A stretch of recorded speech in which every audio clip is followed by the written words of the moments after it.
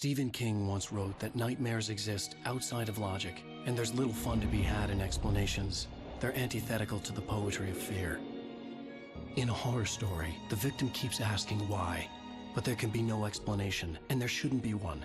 The unanswered mystery is what stays with us the longest, and it's what we'll remember in the end. My name is Alan Wake. I'm a writer.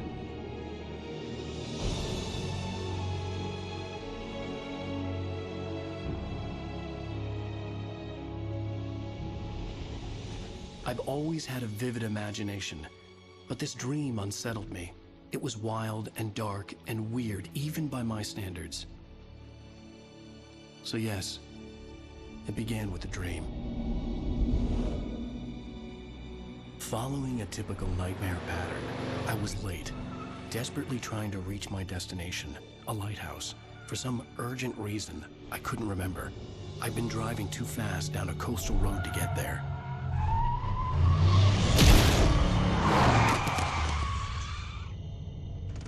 I'd seen the hitchhiker too late.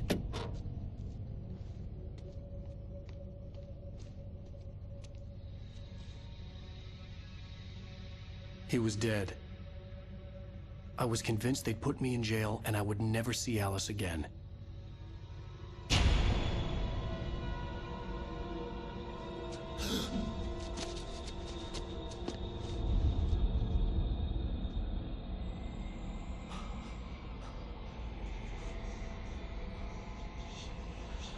Suddenly, his body was gone.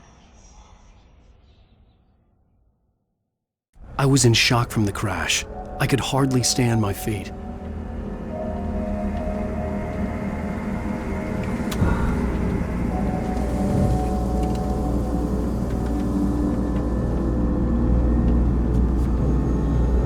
The radiator had broken when I hit the hitchhiker. The car wasn't going anywhere.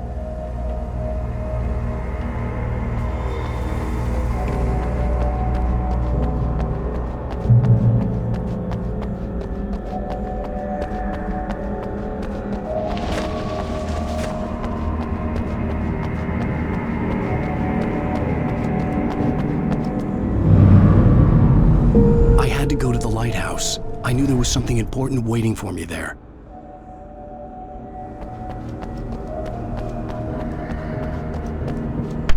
The bridge had collapsed. I'd have to find another way to the lighthouse.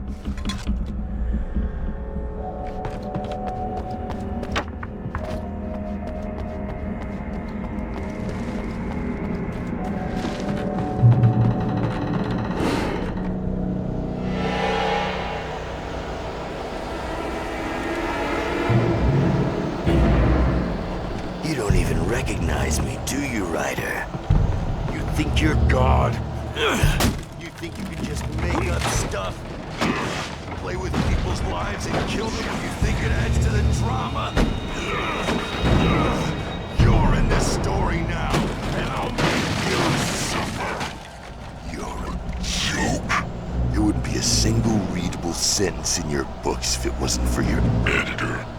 You'll never publish another one of your shitty stories, 'cause I'm gonna kill you. It's not like your stories are any good. Not like they have any artistic merit. You're a lousy writer. Cheap thrills and pretentious shit. That's all you're good for. Just look at me. Look at your work.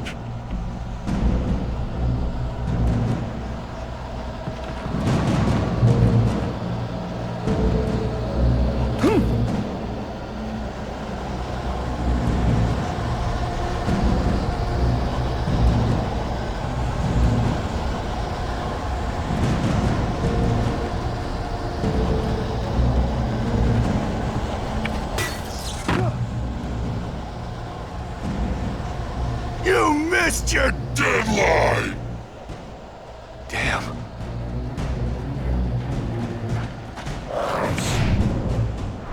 You can't stop me!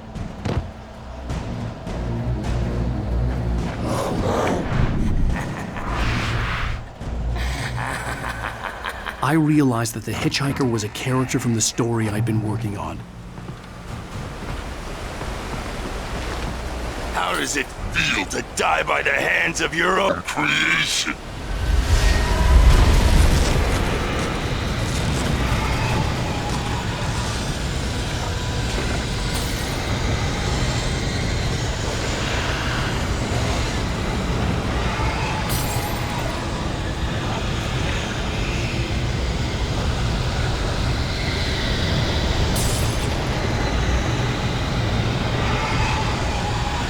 This way!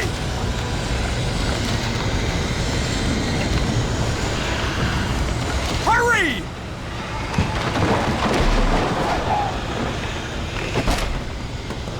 Mr. Week, it's me. Play steward, remember? Quickly, get inside! There's no time to lose!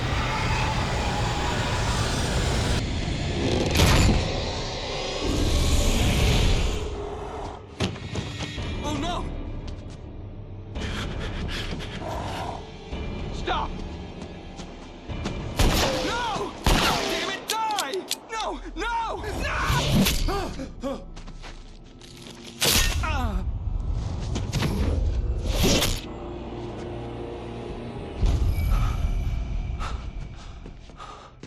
I was trapped. There was no way out.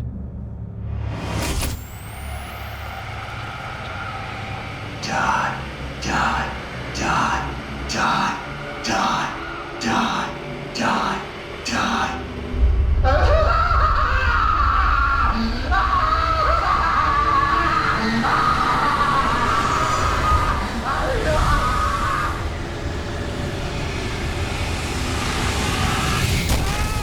The cabin was a death trap. I had to get out.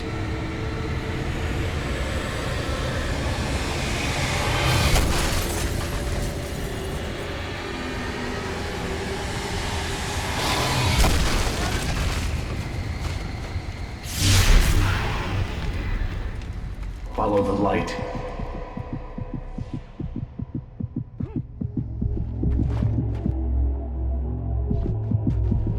You are hurt. You should go into the light. You are only safe there.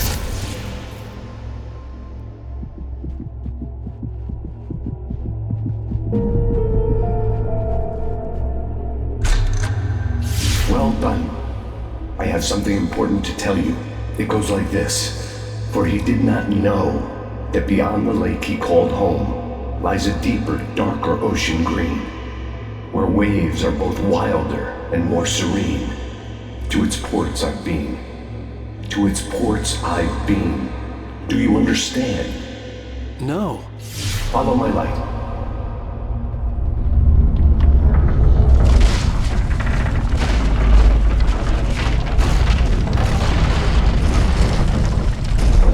I entered your dream to teach you.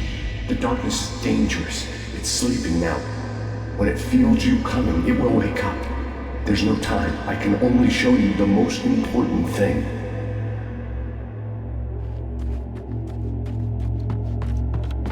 This way. There's no time. The hitchhiker has been taken over by the dark presence. You can't hurt him now. The darkness protects him from all harm. Only light can drive the darkness away and make him vulnerable again. Here, take the light.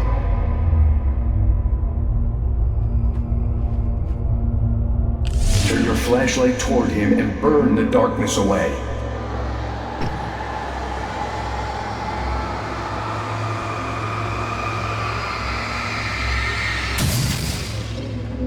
You did it. Now the darkness no longer protects him, but it's still inside, controlling him. He can't be saved. He's still a threat. He is still your enemy. Here, take the gun. Now you'll die.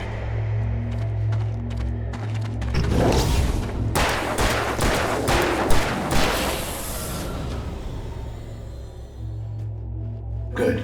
You've done well. Remember what I've taught you. That is all. I will give you back your dream now. In the Nightmare, a terrible darkness was taking over the world. The lighthouse was the last safe place on Earth.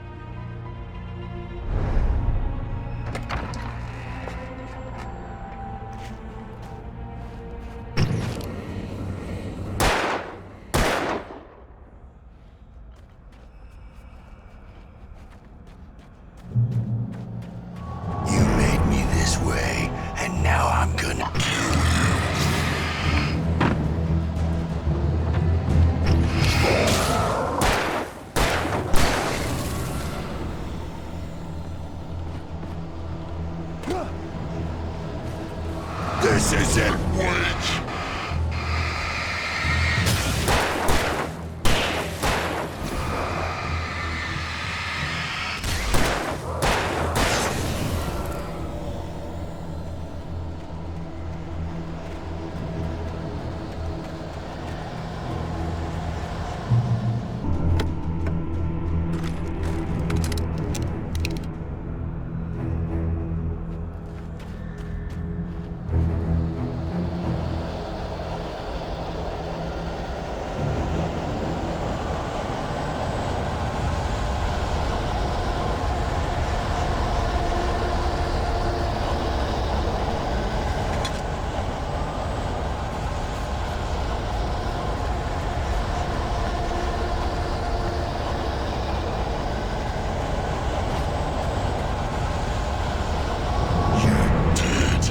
Just like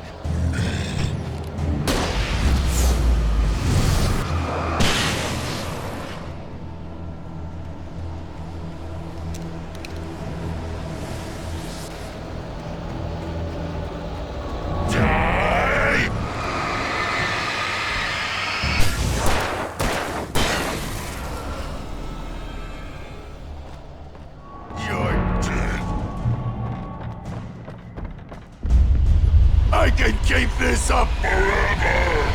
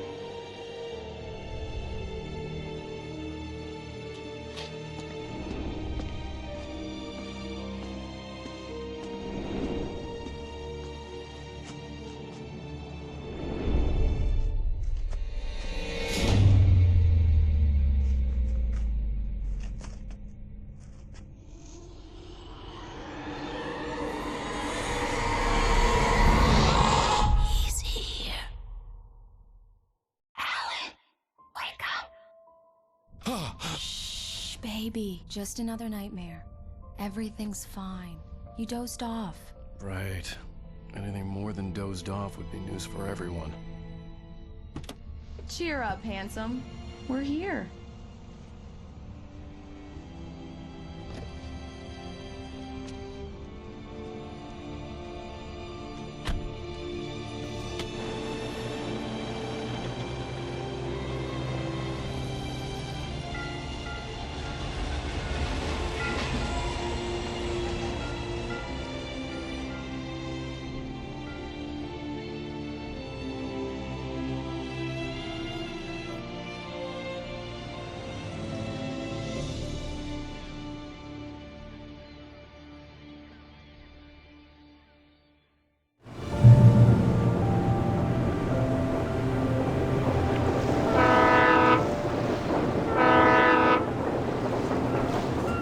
Let's act like we're on vacation.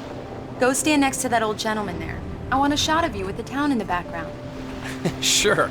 I'll even give you a title for the shot. A city boy, moments before he got eaten by a bear. Hi. Hello there. You picked a good time to visit our town. Deerfest is just 2 weeks away. Deerfest, huh? Did you hear that, honey? You have a lovely wife. If you don't mind me saying. I'm Pat Maine, by the way. Nice to meet you. Yeah, I'm Alan Wake. I won't pretend I don't recognize a famous writer such as yourself, Mr. Wake. A pleasure. I'm an avid reader myself. I hope this isn't too presumptuous of me, but I'm the night host at the local radio station. Any chance I could get an interview? Look, Mr. Maine, I'm on vacation. In fact, I'd appreciate it if we could keep my being here just between the two of us. I'm sure you understand. Fair enough. You can trust me to be discreet. Not a hard man to track down if you change your mind, though. I hope you two have a lovely holiday.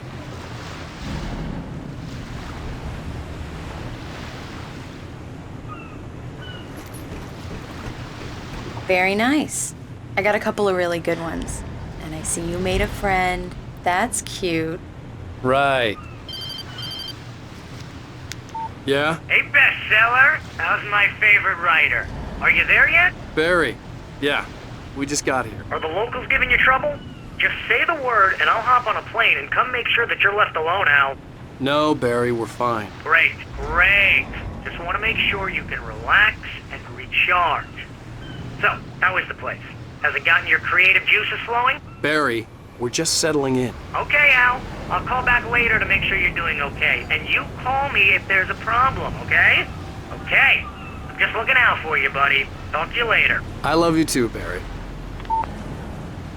You know he's going to be calling you every 5 minutes. Barry is Barry. I can always turn off the phone. What did I tell you? Text message from Barry. He says hi to you too. Alan, we're here. Come on, let's get back to the car.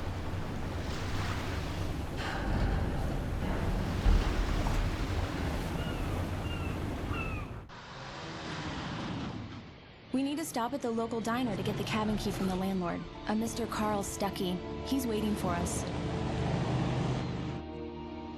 I'll go fill her up while you get the key. I'll pick you up here in, say, 15 minutes? Sure. Alan, thank you for coming here with me. I love you too. Go on. I'll promise to behave.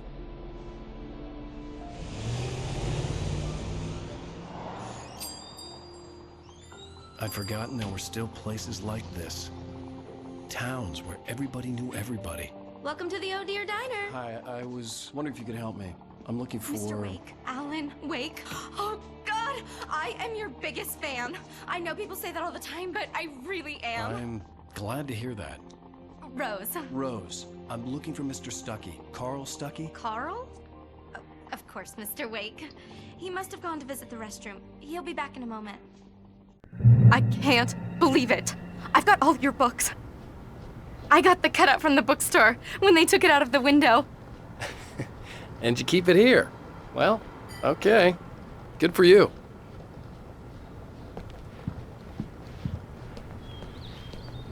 Try the coffee. Do me a Just don't- favor, Sonny.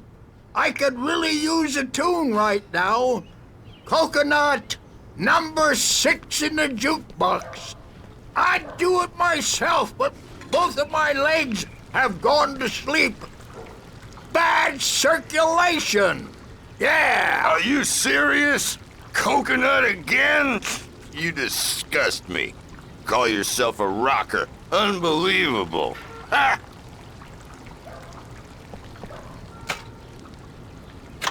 You put the lime in the coconut. Drink them both up. Just because we're brothers, don't think I It won't does murder that. you Get in stuck. your sleep. Yeah. You need to give it a good solid whack. Yes, that's my favorite tune. Coconut. Now that's what I'm talking about. Yes. This is it. I've died and gone to hell.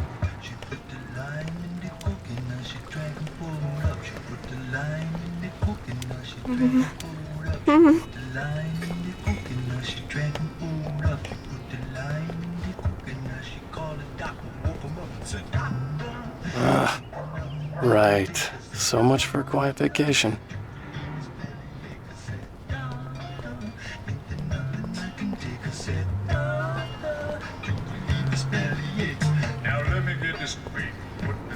Don't go in there, young man. You can hurt yourself in the dark.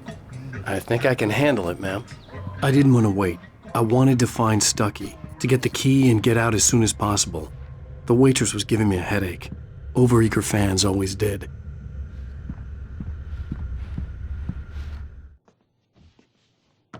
Hello?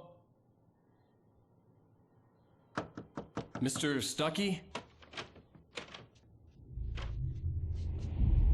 Carl couldn't make it. Unfortunately, he was taken ill. but I have the key for you and instructions on how to get to the lake. Okay. I wish you a good stay in my cabin. I'll come by later to check how you've settled in. And to meet your wife. I insist. Thanks.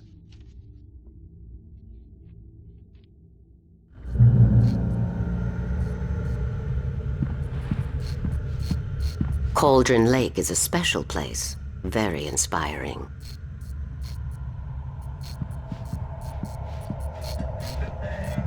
You got lucky this time, young man.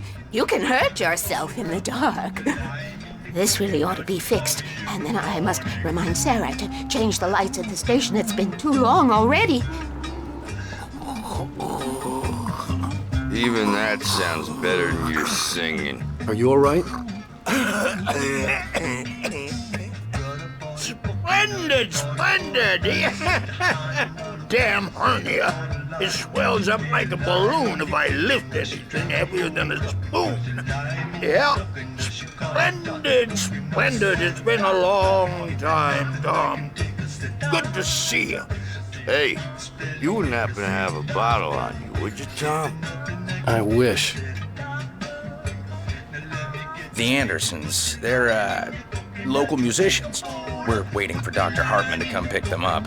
They wandered off from his clinic at the Cauldron Lake Lodge.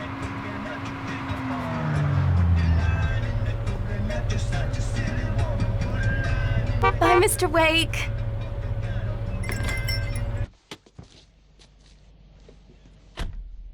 Mission accomplished. The key and the directions. My hero. I got some flashlights, just in case. Hey, wait! Mrs. Wake! Your keys!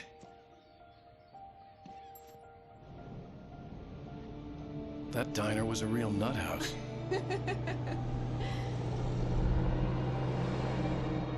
Can you believe this place?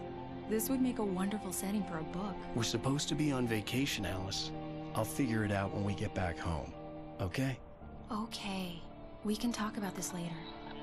Batman here, I'm KBFF. I didn't want to talk about it. I wanted to bury my head in sand. Here's another one of my favorites to go with it. Once upon a time, I was a successful writer, but that was a long time ago. I hadn't been able to write a word in 2 years, not since my last book. And now the weather. It's gonna be a clear night, so you folks in the big city might want to look up every once in a while. See those stars winking down at you? It gets pretty dark out here, but they'll light your way.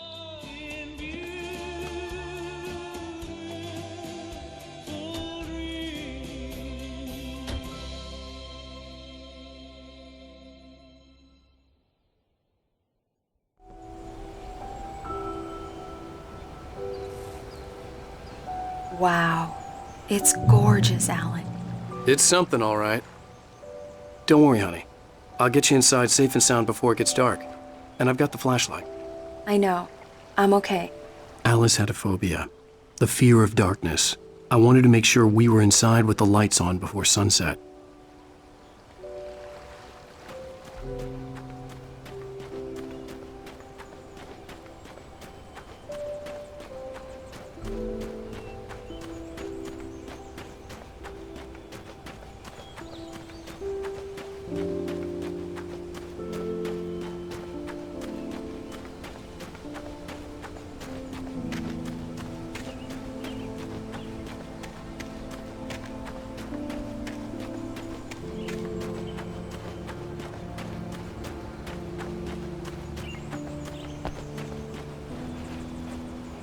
The cabin obviously got its name from the shape of the island.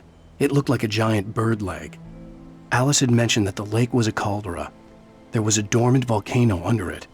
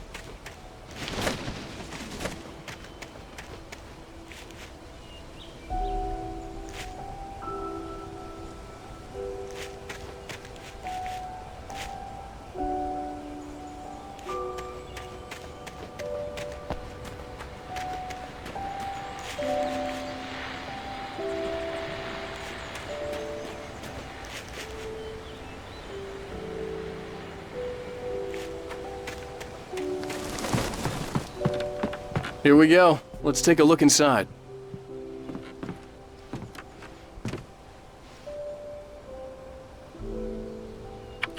Come on. It's dark in there. We need lights. Can you figure out how to get the power on, honey? Sure thing. I'm on it.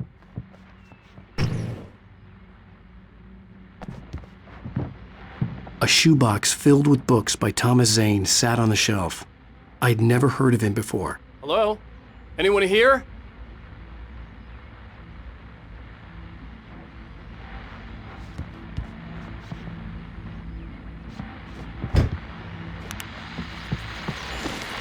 The Deerfest guests have already started to arrive. Just ran into one on the ferry. A famous artist, no less, but we'll see if we can rope them into an interview later on. Now, let's go to the phones. Caller, you're on KBF-FM. Hi, Pat. It's Rose. Why, hello, Rose. What's on your mind? I know who that famous artist was. It was Alan Wake, wasn't it? He's my favorite writer. Well, Rose, I just saw him at the diner. Oh, I am so excited he's here. I'm sure he's glad to be here, too. Well, folks, I guess the secret's out. This is Pat Maine on KBF-FM. And now, some music. Great. So much for keeping a low profile.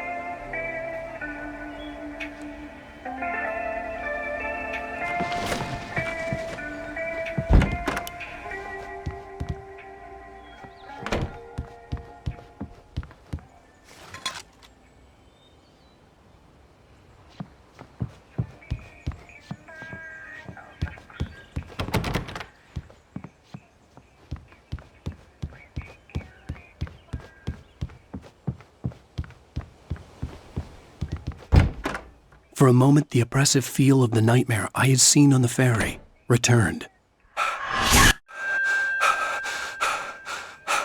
Damn.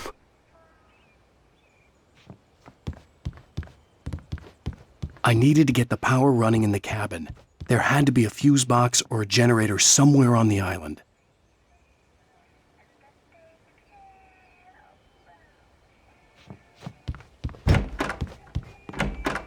The cabin looked like a time capsule from the 60s, or even earlier.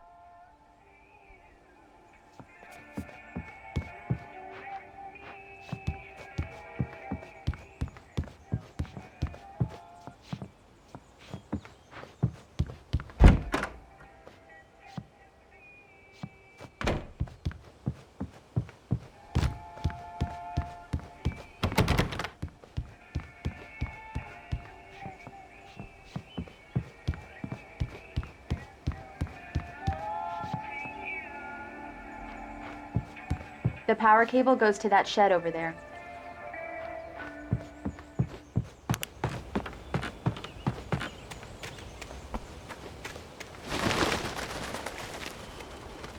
The island had once been the site for a love story. Maybe it would be that again.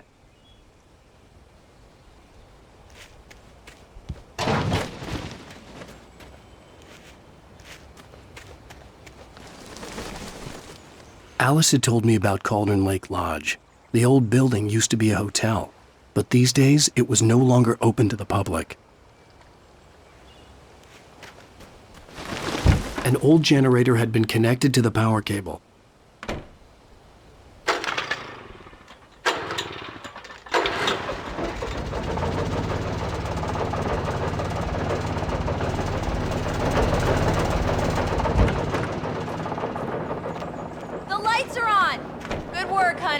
I'll freshen up a bit and start settling in.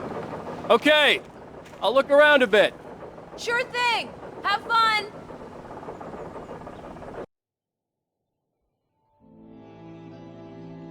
It was a beautiful place. I told myself I could rest here, sleep here, and forget about my work.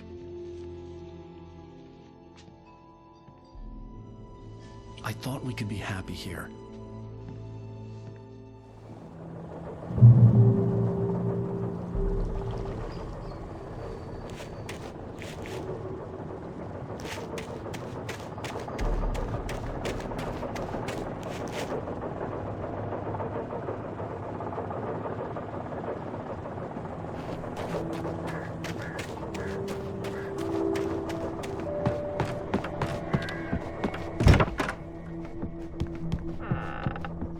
Alice? Honey? Alan, I'm upstairs. I have a surprise for you. Well, hello there. I'm not the surprise. It's in the study. Go take a look. Okay.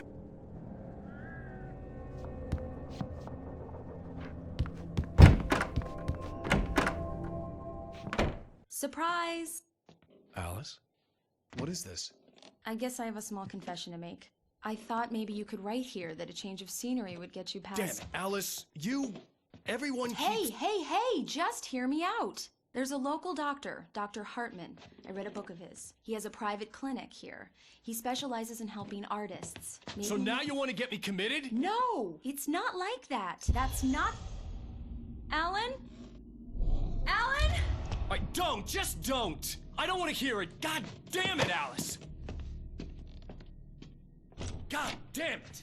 I knew she wouldn't follow me in the dark. I needed some time alone to think things through.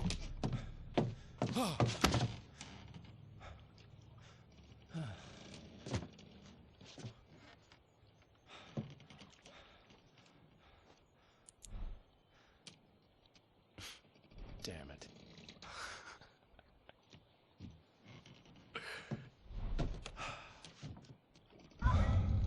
Alice? Alice? Alice! The cabin had gone dark. All the lights were out. Alan! Where are you? Help! Alice, I'm coming! It's all right, I'm coming! No! Alan! Help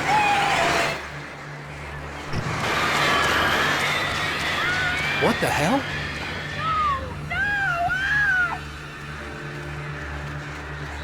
Stay away from me!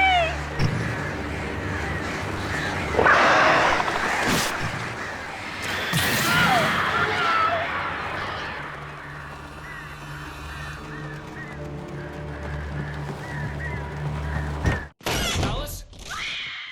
Alice?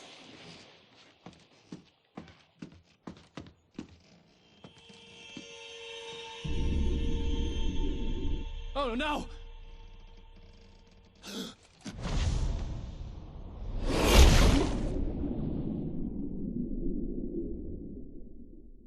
Keep going, Alan. Wake up. Alice?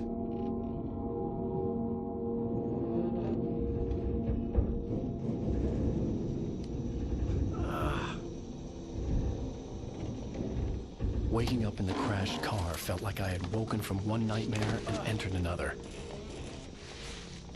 I couldn't remember how I got there. All I knew was that something terrible had happened to Alice. The phone was dead. I'd have to find help on foot.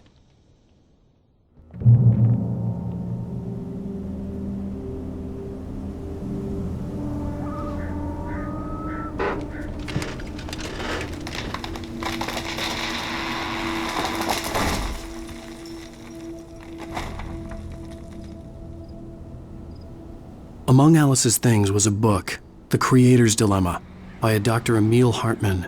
Seeing the book brought back my fight with Alice. I didn't like it, and I didn't like the guy's smug face on the cover either.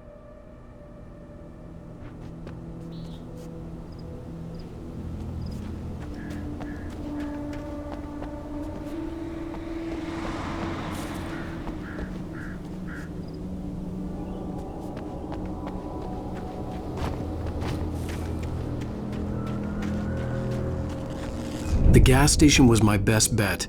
They'd have a phone I could use. It looked like a long hike through the forest to get there.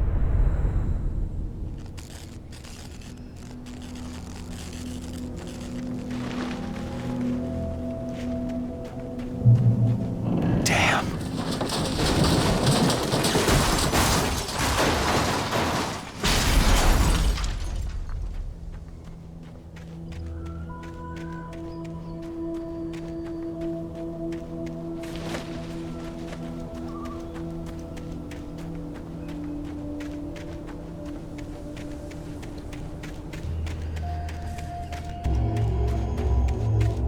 Hello?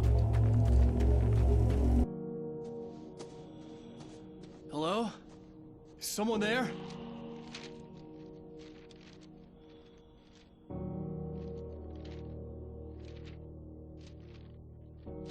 The loose sheets of paper were pages from a manuscript entitled Departure. That was the name I planned to use for the next novel I had never gotten started. I was named the author.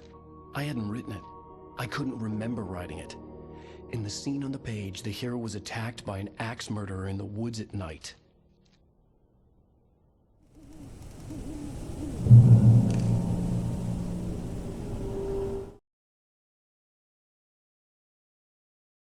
Departure by Alan Wake.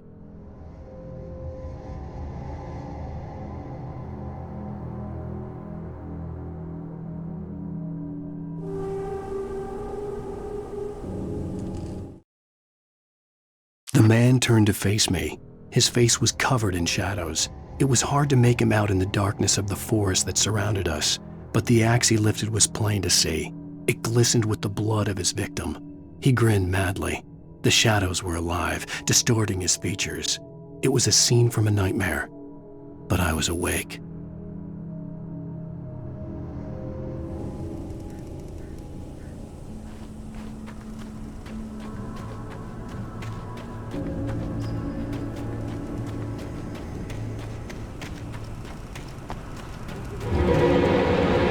Anybody there?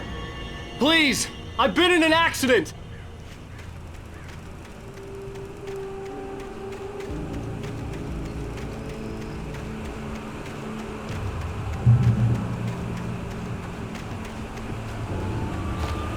The lights up ahead were a good sign. Maybe I wouldn't have to hike all the way down to the gas station to find a phone.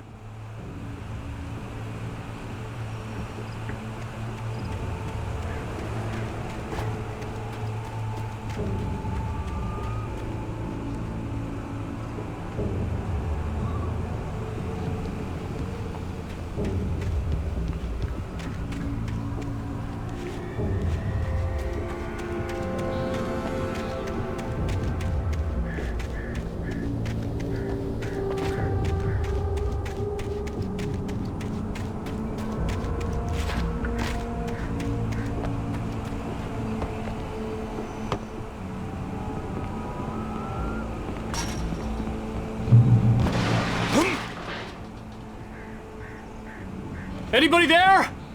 Please, I've been in an accident.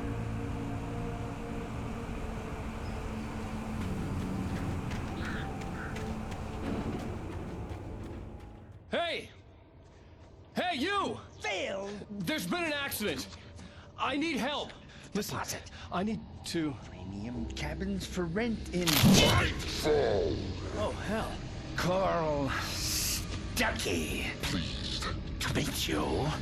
Non-refundable reservation deposit required. Fair and square. Fair and square.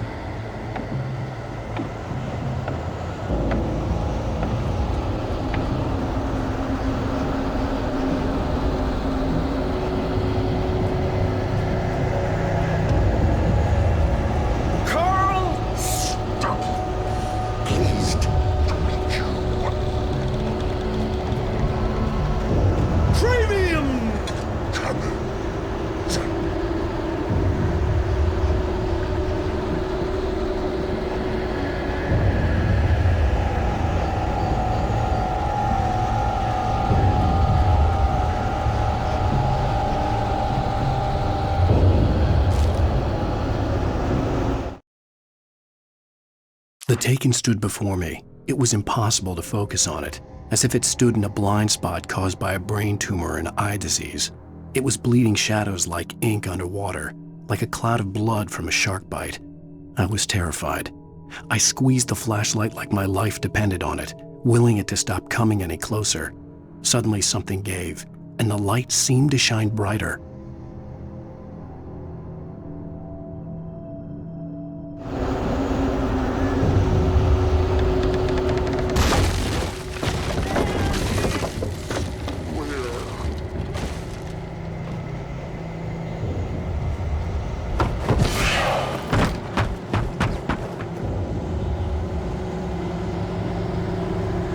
in Bright Falls, Earth.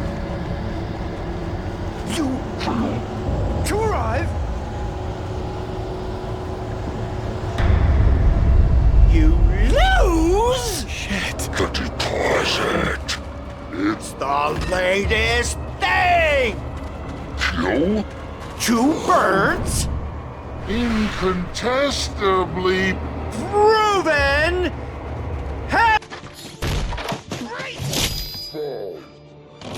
I had to figure a way out of this. Any second now, and Stucky would be knocking on the door with his axe like Nicholson in The Shining.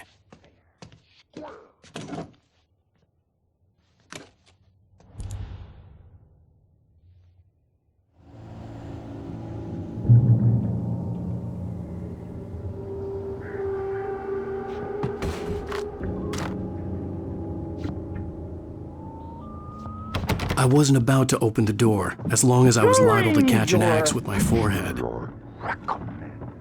Trying walking. It's the latest thing.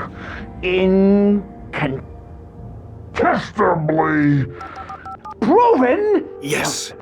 Let you Bright Falls Sheriff Station. How may I? Hello? Hello? And keep those cholesterol levels low. The spat.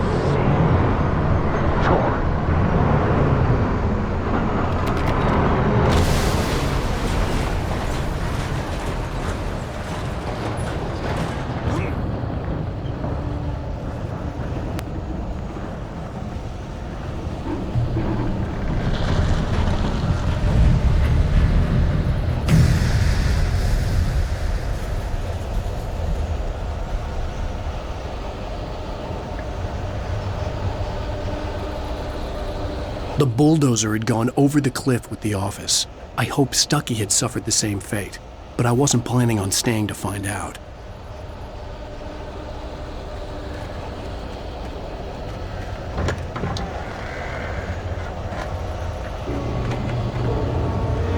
There were more of them.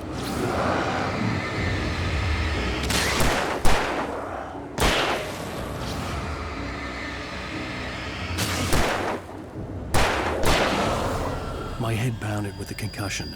I'd never fired a gun outside a shooting range, and now I just killed someone. Or something. There were no bodies. They just disappeared. If I was dreaming, it felt real enough to make me sick.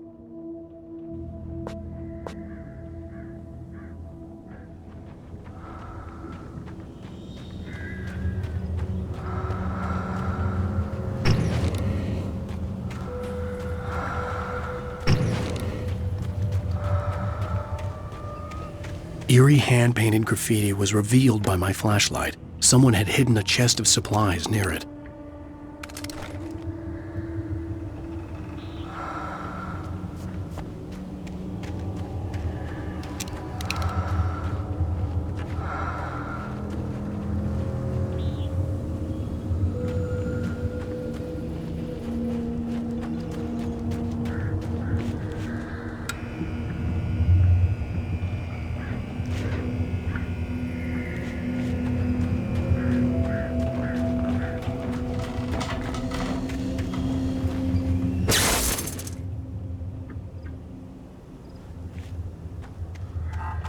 The dark forest was the last place I wanted to go, but I had no choice. I had to get to the gas station.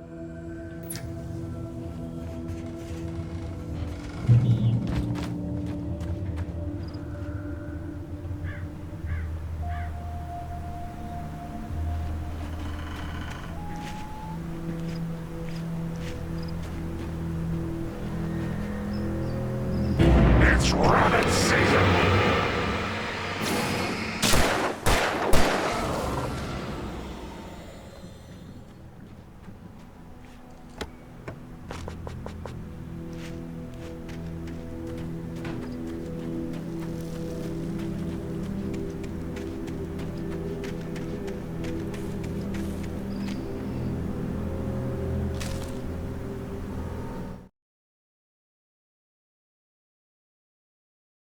Rose knew she had been gushing, but right now she didn't care.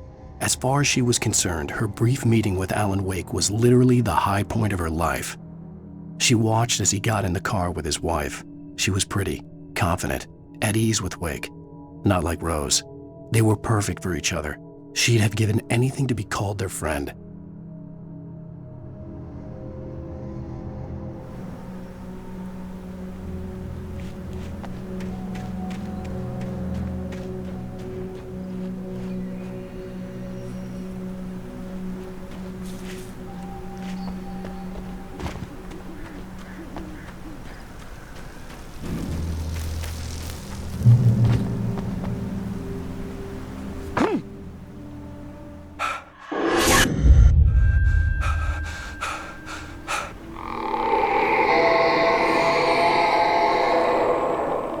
What the hell was that?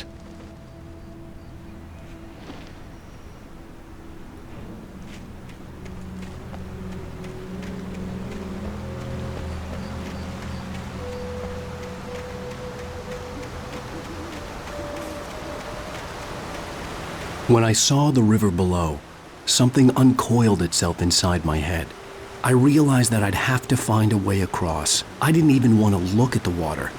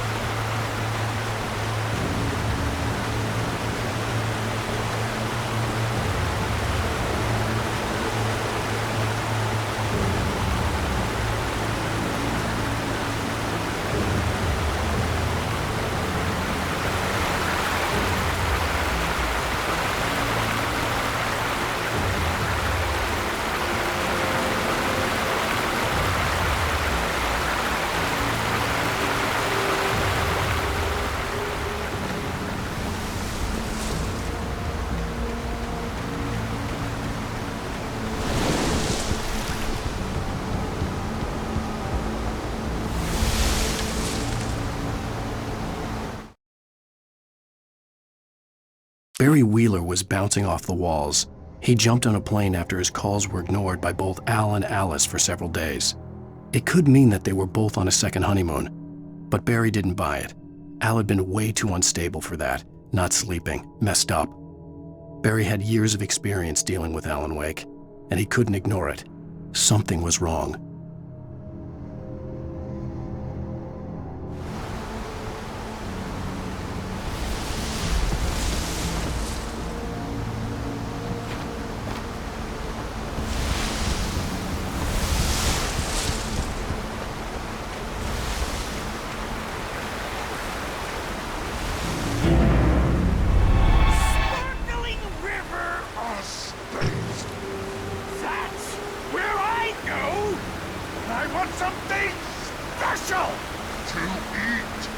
Stucky was still out there, in the dark, stalking me.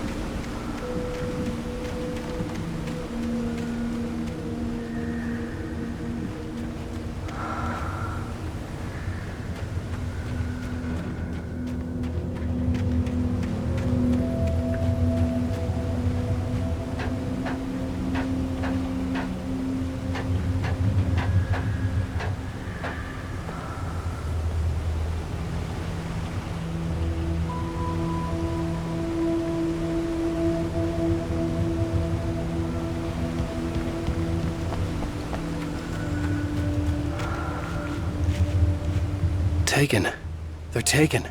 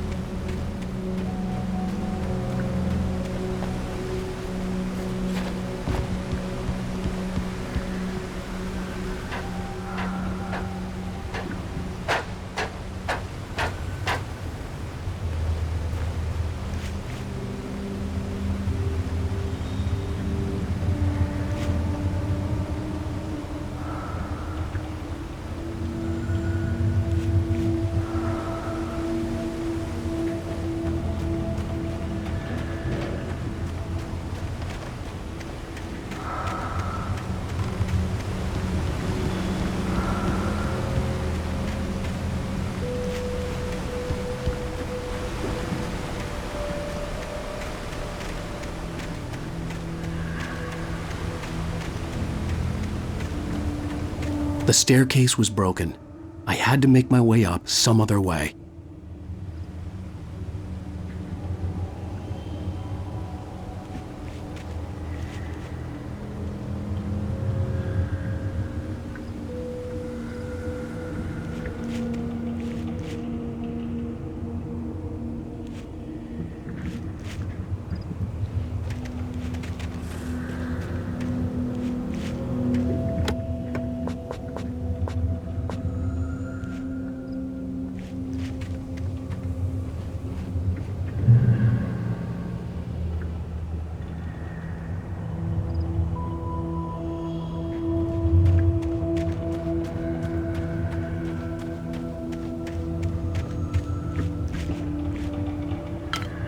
There was no power. There was bound to be a generator somewhere at the logging site.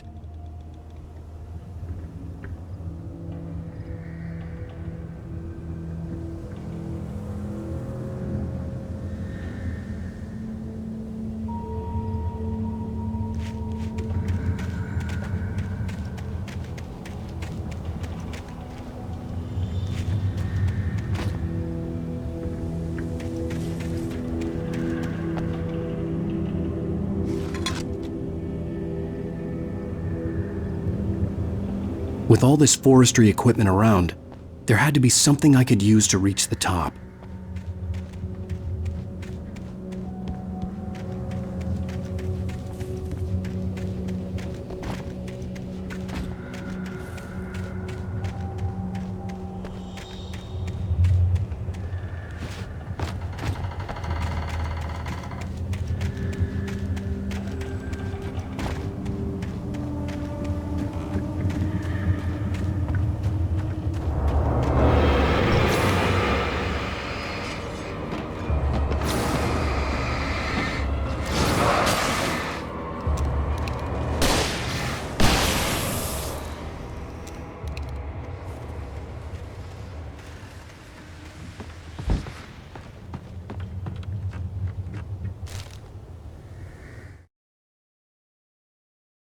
I heard them before I saw them, swooping down from the sky and screeching as they came. I spun around just as the cloud was upon me. For an instant, I stared into 100 dead eyes, black pearls glittering in the darkness. I raised the flashlight and the swarm exploded like fireworks. Feathers burned, turned into ash. I couldn't hear my scream above theirs.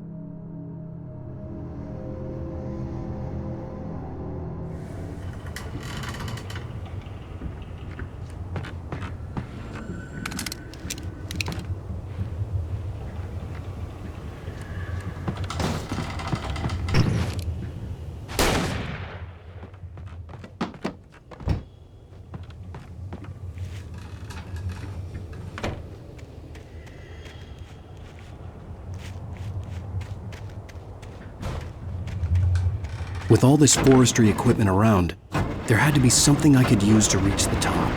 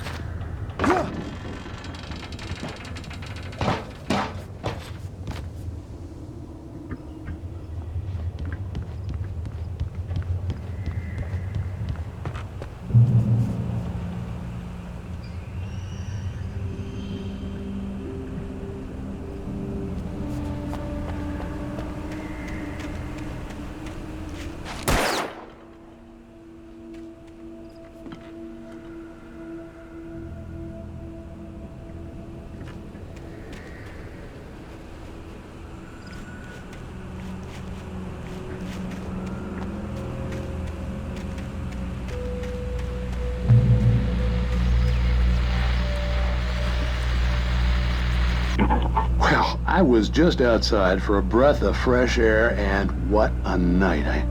I know most of you are probably in your beds by now, but if you're still up and around, take a moment. Step outside for a spell and breathe in deep. The weather is absolutely still. The sky is crystal clear. It's like the forest is quietly breathing along with you. As you listeners know, I'm a night owl, and it's on nights like this I wish I wasn't cooped up in the studio. Makes an old man like me wish I could just roam wild. But here I am, and who'd keep you company all night long if I weren't? It looks like I'm not the only one staying up late. Caller, you're on the air. Hey, Pat, it's Maurice Horton. Hello, Maurice. What are you up to? Well, I was just taking Toby on his walkies. Oh, isn't it beautiful out there? Sure, but Pat, the reason I called is that Toby heard something rustling in the undergrowth and took off after it, and I couldn't find him. Probably a rabbit. Sure. Toby loves rabbits. Well, sure. Anyway, I figured that, if anyone runs into Toby, they could grab him. My number's on his collar. And Toby's a friendly dog? Oh, Toby loves people. Usually he comes back, but we were pretty far from home, and it sounds like he went pretty wild there. Great dog, but he's just too dumb for his own good. Well, Maurice, it's out there now. Hope Toby comes home soon. Yeah, thanks, Pat. You have a good night now.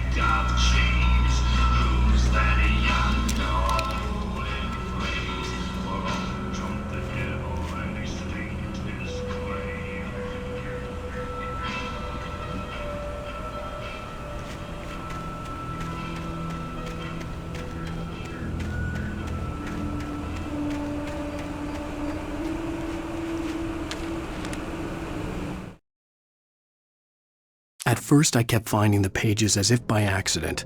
The book I couldn't remember was either a terrible and true prophecy or an act of creation that had rewritten the world.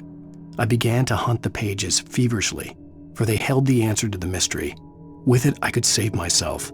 With it, I could save Alice.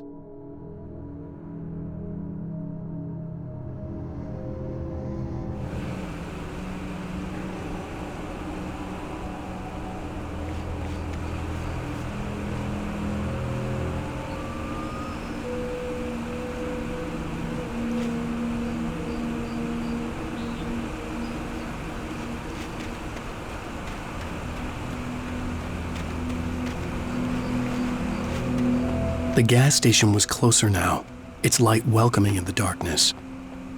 Paul makes the best dogs in the state. Belly Burster is the best with no contest. Monster Dog is second best. The famous dog is third.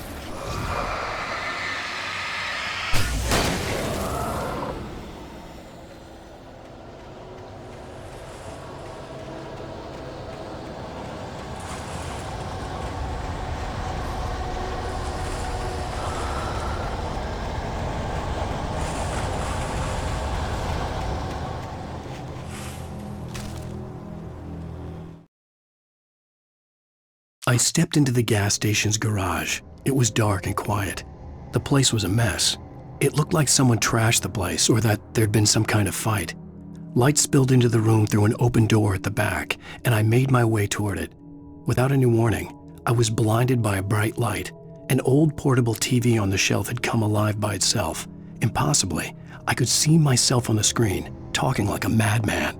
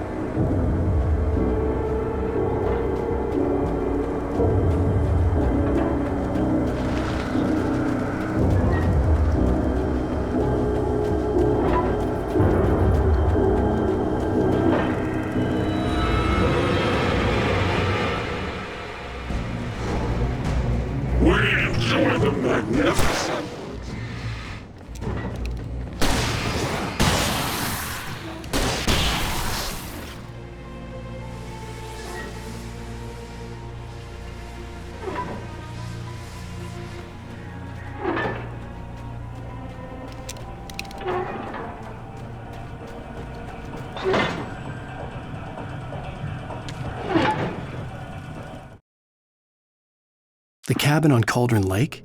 she asked. The sheriff looked at me suspiciously. The early morning light flooded through the office windows. I would probably never have gotten out of the woods alive without her help, but I couldn't tell her the truth of what I'd faced the previous night. She'd think I was lying or crazy. She'd lock me up, and she wouldn't help me find Alice.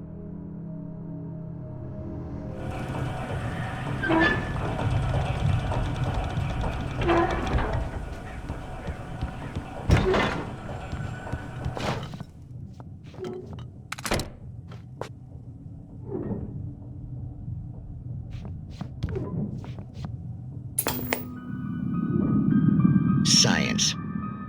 It bestows immortality on those who advance it to elevate all of mankind. Newton, Einstein, Sagan, princes among men. But the price for such a legacy is steep indeed. In Night Springs. Tonight's episode, a quantum suicide.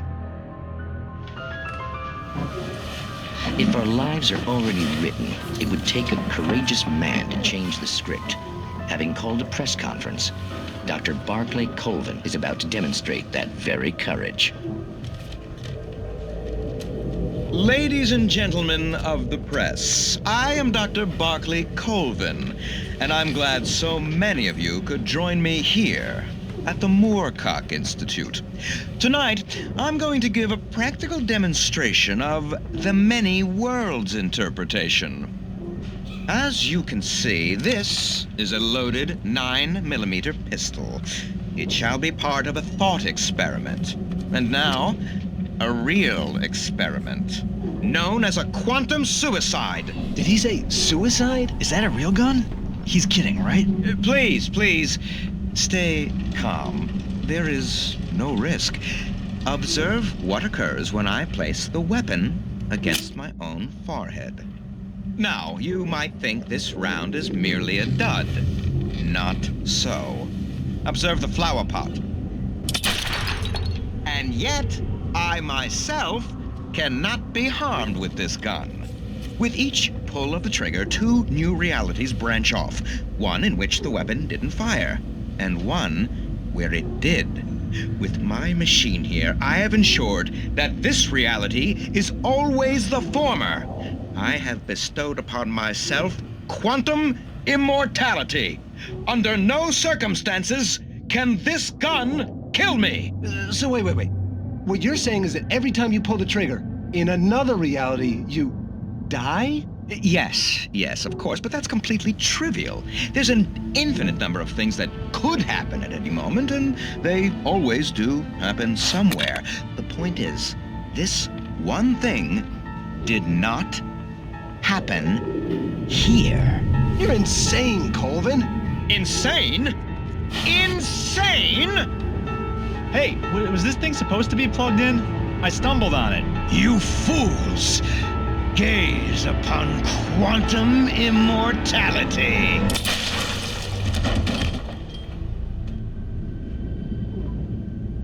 Poor Dr. Colvin, felled by his own hubris or the ignorance of the masses.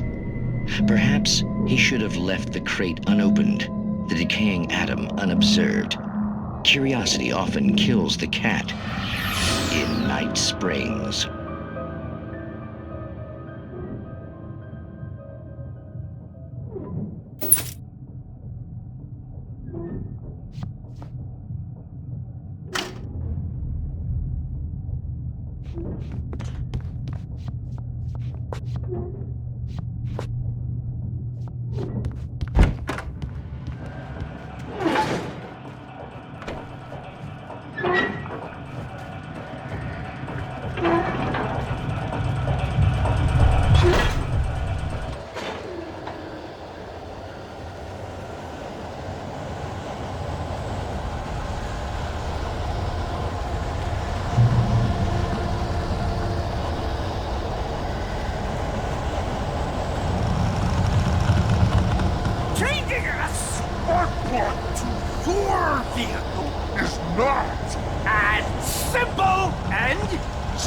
As you might think, it can be dangerous.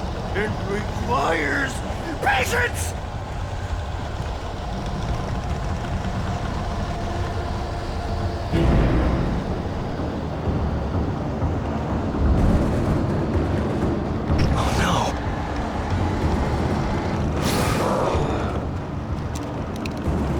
Even with the engine to cool, dropping tools, bounce.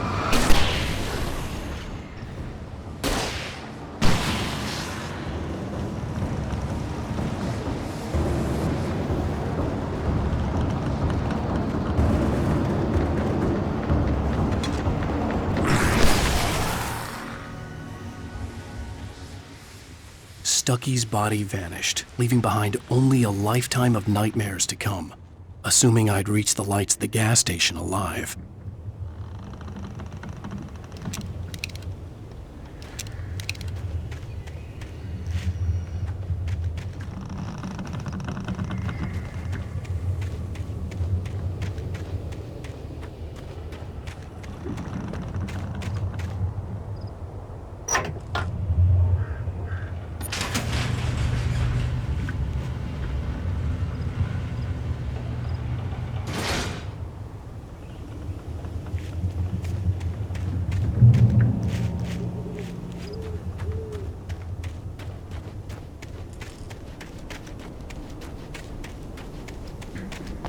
I recognized the parade float I had seen in Bright Falls when I first arrived with Alice.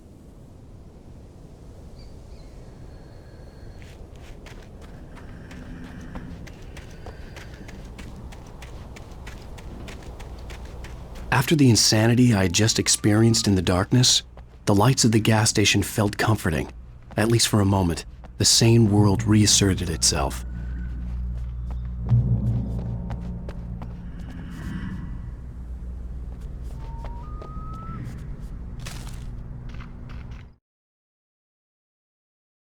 Stucky spat on the garage floor and tried to shake the cobwebs from his head. Ever since the couple never showed to pick up the keys, things had been fuzzy. Something, a feeling, caught his attention. Stucky looked up and stared as his brain tried in vain to process the horror before him. He stumbled back, knocking over a can of oil. A black pool spread across the floor while he struggled for a brief moment, then let go as the unrelenting darkness engulfed him.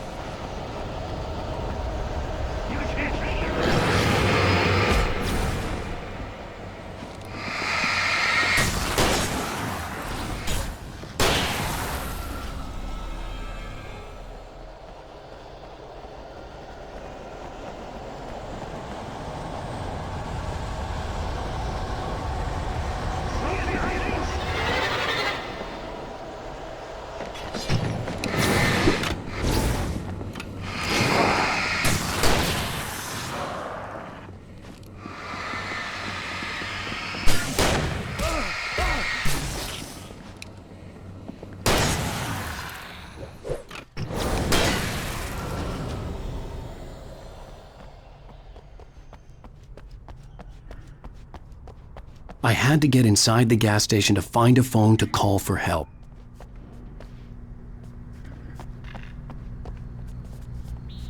The garage was a mess. It looked like someone had trashed the place, or that there'd been some kind of fight.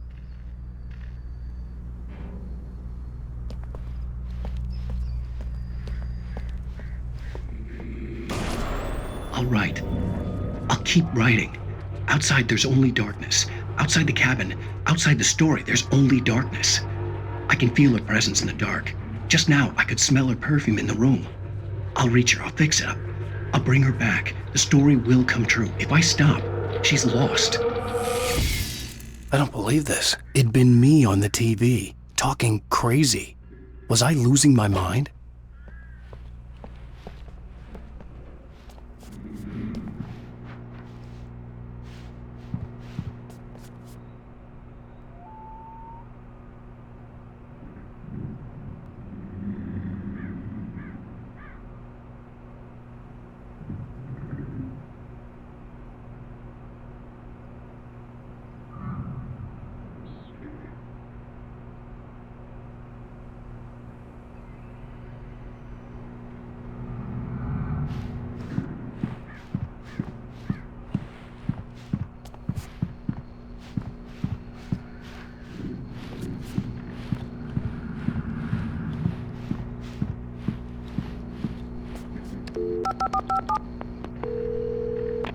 Bright Falls Sheriff Station.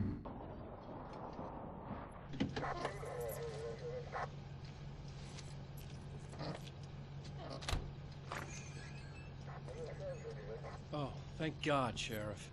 Sheriff Sarah Breaker, you are... I'm Alan Wake, but listen. I was in a car crash. My wife, Alice, she's missing. Calm down, Mr. Wake. We were staying in a cabin on the island, on Cauldron Lake. There's no island on Cauldron Lake, not since the big eruption in the 70s. Please, I can take you there, okay? You look like you've taken a pretty bad knock to the head. Are you okay? Listen. We'll figure this out. Please get in the car. We'll swing by the lake and then we'll go to the station, okay? Mr. Wake, have you seen Stucky, the guy who owns this place? I realized I couldn't tell her what had happened in the forest. She wouldn't have believed me. And then she wouldn't have helped me with Alice.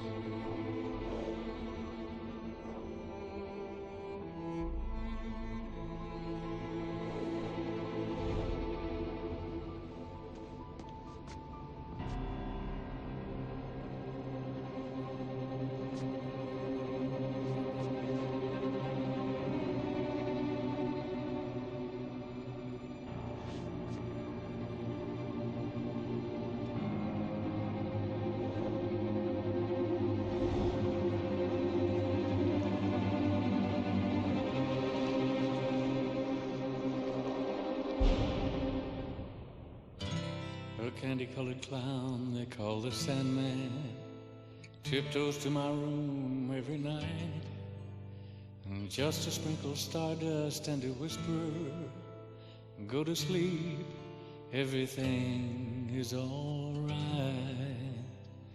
I close my eyes, then I drift away into the magic night I saw. Previously on Alan Wake. I came to Bright Falls with my wife, Alice. Thank you for coming here with me. I thought maybe you could write here. I don't want to hear it! God damn it, Alice! Now, she's missing. Alice? Alice? I woke up behind the wheel of a crashed car. I'm missing a week. I was attacked by shadowy men straight from a nightmare. The sheriff took me to the lake Alice and I had stayed at, but the cabin had disappeared.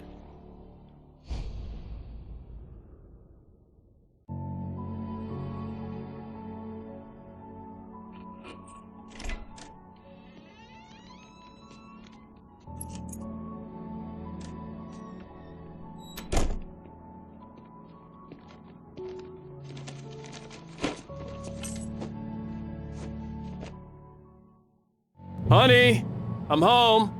Back here, sweetie. How was it? Worst weather I've ever seen. You should put some coffee on. It'll warm you up.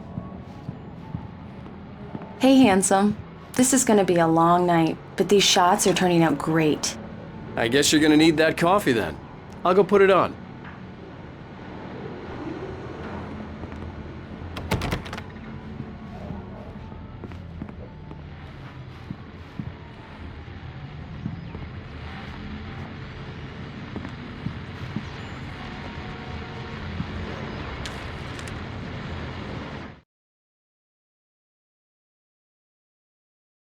It's true what they say about the fall and the sudden stop at the end. I'd lain here in the snow while the lurid chain of scenes that had led me here kept playing in my head. A rerun of my own private snuff movie, a memory of my corpse, alone at my own wake, thinking in metaphors again. The femme fatale was gone. Only a sour taste remained of the kiss that killed me. This was a late goodbye. 13 years after I'd gotten my revenge, it had finally caught up with me. It had been a long time to bear the pain. My blood painted the snow red. A gruesome slushy dissolved all the scattered painkillers and leisurely dripped down to the sewer, mingling with the bile of the city, becoming one with it. I can see them now, my wife and my baby. Honey, I'm home.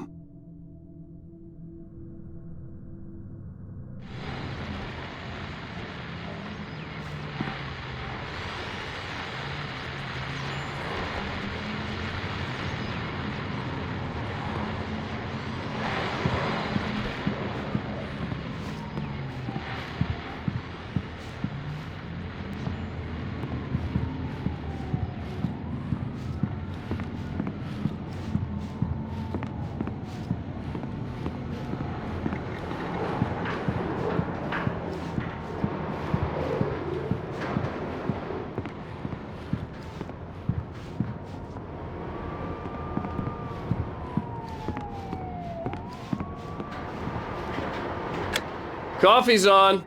Great, thanks. I'll need it if I'm gonna finish this by tomorrow.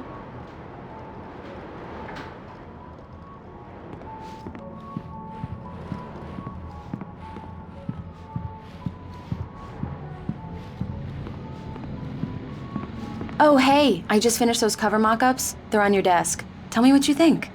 No kidding. I didn't think you'd get them done this quickly. On occasion, I can perform all sorts of miracles, my dear. Oh, really? Well, you seemed to think so last night.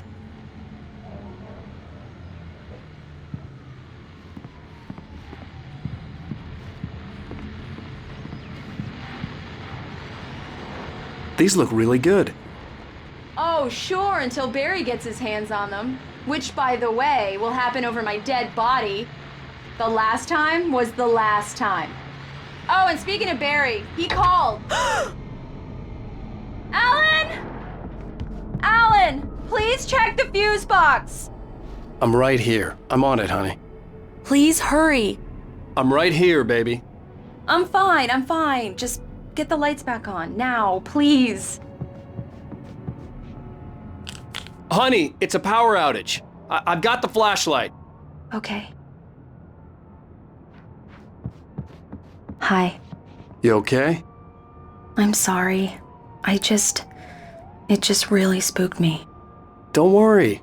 We'll just break out the candles. I know it's stupid, but it's just... especially when I'm not prepared for it, you know? It gets to me. I love you. Tell me a story, writer. Okay. I used to have these nightmares when I was a kid. The dark really spooked me, too. When it got really bad, my mom gave me this old light switch.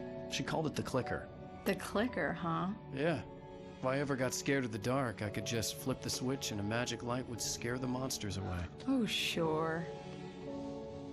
Here it is. Alan. Maybe it'll help you, too. Yeah, nice story, writer boy. You made that up right now, didn't you? No.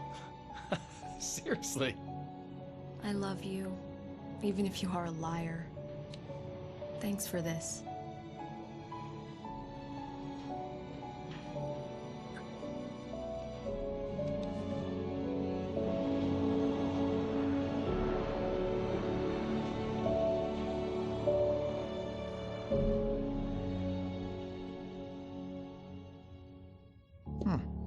How do you feel, Mr. Wake? Any nausea, disorientation, anything like that? Mr. Wake, how are you feeling? I'm okay. My head's fine. I had to lie about my headache and memory loss. He'd send me to a hospital for tests. I couldn't leave without Alice. Very well. I don't think you have a concussion, but you've obviously been through quite a shock. You should take it easy for a couple of days. Thanks. Well then, Mr. Wake, we're done here. If the pain gets any worse or you experience any other symptoms, you should come see me. I'll let you get on with it then. Sarah, Sheriff Breaker, is waiting for you. She's very good at her job. I'm sure she can locate your wife in no time. Doc Nelson was the image of a small-town doctor. Sheriff Breaker had called him to the station to take a look at the cut in my head.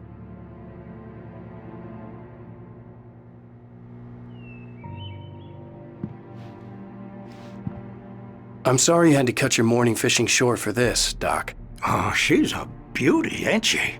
Not the biggest I ever caught, if you can believe that coming from an old fisherman like me, but she's right up there. Now, she's a largemouth bass, which is what you're after if you prefer a lure. Now, if you want either trout or salmon, on the other hand, then it's fly fishing for you. You a fishing man, Mr. Wake? Oh, doesn't really matter, I suppose. But it can be very relaxing out there. You can't get me off the water this time of year. Closest thing to heaven. I'll take your word for it, Doc.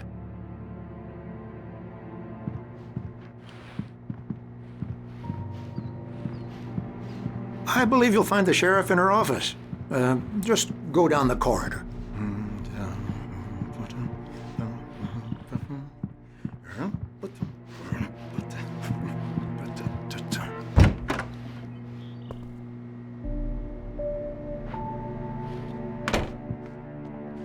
Thank you for testing the lights, Miss Weaver. Everything seems to be fine. I don't have the luxury of being complacent, Deputy Grant. The bulbs will need changing soon. You can't change them in the dark. I'll be sure to take care of it, Miss Weaver. Have a nice day now. Very good. I'll come back later on to remind you, just in case. Mr. Wake, the sheriff is waiting for you in her office down the corridor. That was Cynthia Weaver. I guess you can call her the town eccentric. She used to be the editor of the local newspaper, but she's focused on, other things these days.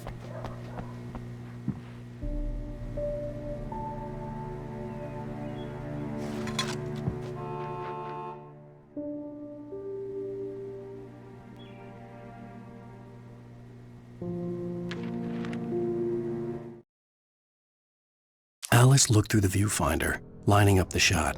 Cauldron Lake was breathtaking. Something caught her eye. A figure standing in the shadows behind the cabin, like a thin woman in a black dress. She lowered the camera and looked again. No one there. Just a collection of bushes that looked vaguely human-shaped. She shook her head and laughed.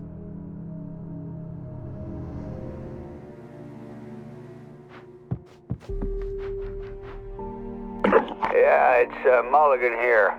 I'm at Stucky's gas station with Thornton. There's no sign of him. Over. Wait. Yeah, this is Thornton. Look, we've located the parade float. It's here.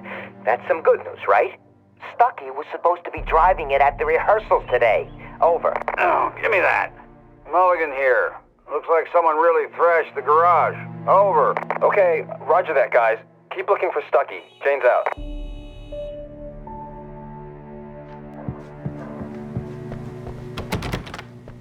The sheriff wants to see you in her office, Mr. Wake.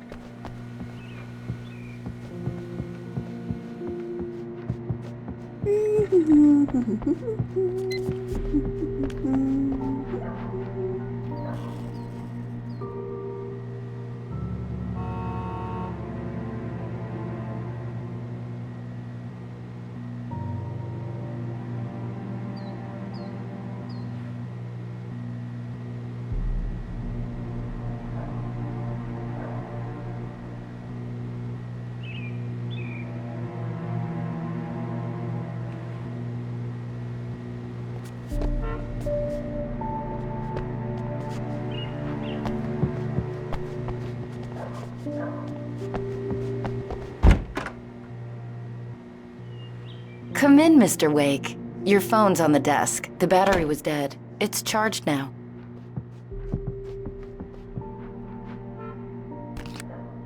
Have you started looking for my wife yet? My men are already on it. Now, can you tell me what happened? I'm not sure. I can't remember. We were arguing. I walked out of the cabin. The cabin on Cauldron Lake? How did you end up at Stucky's gas station? I wanted to tell her what had happened last night, but I couldn't. She'd lock me up. Excuse me. I need to take this. Hello? Alice, please help me. Alice? Stop talking to the law. You'll do exactly what I say if you ever want to see your wife. Who is this? Go to the back lot. There's a hole in the fence on the left. Look inside the junker. I left a little something there to convince you we're all on the same page here. After you ditch the cops, you're gonna meet me in Elderwood National Park. There's a spot called Lover's Peak. Midnight. Don't do nothing stupid, pal. We're watching you.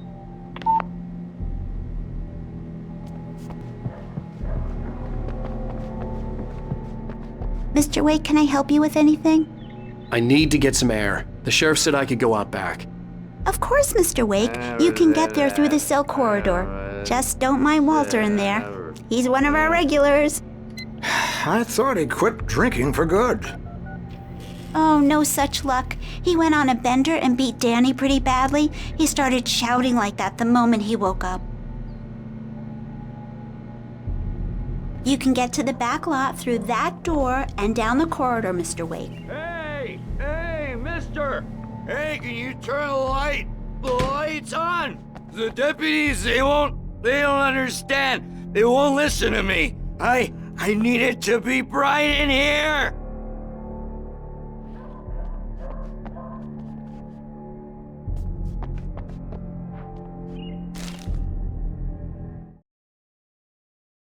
In spite of its human mask, to describe the dark presence as intelligent would have implied human qualities on something decidedly inhuman.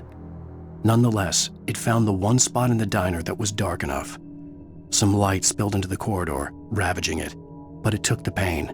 Horrible as it was, the writer would soon fix that. He would be coming to the one place where it still had power. Hey! Hey, you! Can you help me? Hey! Please help me, man! The early morning light hurt my eyes and made my head ache. The man on the phone had said, "Go through the fence on the left."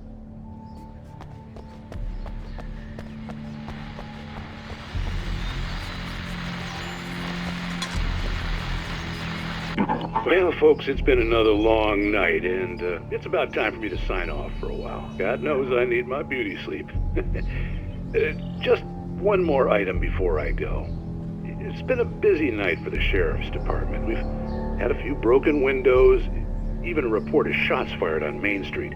Deputies Mulligan and Thornton had to deal with two intoxicated young men who were celebrating the completion of their Deerfest float. Now, folks, we get this every year. I know it's exciting that the big day's almost here, but let's save it for the party and leave the gunplay for the shooting competition, huh? There's no point in getting all worked up yet.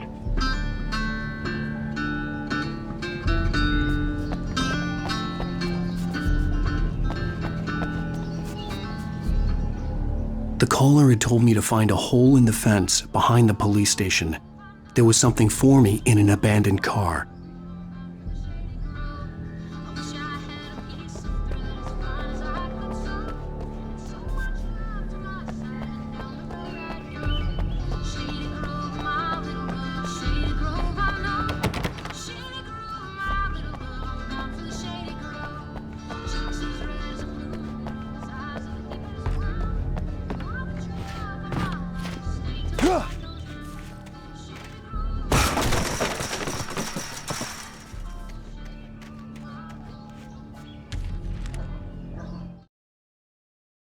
The kidnapper fired his gun one last time, and the shadow vanished into the darkness it had come from. See? Nothing to it, Wake. The thought of Alice in his hands was revolting. We stood on the wooden platform of Lover's Peak, the waterfall and the mountain behind us, the lights of the radio mast blinking red in the heights above. I fought with the urge to take a swing, force myself to speak. Let's cut the act now. Where's my wife?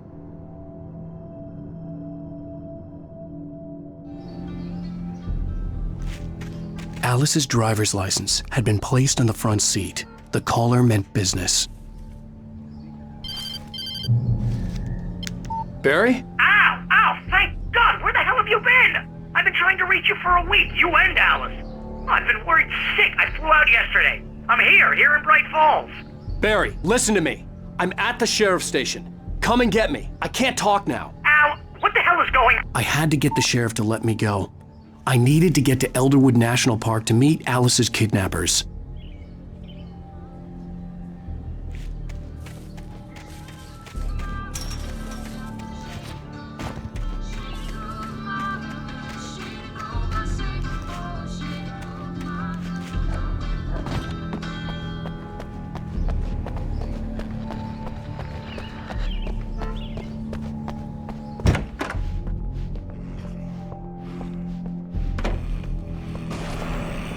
A writer is a light that reveals the world of his story from darkness, shapes it from nothingness. The way a sculptor carves a statue from a block of granite. If I stop, the world I'm making dies. Darkness will reclaim it. It's a long, hard journey into the dark. Alice's life is at stake, but I can't think about that, or I'll lose it. The dread lingers at the edge of perception. I'll push on. Anything is possible here. I'll write the story. I'll save her.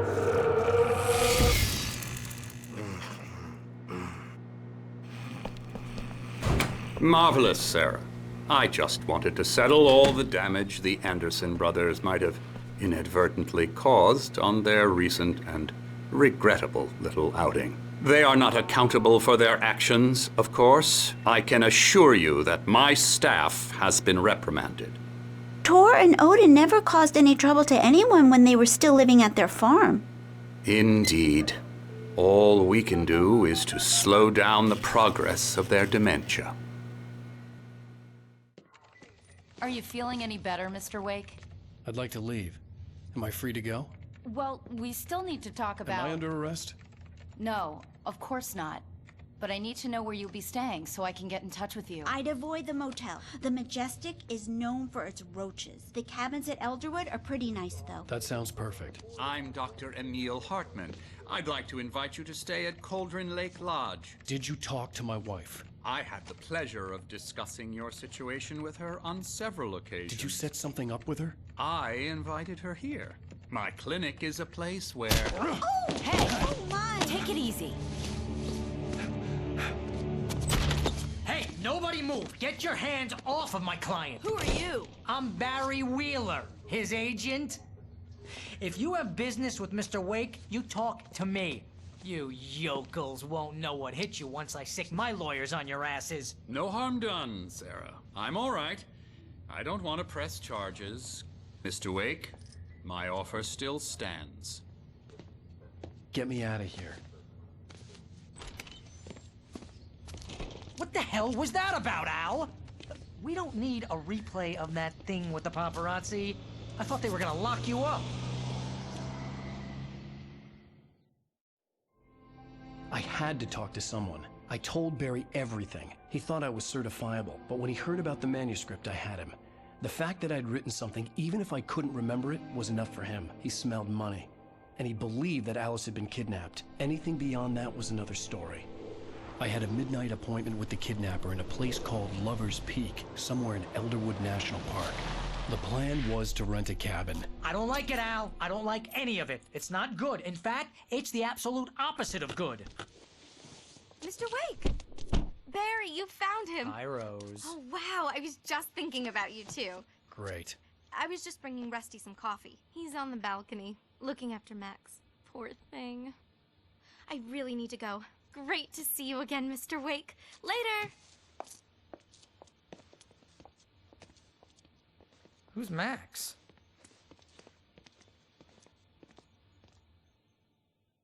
What an airhead. Jeez, Mr. Takes a swing at everybody. This is not her fault. She's a very nice girl and, more importantly, a fan.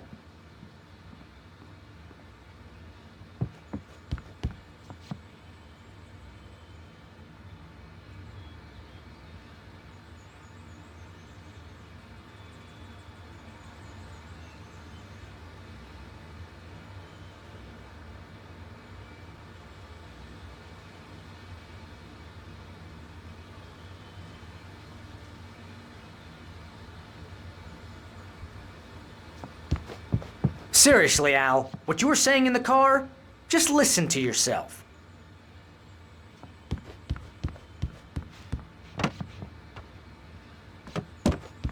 What, you shot a guy and his body just disappeared? When was the last time you slept? What, are you high? Have you been drinking? No! Look, Barry, I'm missing a week, and someone's got Alice. Do you and everything's understand just... what it sounds like when you say stuff like that? Don't get me wrong, it's a good story, could be a bestseller. But when you start confusing fiction with reality, you're buying yourself a ticket to the funny farm. Wait here.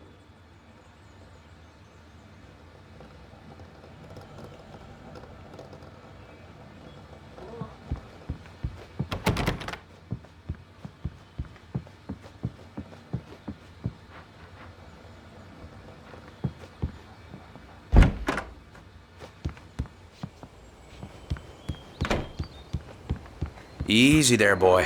I'm almost done. Hey, Rusty, right? You rent cabins. Oh, Mr. Wake. I'd shake your hand, but mine are kind of full here. Actually, I'm sorry about this. Would you mind grabbing the registration form from the desk? It's just across from Bucktooth Charlie. Okay, sure. What happened? Crazy poachers. Max here got his foot caught in a trap. They're illegal to use here. Hell, you're not supposed to hunt within the park at all. But that doesn't stop some lowlifes. Well, at least Max is gonna be okay. He got lucky.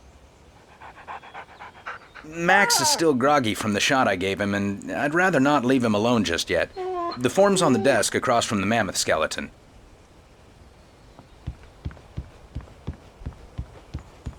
Seriously, Al, you can't just go and meet a kidnapper. Those situations always end up in disaster. You gotta talk to the cops. She's my wife, and it's my call. Can we talk about this later? No. This whole thing, listen, you hit your head. I mean, geez, Al, come on. You gotta understand how crazy all this sounds. If you're trying to pull a joke on me, freak me out, it's working. Ha ha, let's have a laugh on Barry. Well, you had me going there real funny, Al. You can quit it now.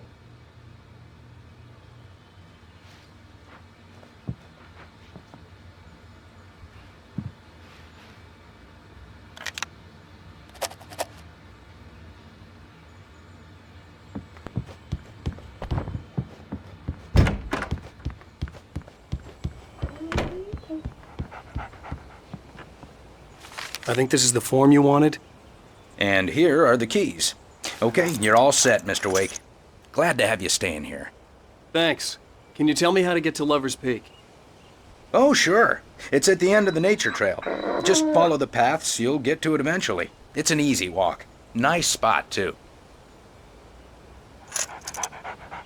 If you have any trouble finding it, just keep your eyes on the radio mast. It's right below that. Oh, and hey, if you take a walk in the woods, watch your steps so you don't end up like Max. I guess I'm a little worried. We got a bunch of campers out there we haven't heard from. It's not like these people are on a schedule, but with the traps, well, you know. I just don't want any trouble. Right, thanks.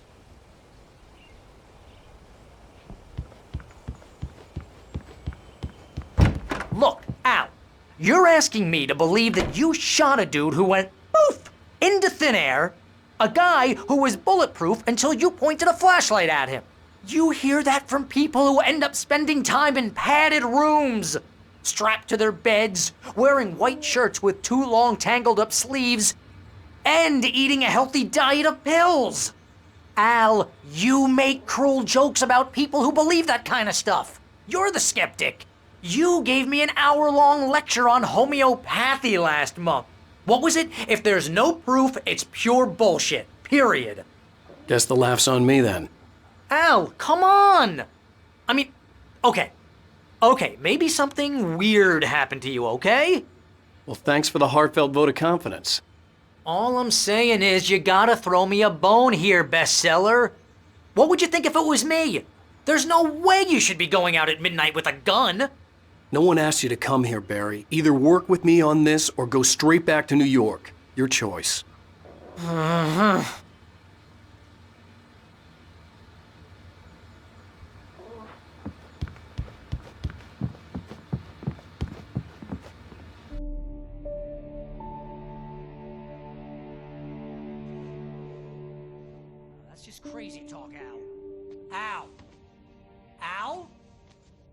We should go to the sheriff or call the FBI. Damn it, Barry, they'll kill her!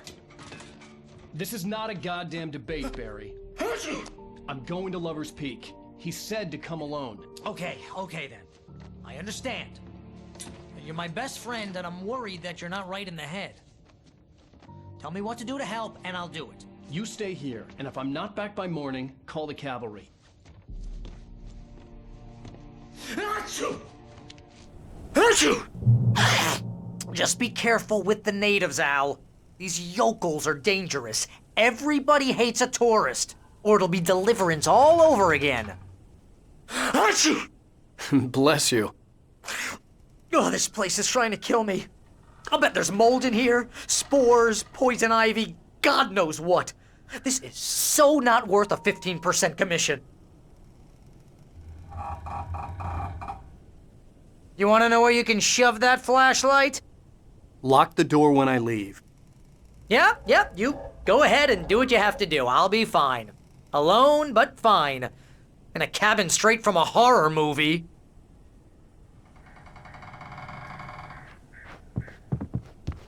Watch where you point that thing, Al! Achoo!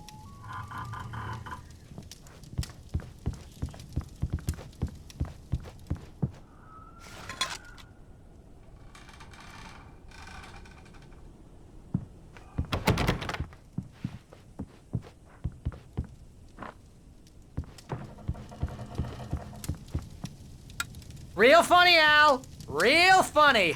Ha ha! Thank you! I'll just sit here in the dark till you come back.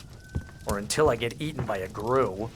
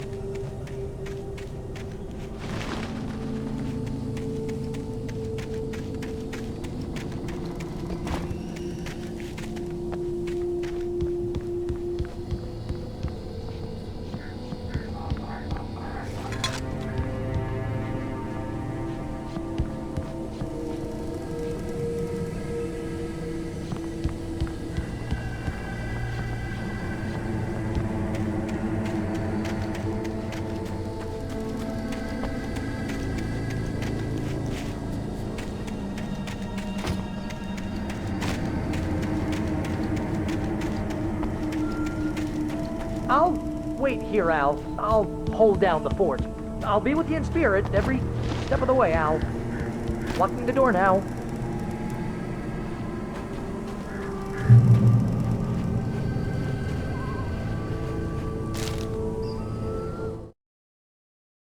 Barry had never gotten along with Alice, but he knew Alan loved her with an almost frightening intensity. And now something had happened to Alice. And here was Al armed with a gun and saying things people got put in padded cells for. It was as if his friend had experienced a massive psychotic episode and was now totally disconnected from reality. It scared the shit out of Barry.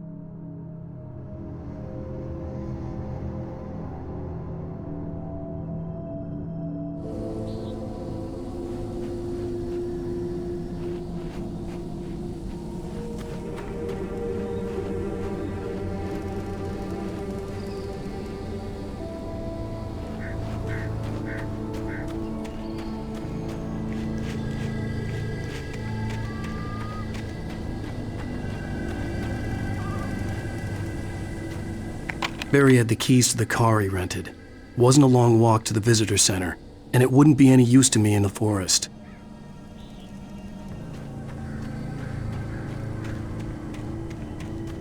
I knew I should have gone to the cops.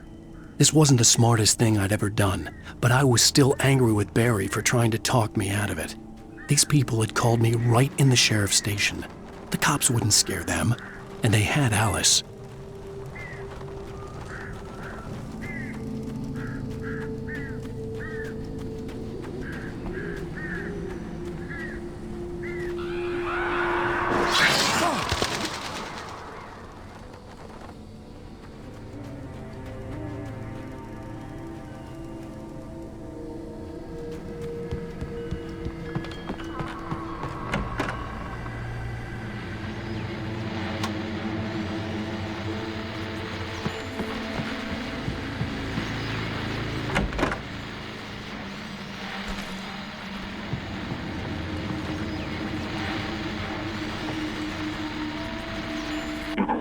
Welcome back to the show, folks. As promised, our very own Dr. Nelson has just parked his rear end in the studio. Doc, what's your Deerfest plan like? My plan? You make it sound a lot more organized than I ever seem to manage.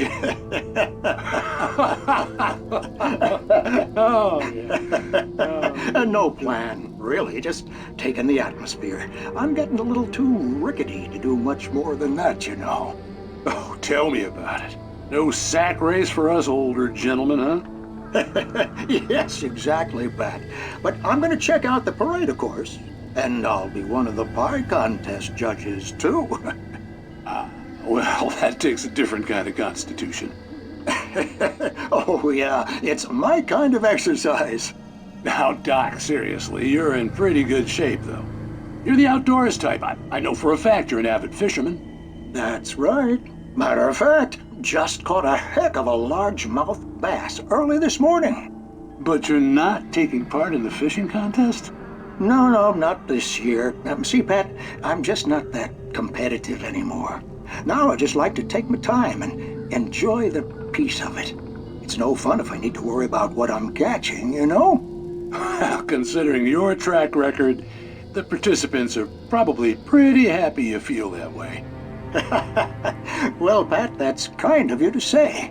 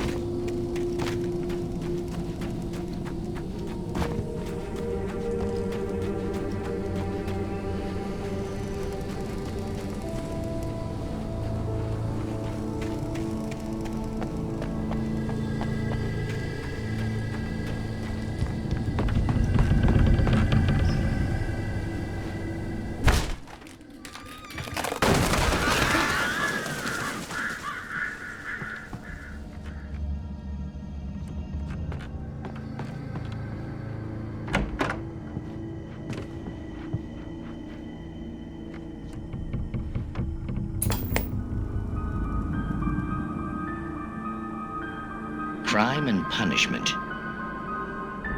The cancer and cure of civilization. But some crimes are impossible to punish, especially in Night Springs. Tonight's episode, The Man in the Mirror.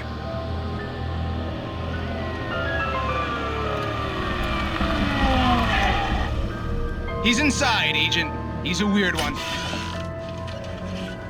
So, you're confessing to killing that guy, huh? Why? Had it coming? Yeah, but why would you do that? I mean, you're a nice guy. Normal. Took your kid to a soccer game. So how come at the game, you pick a guy and, quoting from the arresting officer's report here, assault the victim's head area repeatedly with the weapon of choice being a pair of bare fists? Wow, that sentence really flows, huh? Maybe you're not the literary type. Okay, so you mess him up. But why? Who was that guy? We couldn't ID him. Why would a guy like you do him like that? I didn't like his face? Well, you must have hated it, because you really went to town there. I mean, there's no way to tell what he looked like. No ID on him either. That must be difficult. But then we ran the fingerprints. Got a match. Your prints. Identical. Huh, how about that? Your son said you were wearing a white shirt when you took him to the game, but the white shirt is on the dead guy. It's plenty red now. You won't get away with this. Do you really think that's in any way relevant to me?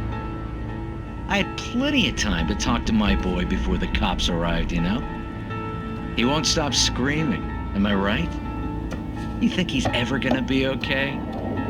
I left my mark, believe me. You bastard. What? You gonna shoot me? What's the point? I'm going to prison. You got me? I don't understand any of this.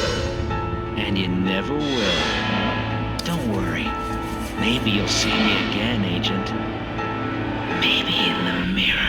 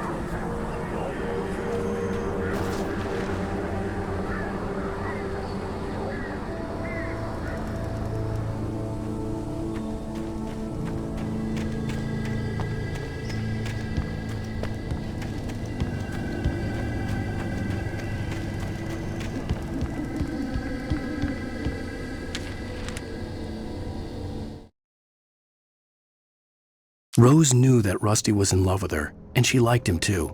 She liked him a lot. He taught her to dance, and life had certainly taught her the value of a man who was gentle. He treated her well, made her smile, made her feel good. But Rusty wasn't the prince of her dreams, and that tended to underline the unbearable truth. She was no closer to that Hollywood magic than he was.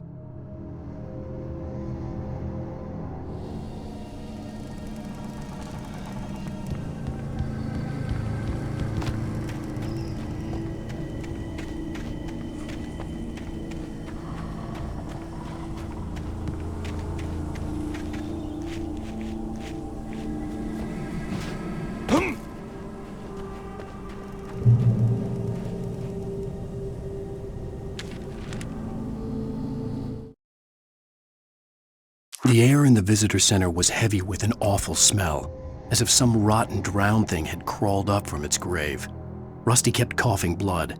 My eyes were drawn to the twisted shape of his broken leg. The attack had been vicious. Max whined in his cage. Rusty's eyes were wild with fear and terror. He gasped, "Mr. Wake, it happened just the way it was on that page."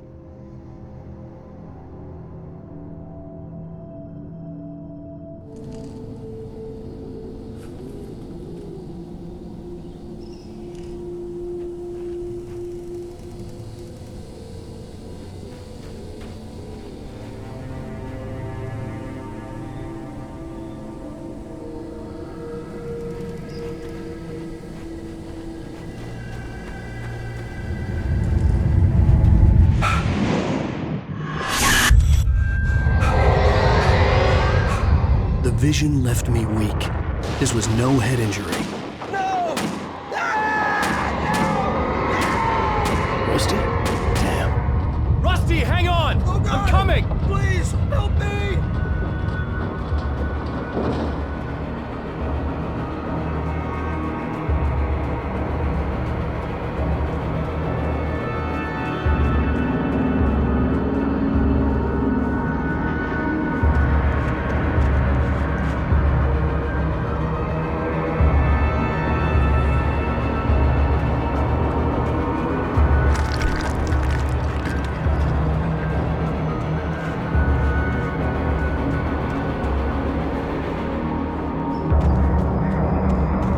Anybody? Help me! Help! Help me! Can you hear me? Anyone! Please help!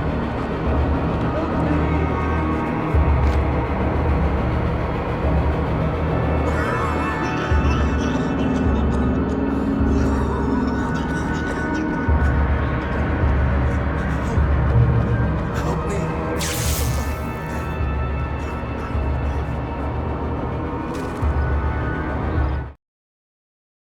The visitor center was sturdy, but the impact turned the front of the building into splinters. Rusty was thrown across the lobby like a rag doll and hit the far wall hard.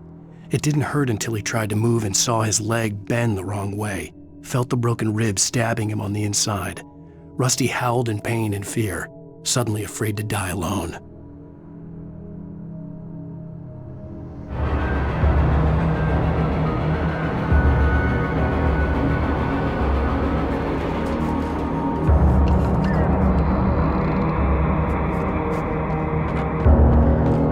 The ranger's office was locked. I'd need a key to get in.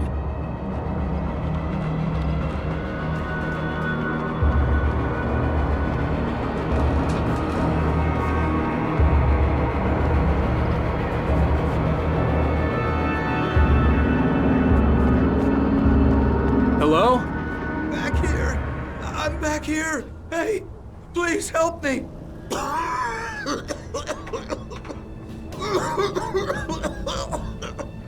I'm here. I'm hurt. Mr. Wake? Oh, hell. It happened just the way it was on that page. I found. Came true. It knew. So dark. It'll come back for me. You must... The lights. In the office. I have the key. Okay, Rusty. Hang on. I'll be right back. Whatever did this couldn't be far. Rusty had found a page from the manuscript. It would help me understand what had happened.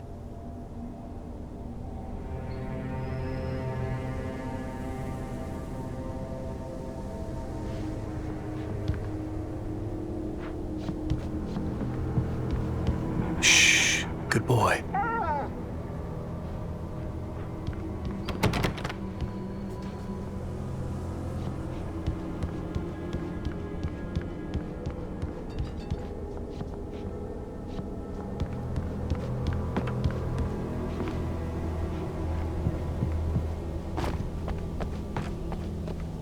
The only way to make sure that Rusty was safe was to get the power running and the lights back on.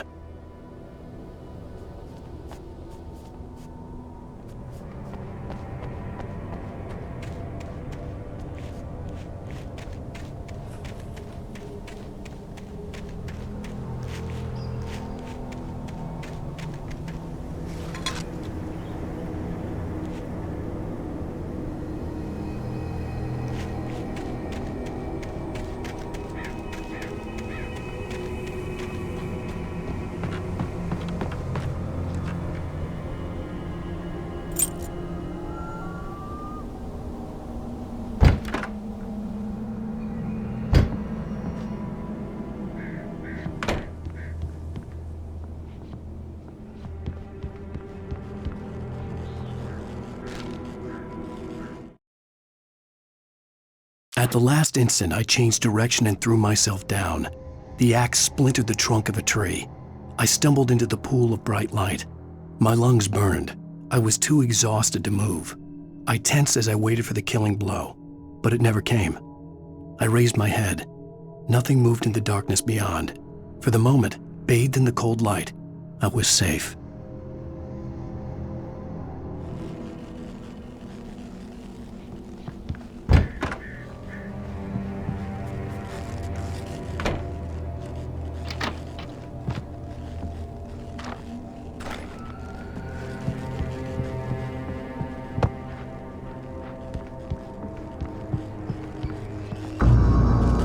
I was too late. Someone had destroyed the circuit breaker. There was no way to get the lights back on. Rusty! Rusty!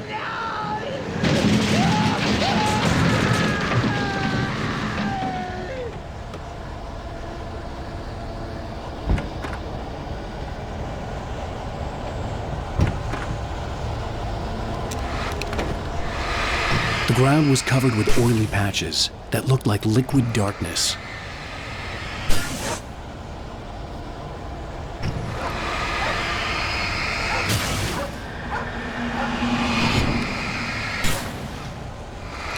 I just need hunting licenses.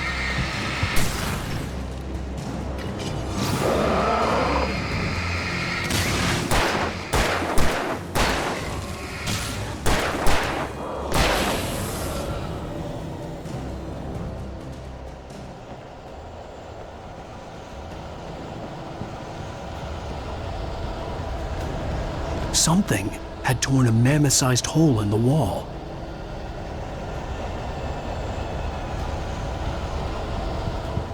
Please don't feed the animals.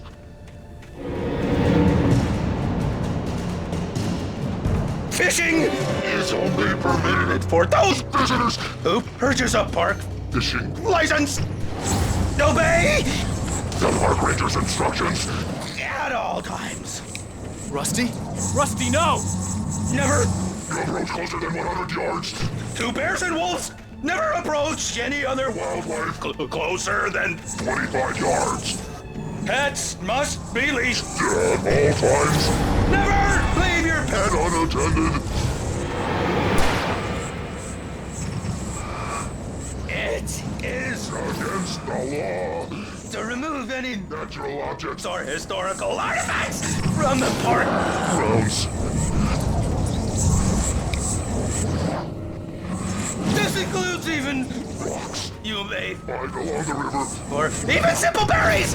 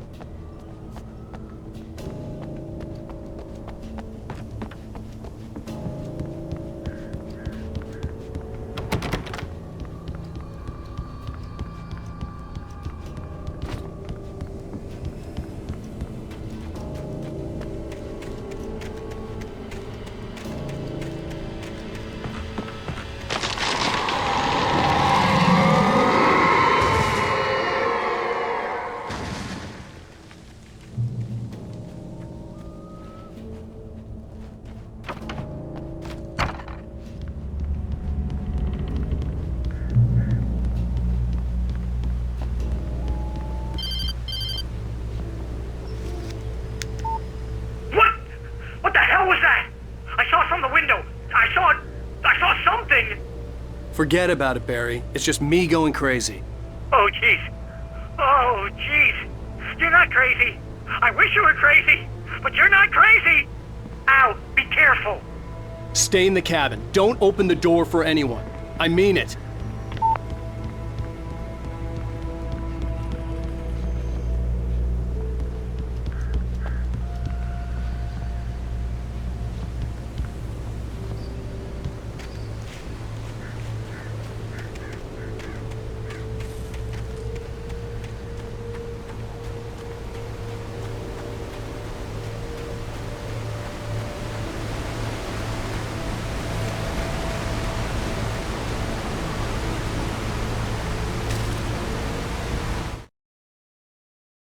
In that last instant of consciousness, Rusty thought about Rose. He was older than she was. Rose was barely out of her teens, but she made him feel young and forget what a train wreck his long-dead marriage had been. He still wore the ring. He'd been waiting for her to tell him to take it off. Now she never would.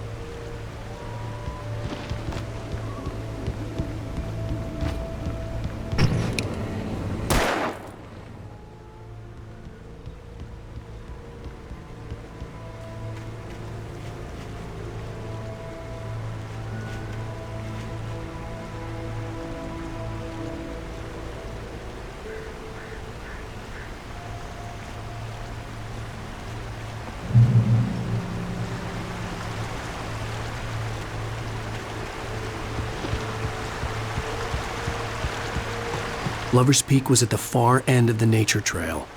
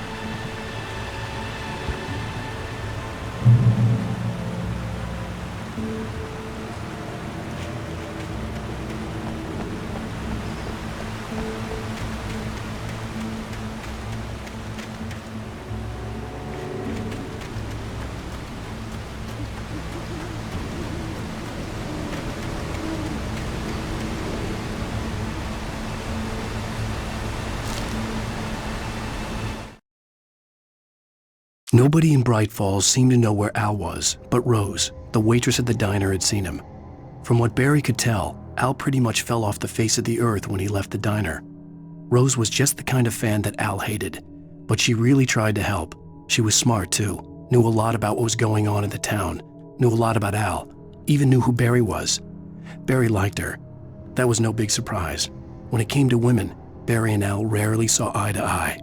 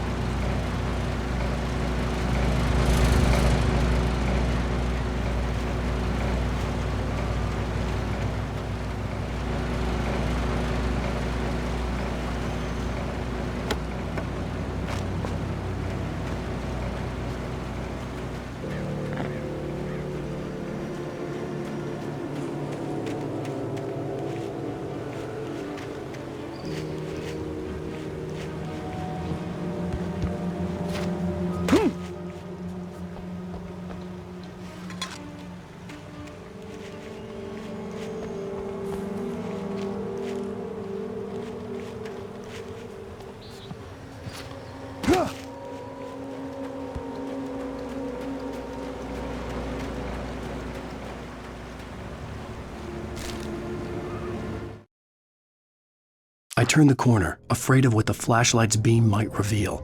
Suddenly, a roughly painted symbol of a torch glowed in the light. Behind it, hidden by a rock, sat a battered metal trunk. It was here for a reason, packed with supplies, batteries, flares, ammo, things you need to make it through the darkness of the night. Something left behind by someone who knew what I knew, and more.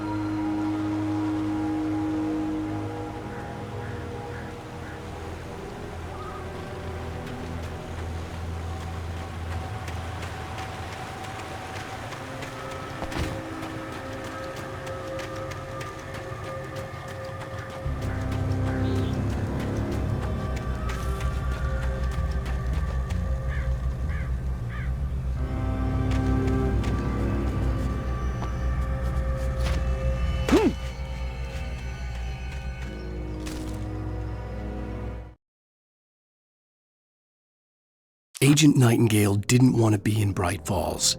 These little communities revolted him, and he didn't like the trees or the coffee. He now knew that impossible horrors lurked behind the storefronts and smiles. He desperately wanted to turn the car around and just drive until he passed out or ran out of road and booze. But he had a job to do. He had a rider to catch, at any cost.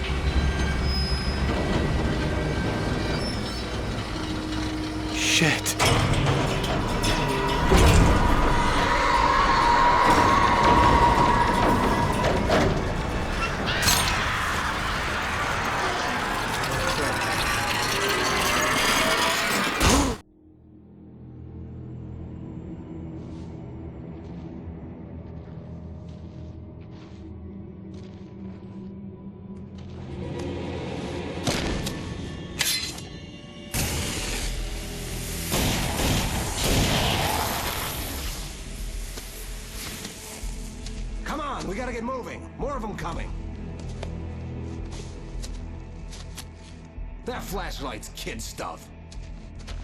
The flares will keep the bastards away.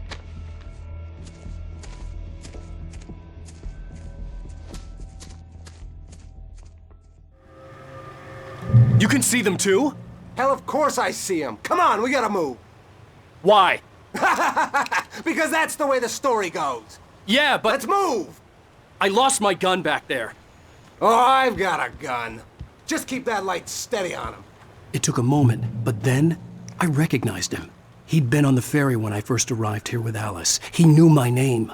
We were headed in the direction of Lover's Peak. There was no way this was a coincidence. He was the kidnapper. Come on, Wake! You better keep up. You set him up, and I'll knock him down, Wake.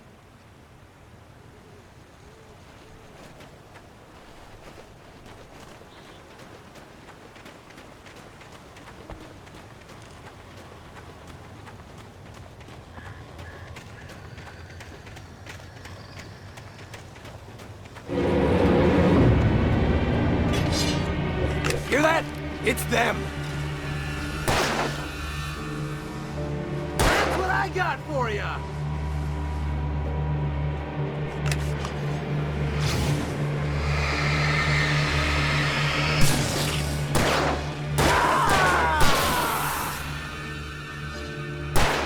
Ah! Damn it!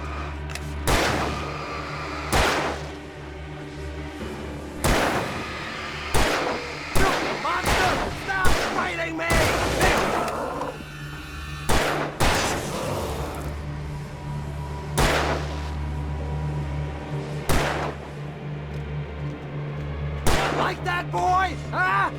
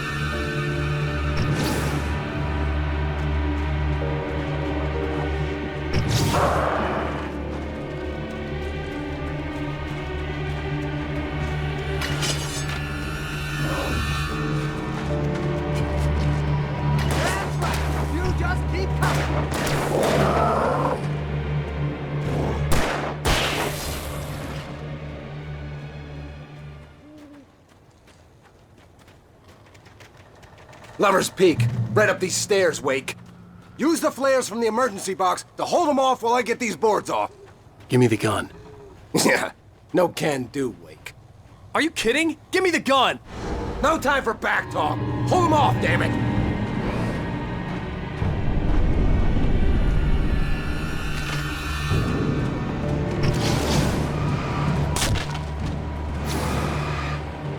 A little longer. Scare them off.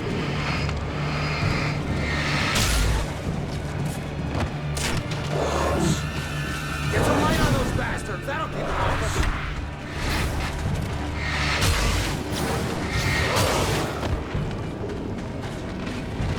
Just a little longer. I almost got it.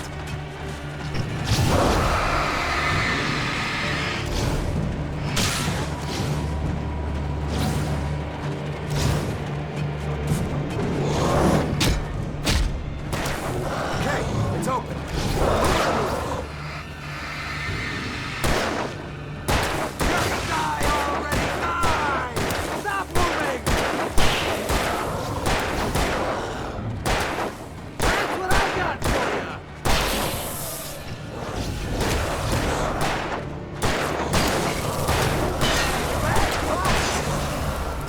boy?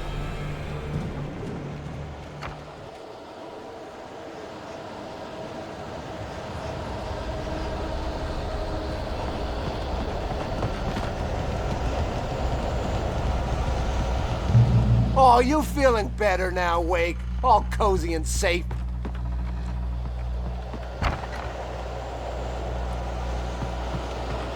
Better get ready. They'll be on us soon.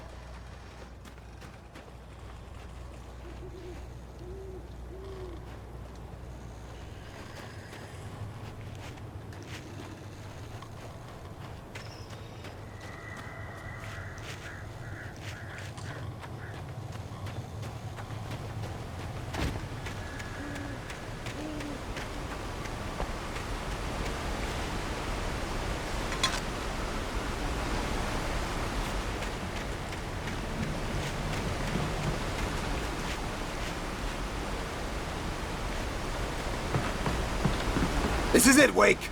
The last stand. There's more flares here. Get ready. We fight them as long as they keep coming. Give me the goddamn gun! They're coming! That's not how this goes. Get with the program, Wake.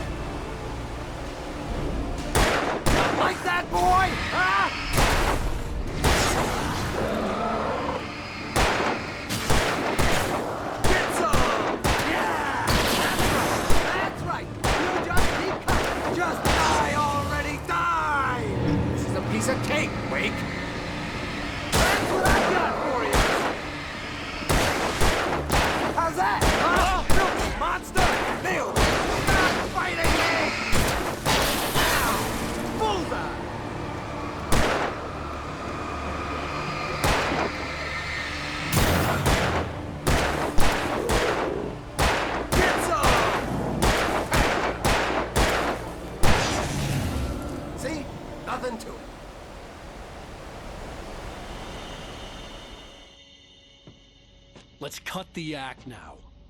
Where's my wife? I knew you were gonna say that. I read it all before. You're a hell of a writer. Congratulations.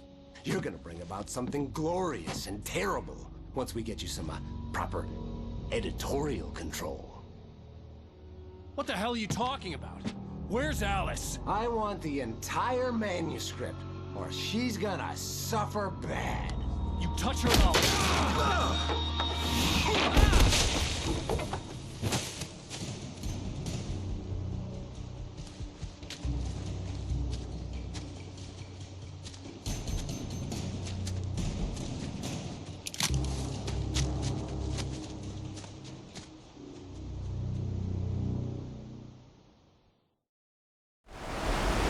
You're gonna give me the manuscript or you'll be sorry!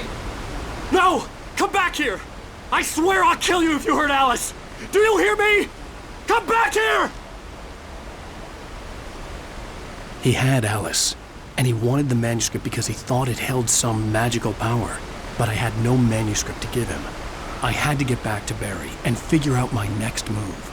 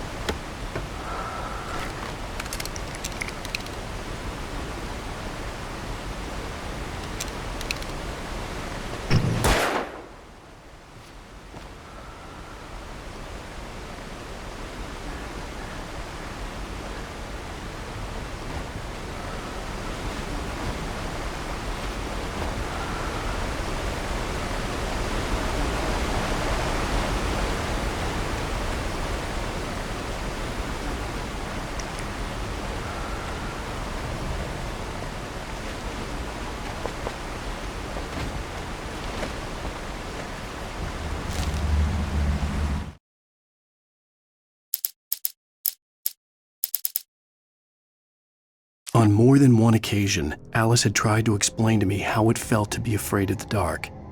To her, darkness wasn't simply the absence of light, but something more tangible than that. It was something you could touch and feel. Worse than that, it was something with a mind of its own, something malicious and malign. For her, things changed when they were wrapped in darkness. They turned into something else, something foreign, and nothing was safe or innocent anymore. I'd never really understood what she meant, until now.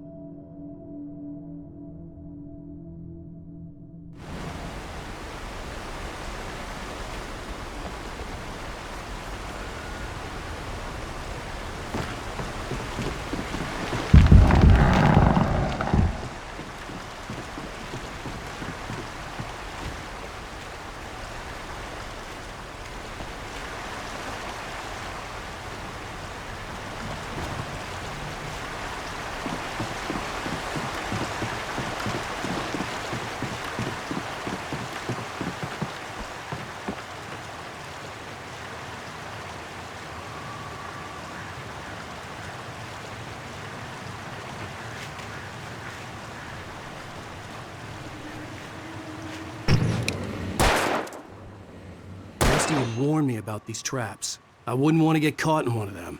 Those teeth looked nasty.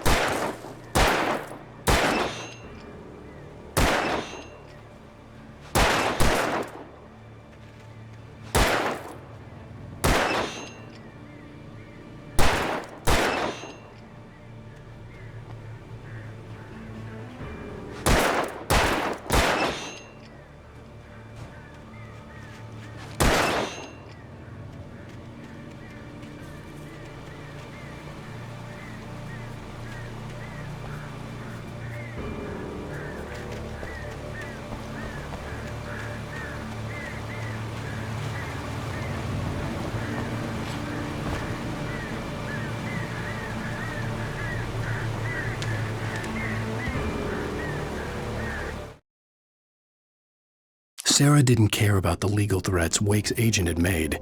She let Wake go without argument, because there was something about him she couldn't quite put her finger on, something that reminded her of her father.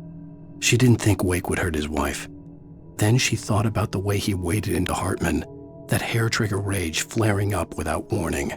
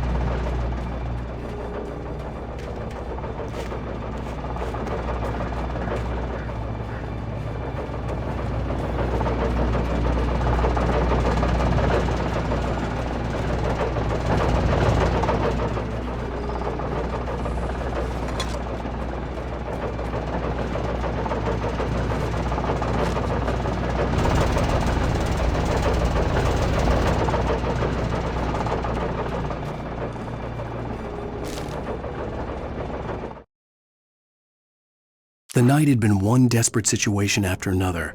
I was exhausted, and my body felt as though it had been chewed up and spat out. The flashlight was heavy in my hand, and each pull of the trigger sent a painful shock up my arm. But I was finally out of the woods and things were looking up. That's when I heard the chainsaw.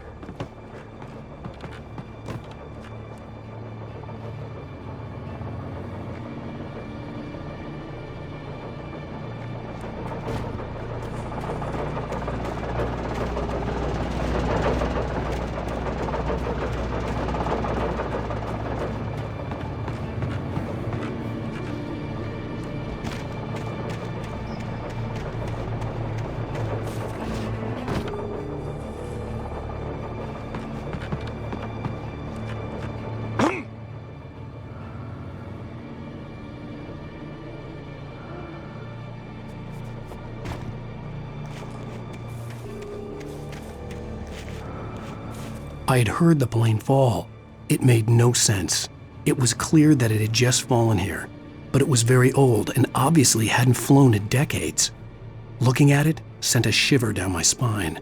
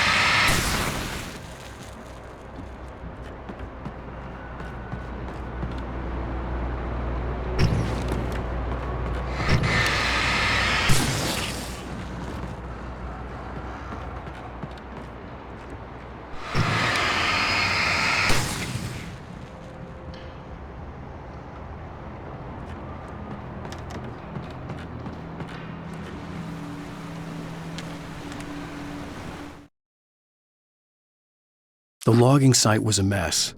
The modular office had been pushed off the cliff. Deputy Thornton climbed up from the wreckage excited, breathing hard from the exertion. Nobody there. It's weird. Don't you think that's weird? Bored, Mulligan let out a mighty snort. Hell, it's always weird, Thornton. Just a question of sorting out what kind of weird it is this time around.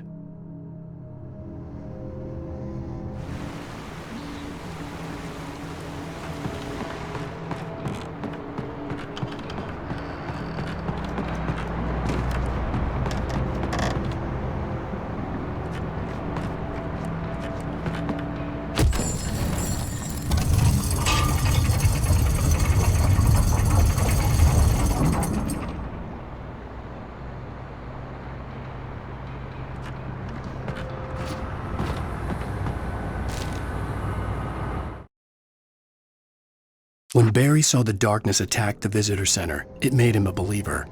The men Al said he'd shot, they hadn't been just locals on crank. Somehow the world had changed, like the channel had been switched without warning. You think you're watching a sitcom, and you're really watching a horror show.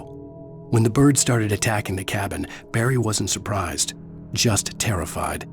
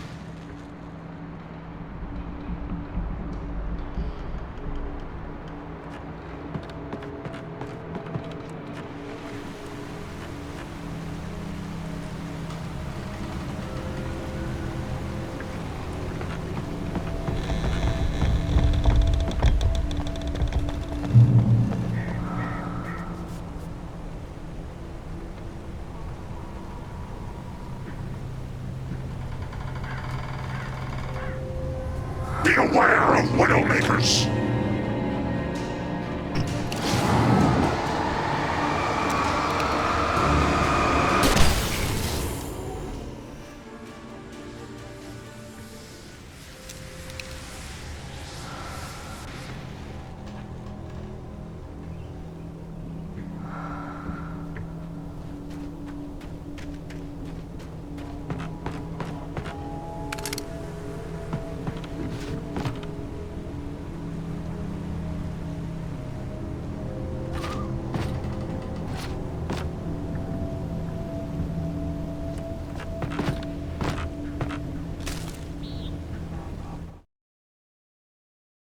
Shadows stirred and the wind picked up as I ran through the forest.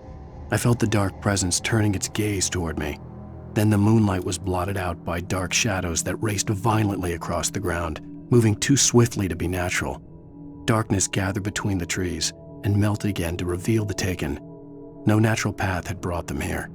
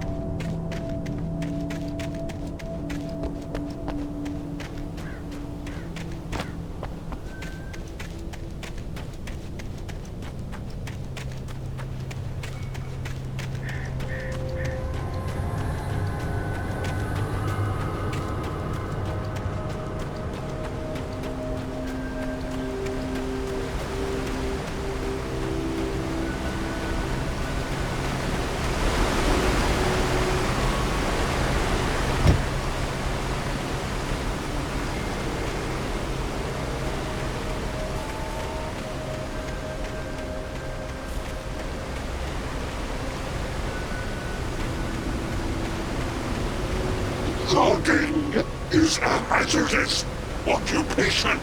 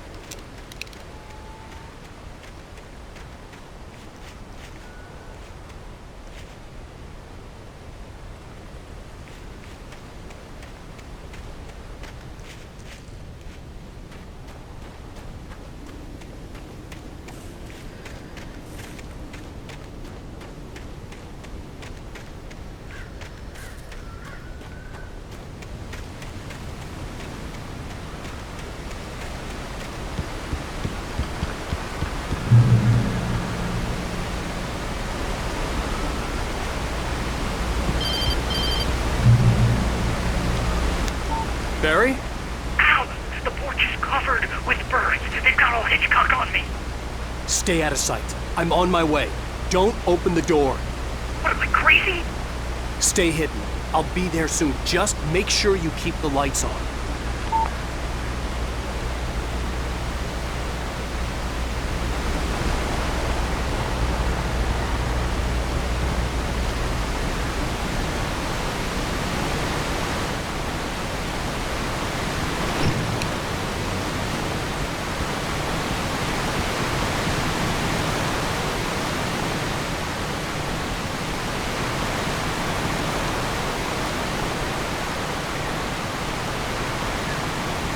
I still had to reach Barry at the cabin, but at least I was out of the woods.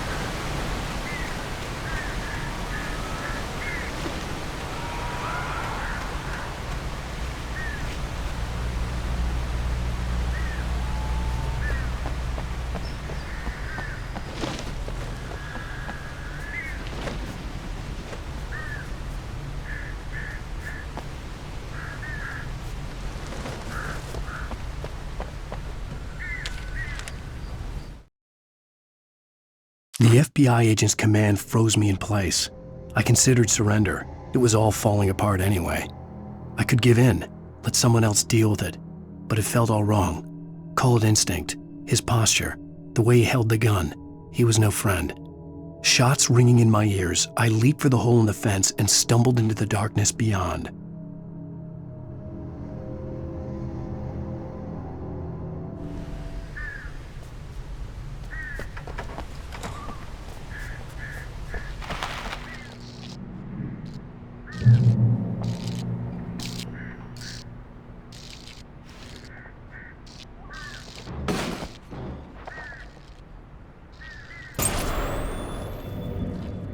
A story is not a machine that does what you tell it.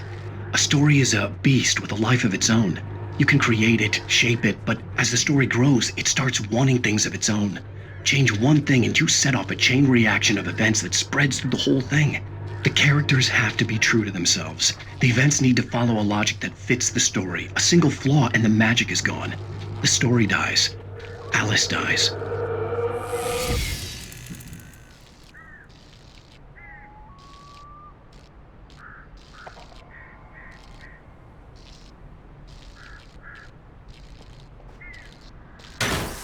You can learn about nature and yourself.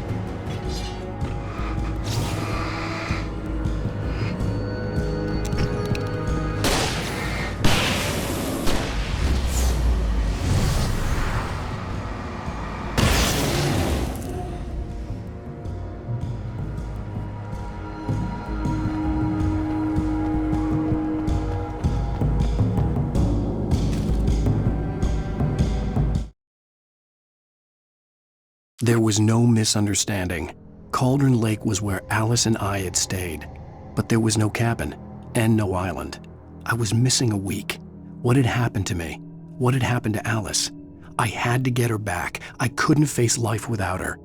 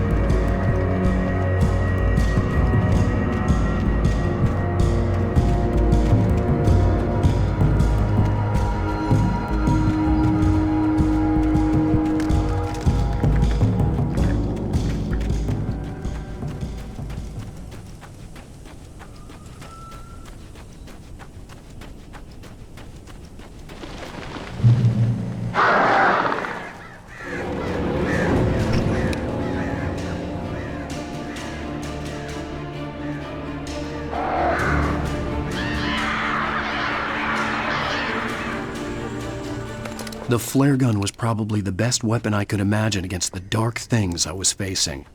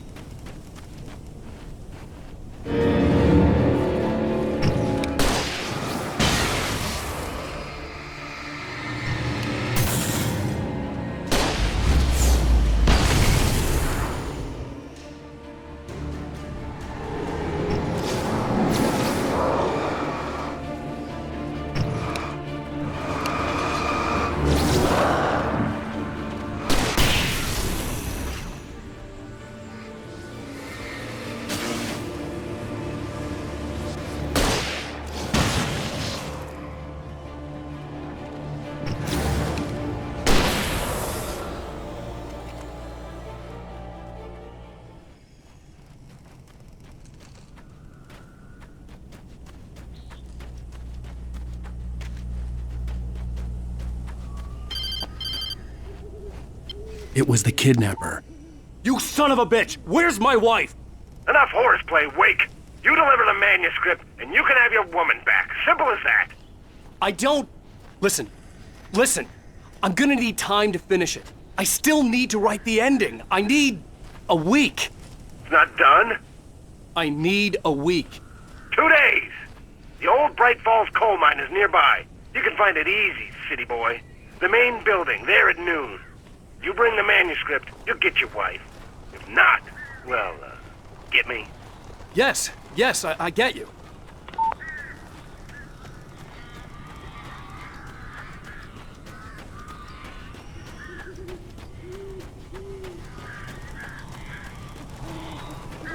Barry had talked about birds over the phone.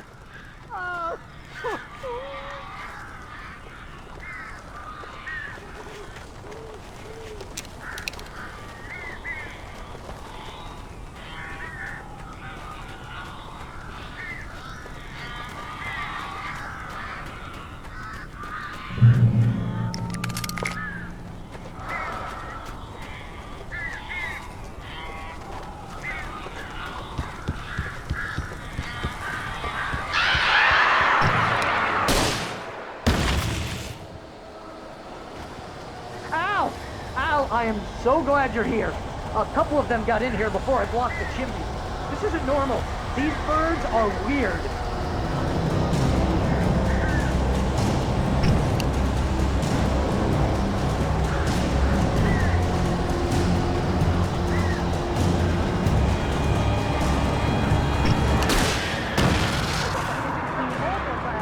Ow, make them go away, please!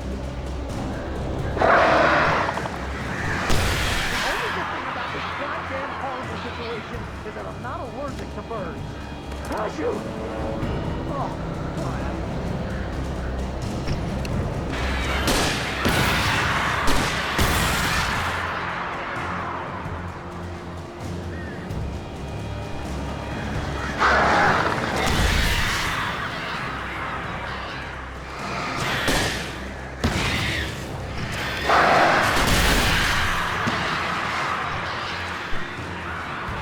Barry, you can open the door now. They're gone.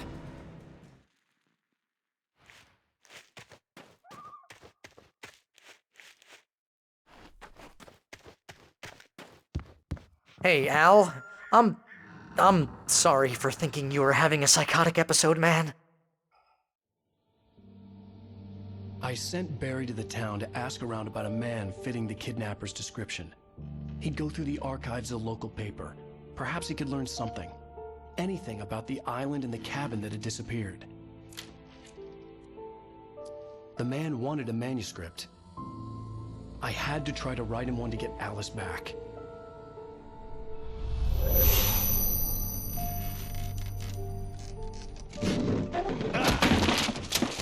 For me, the supernatural had always been nothing but a metaphor for the human psyche, a tool to use in writing fiction. Now, it was happening for real, and I couldn't put a single word on paper.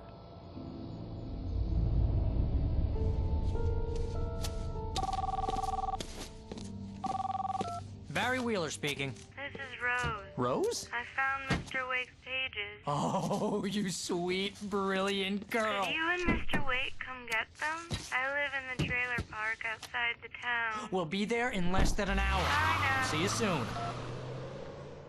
Have a great day. Hope you come back soon. Welcome to the old dear diner. Good girl.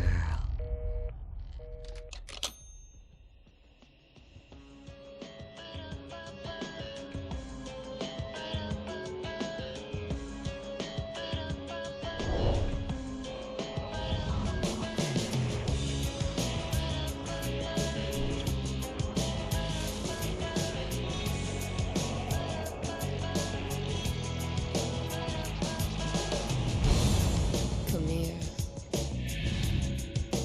Pretty please, can you tell me where I am?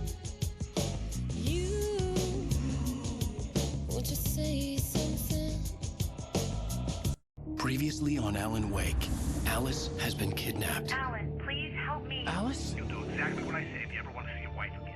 can't tell anyone except my agent Barry. Damn it, Barry, they'll kill her. You're my best friend, and I'm worried that you're not right in the head. The ransom is a manuscript I supposedly wrote that's coming true before my eyes. It happened just the way it was on that page. So dark. I have found only a few scattered pages. I want the entire manuscript. The deadline is in 2 days. I found Mr. Wake's pages. Good girl. How the hell did she get her hands on the manuscript anyway? I don't know. She's resourceful. I told you you were too hard on her. Listen, I found out all sorts of interesting stuff while I was digging around. Yeah. Mr. Wake, it's Sheriff Breaker. We have an FBI agent here, Agent Nightingale. FBI? He's anxious to see you. You'd better come to the station. Okay, I'll be right over, Sheriff. Let's make this quick, huh? Help you folks? Name's Randolph. I'm the manager. We're looking for Rose. Works as a waitress down at the diner? Rose, sure. Nice girl. Who wants to know? I'm Alan Wake. The writer, huh? I heard on the radio you were visiting. Well, I'll show you her trailer. That Rose, she's a nice girl. Always pays her rent on time. As I was saying, Al, I found all sorts of weird stuff from the local newspaper's archives. This place is crazy. Disappearances, mysterious deaths, urban legends come true, and get this, most of this stuff takes place around Cauldron Lake. Well, you ain't wrong, mister. The Indians thought the lake was a doorway to the underworld. I'm the God-fearing type myself. I don't hold with that sort of thing. Yeah, okay.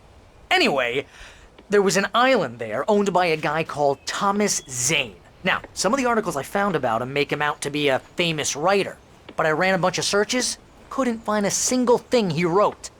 Zane was heavily into diving, so much so that the place came to be called Diver's Isle. But the volcano under the lake erupted in 1970, and Zane went down with the island.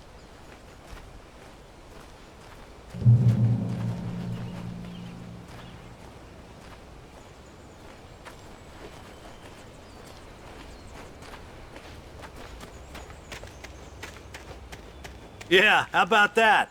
It was there in the morning, as if it had fallen from the sky. But it would take a tornado to lift something like that. We're damn lucky it didn't crush any of the trailers.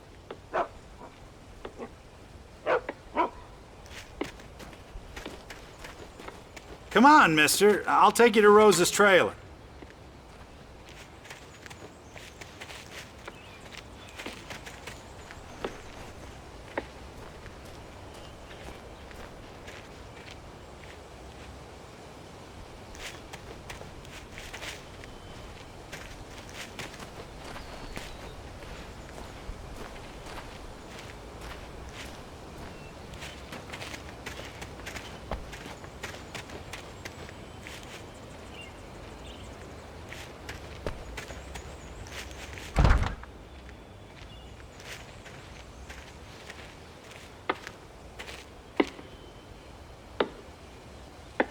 It gets better. A local girl, Barbara Jagger, drowned in Cauldron Lake just a week earlier. They were lovers. Sure, Jagger's a local spook story. The Scratching Hag comes for you in the dark. Childish stuff like that. Anyway, Al, I'm just getting to the best part. All of the articles about this stuff were written by Cynthia Weaver. I asked around, and she's that crazy bag lady you met. What, the lamp lady? She can be a little loopy, but she's not homeless or anything. Yeah, anyway, she knew both Jagger and Zane before they both died, and she had some kind of a breakdown.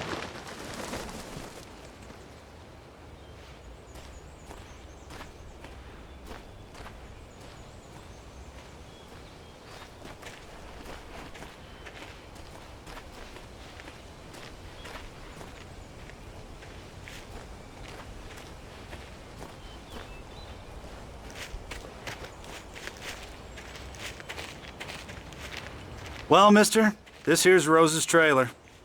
You mind me asking what you want with her? We're just here to talk to her, pal.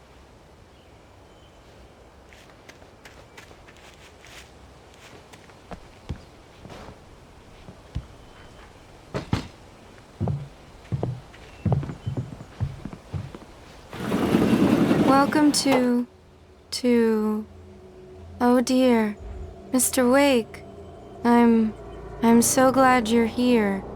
Rose, you have my manuscript? Oh. Oh, yes. Yes. Please, come in. Hey, this is really good. Rose, Yes, my manuscript. I really need it. I understand. I know what you need. A muse to inspire you. Oh, for Barry.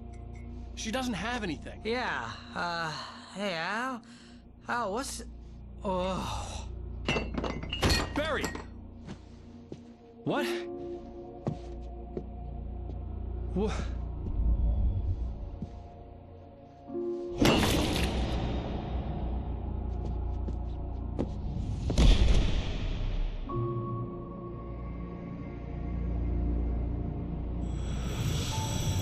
It's coming for you, hiding in my barber's skin. I'm too weak to stop it. You must turn the lights on. I promised I'd come visit you and your lovely wife. You must finish what you started. I insist. You must turn the lights on.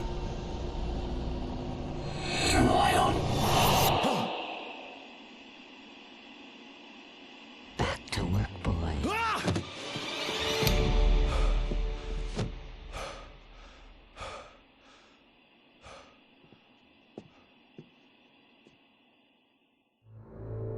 I felt nauseous, hungover. Only anger kept me going.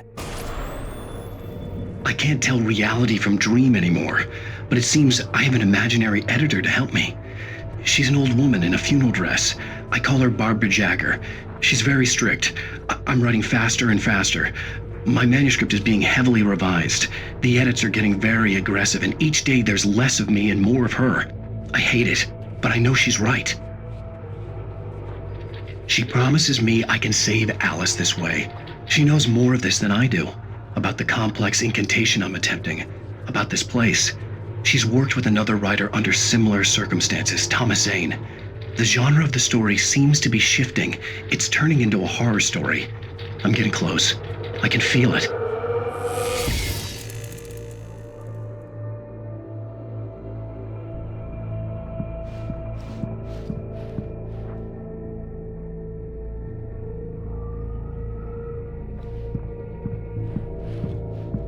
Rose took a day from me. I had less than 12 hours left to meet the kidnapper. All I could do was get Barry into the car, work something out once I got on the road.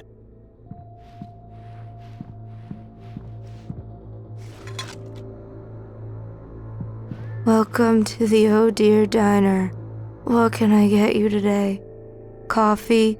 I couldn't work up much hate for Rose. Something had used her to get to me and left its mark. First refill is free. Milk and sugar on the counter there. Would you like to hear today's specials? Thank you. A nice day. Come back soon.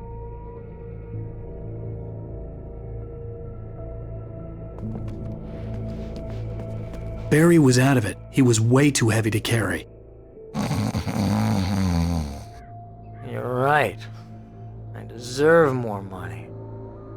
I'm so handsome.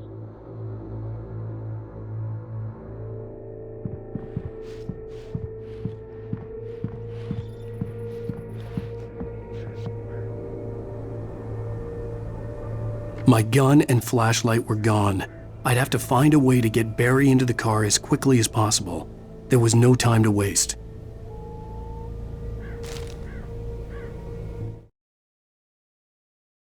Mr. Randolph liked Rose. That little smile she had. How she was still sweet when life had tried so hard to make her bitter. It wasn't any of his business what she did in her trailer. But those strangers, the writer and his smart-ass sidekick, looked like trouble. And they'd been in there for hours, way past her normal bedtime. He reached for the phone and called the sheriff's station.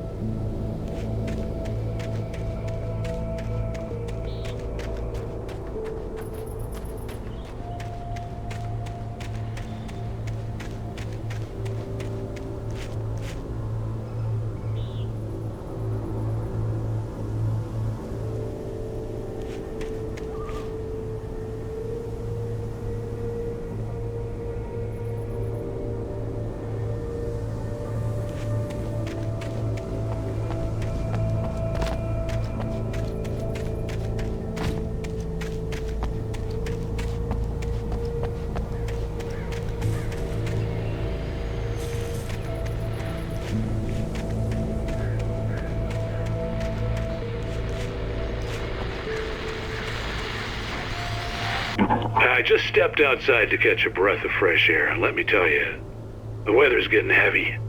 Nights like this make me especially glad I'm here talking to you and not home in bed. Once the weather takes a turn like this, I can't sleep at all. It's all tangled bed sheets and dark thoughts, punctuated by the occasional plunge into nightmare. Is it just me? Well, perhaps it is. But I hope I can make the night a little bit easier to get through. Caller, you're on KBF FM. Hey, Pat, it's Walt Snyder. What's on your mind, Walt? Well, I am the way you are, but, I can't sleep either, you know? I just been staring out the window here, trying to make sense of it all, but, I ain't been drinking either, you know, Well, you sound like a man with a problem, Walt. I had argument with Danny, and,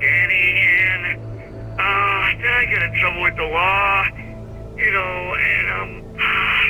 I'm just, I heard something like that, Walt. yeah, well, Danny's my best friend, and, they let me out on bail today, and now I'm just alone here at the window, waiting, man, and there's something in the air tonight, man. I was just outside looking up at the sky above our broadcast tower thinking the same thing. What are you waiting for, Walt? I don't know. Something's gonna happen. I think I better go. Well, Walt, maybe... No, thanks, Pat. Well, good luck to you, Walt. Hang in there. Let's take a little break, folks. This weather's really something else, huh? How can I be sure that you will walk away? Why'd you love deception? I mean,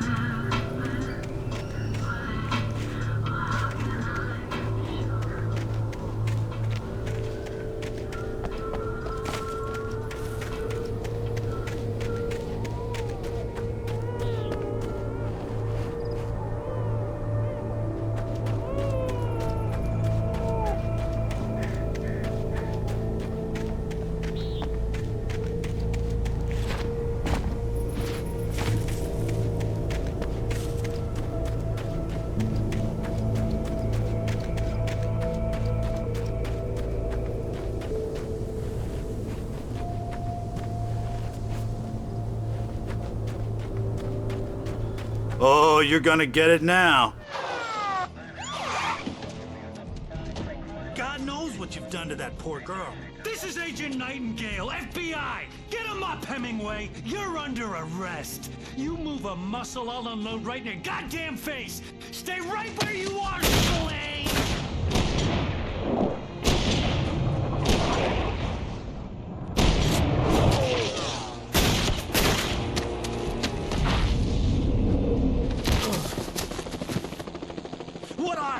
I'm standing right here, you goddamn maniac!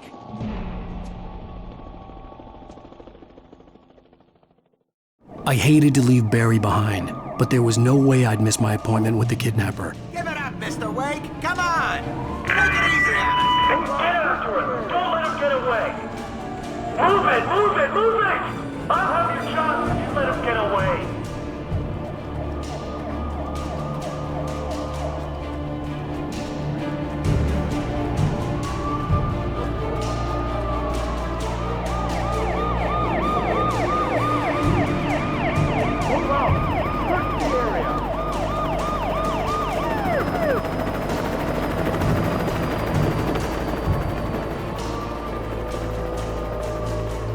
There he is! We have the suspect in sight! Okay, men, keep your eyes peeled. He's gonna try to make it through here. Oh, damn. Where did he go? Fan out! Whoa! Here he goes! Stop! Away! Guys, I lost him! God damn it, where did he go? He slipped away! Keep an eye out!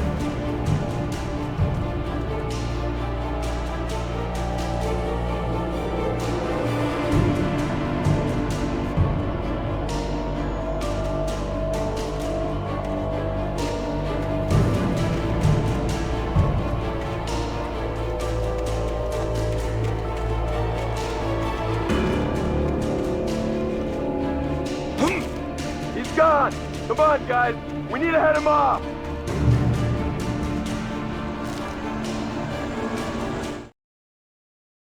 For decades, the darkness that wore Barbara Jagger's skin slept fitfully in the dark place that was its home and prison. It was hungry and in pain. It dreamed of its nights of glory when the poet's writing had called it from the depths and given it a brief, terrible taste of power and freedom. The rock stars had stirred it from the deep sleep the poet had sunk it back to in the end. When it sensed the writer on the ferry, it opened its eyes.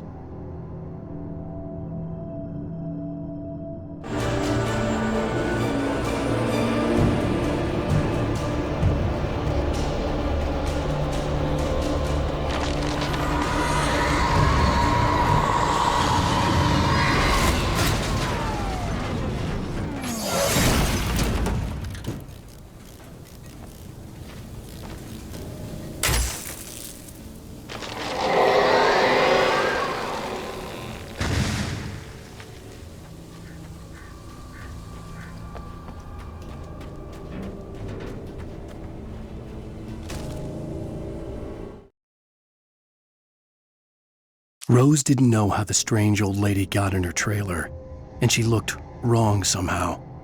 The woman showed her teeth in an approximation of a smile and traced a finger down Rose's cheek. "Pretty girl," she said.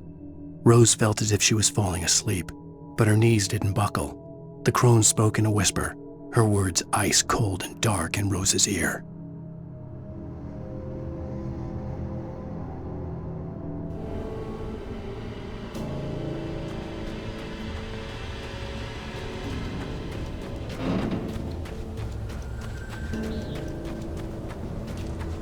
Come in, Agent Nightingale. This is Sheriff Breaker. Over.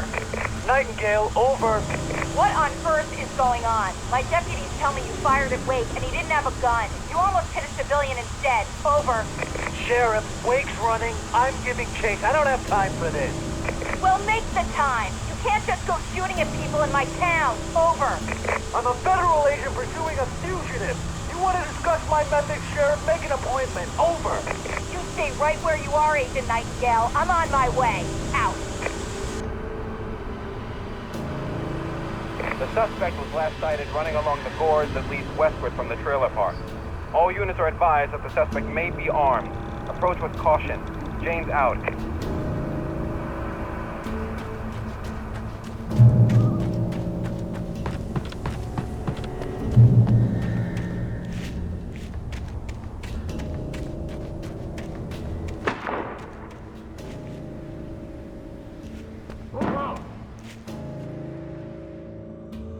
Search the area.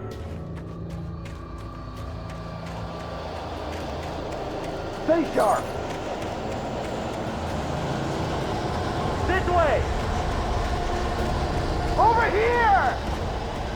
Hey, who's there?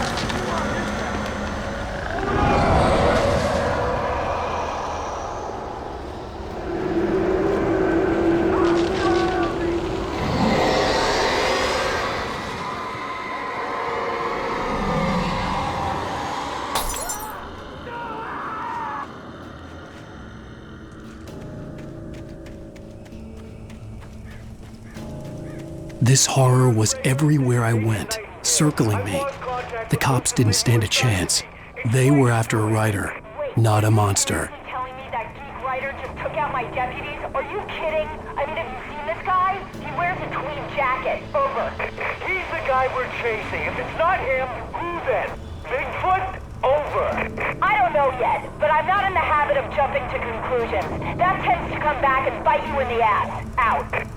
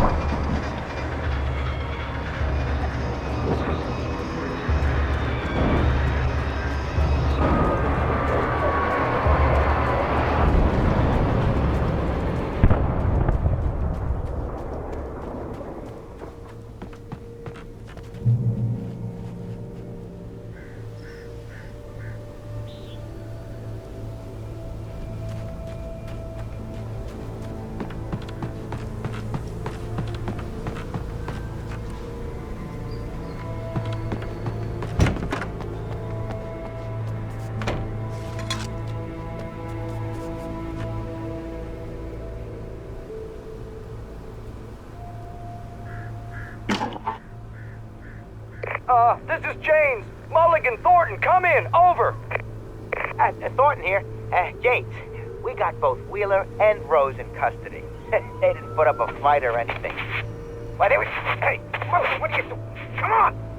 Sit down and give me that. Jane, Mulligan here. Over. Go ahead, Mulligan. Over. We got Wheeler and Rose here. Wheeler's drunk or hopped up on something. Speaking of which, that Fed had a pretty distinctive whiff of Otis Scotch about him, if you know what I mean. Over. I don't have anything on that, Deputy Mulligan. Over. Well, whatever. Anyway, Rose is just being plain weird here. You better get Doc in to take a look at both of them. Over. Gotcha. You better get them here quickly. The, Fed's gonna want to interview Wheeler. Over. Oh, yeah, I'll bet he does. Looks like they have a lot in common. Mulligan out.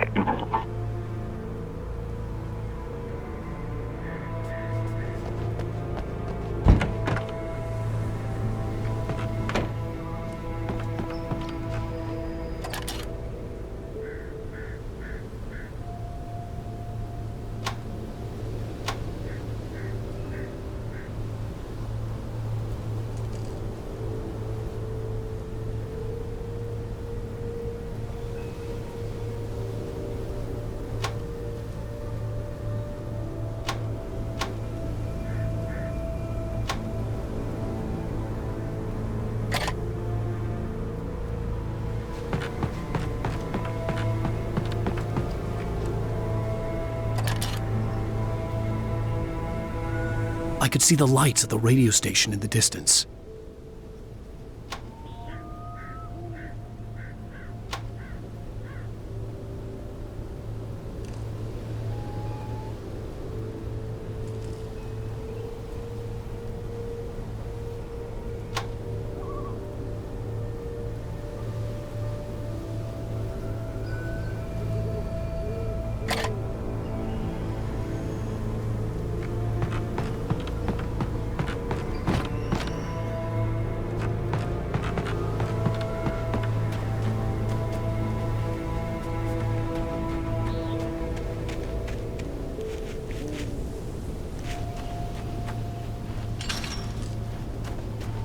I imagined that the broadcast tower in the distance was part of the local radio station.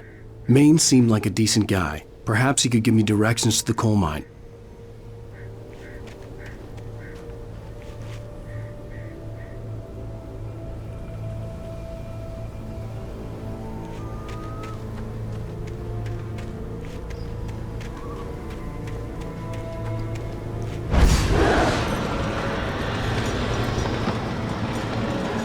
Unnatural shadows clung to the gate. The darkness that was after me was trying to stop me. I wouldn't get through without a light.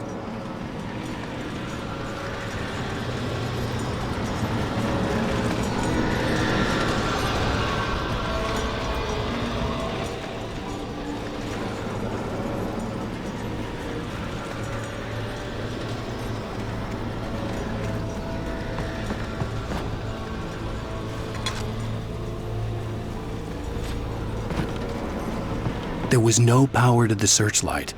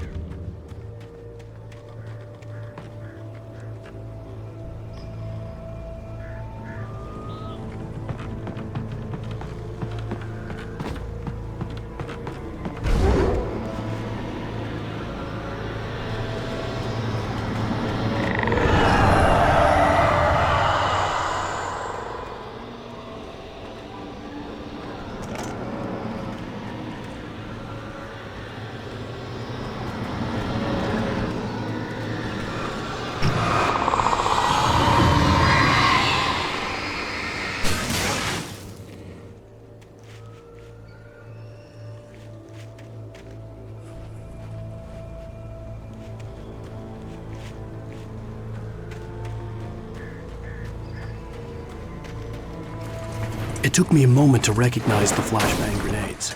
They were an ideal weapon for my situation. Team 1, come in. Over.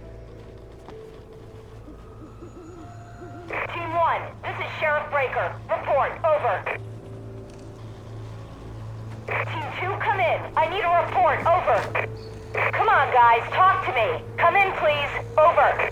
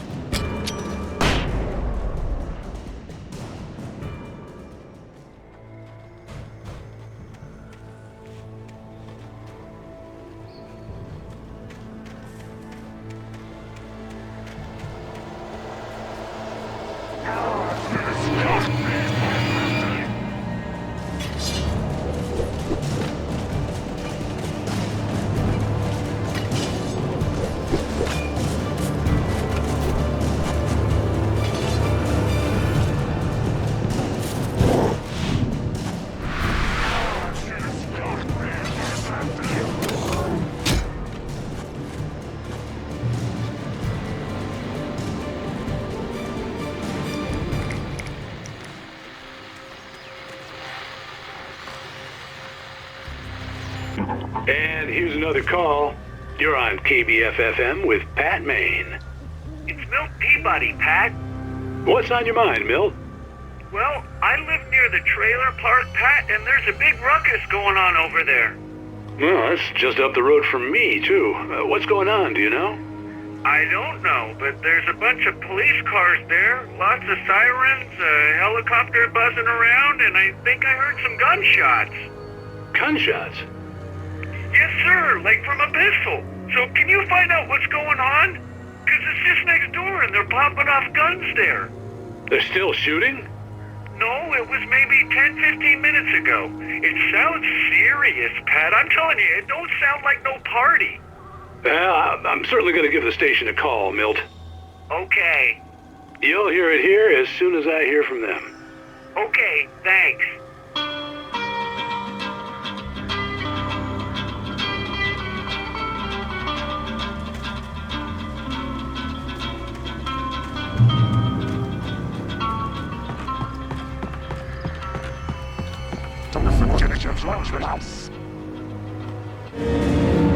You are under arrest!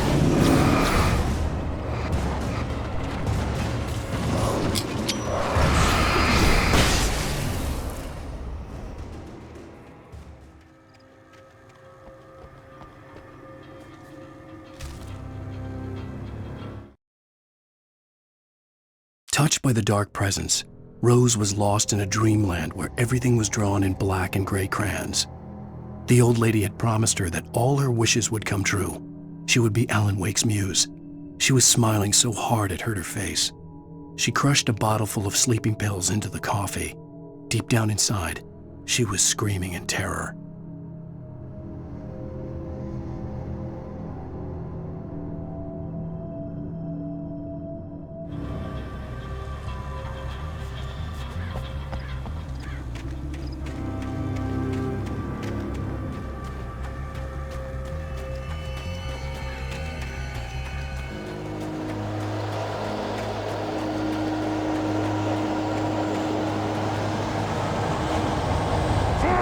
Sorry.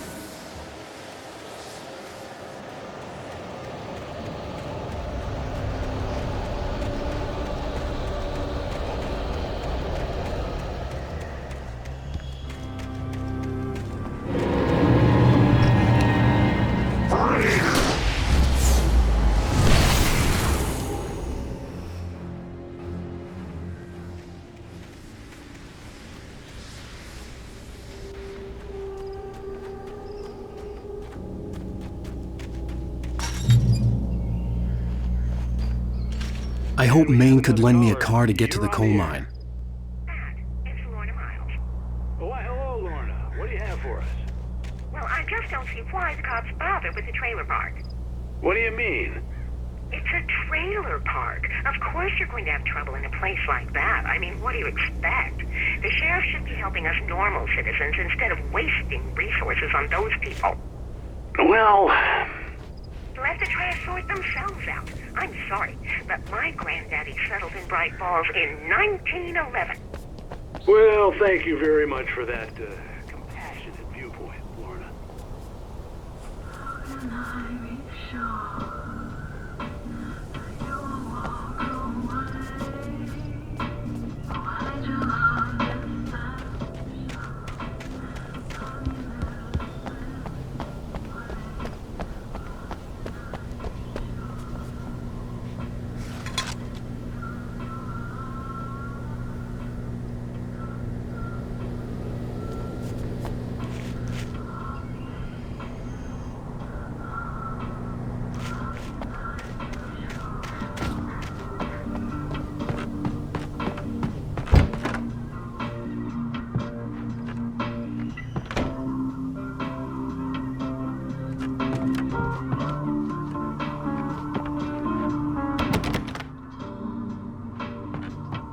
Oh, here's a little surprise.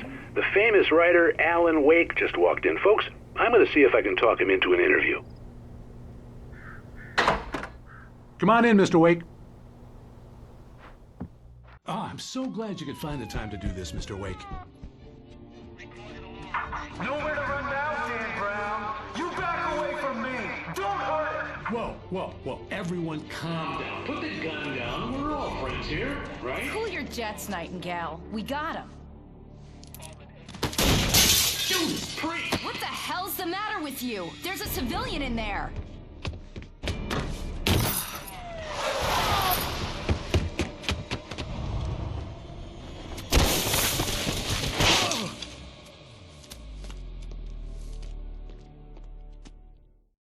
I'll get you yet, even if it kills me. You hear me? You hear me, H.P. Lovecraft? I had fallen off so many cliffs it was ridiculous. That's what you get for naming a book The Sudden Stop. It was probably good I hadn't had the chance to tell Maine where I was going. I'd have to lose the cops and find my own way to the mine.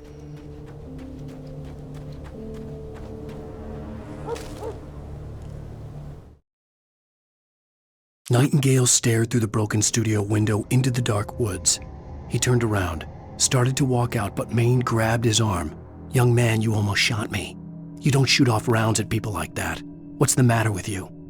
Nightingale shook his arm free, marched out. His cheeks burned with rage and humiliation.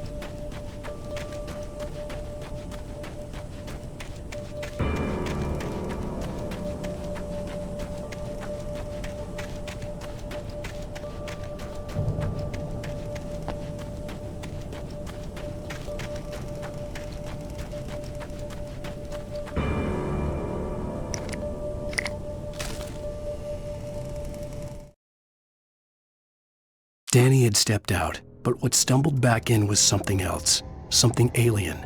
A monster. Walter tried to kill it, first with his fists, then a chair. It wouldn't die.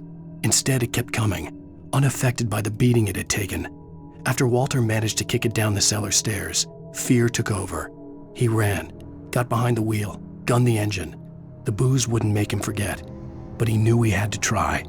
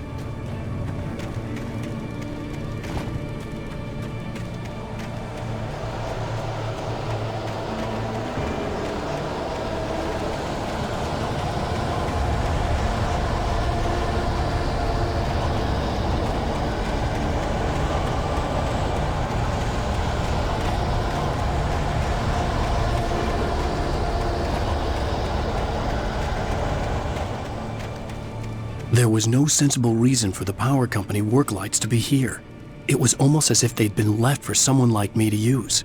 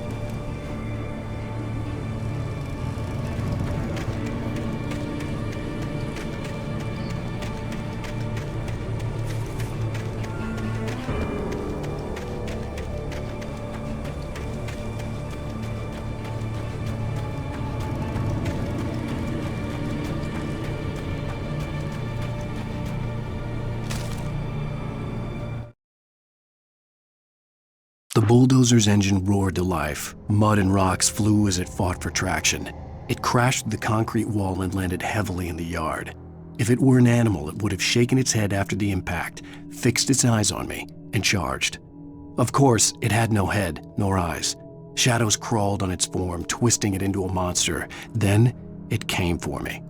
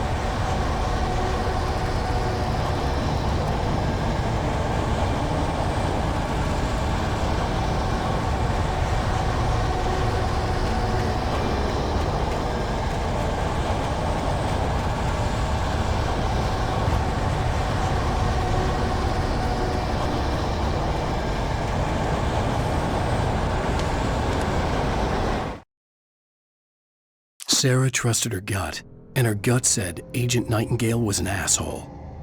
He felt wrong, and it wasn't just the smell of stale booze. It was in the way he flashed his badge, pulled rank, the look in his eyes when he wanted answers. Where was Alan Wake? What was this about an accident? Where was his wife? And most importantly, why did she let Wake go? He wouldn't answer her questions. Federal business was all he'd say.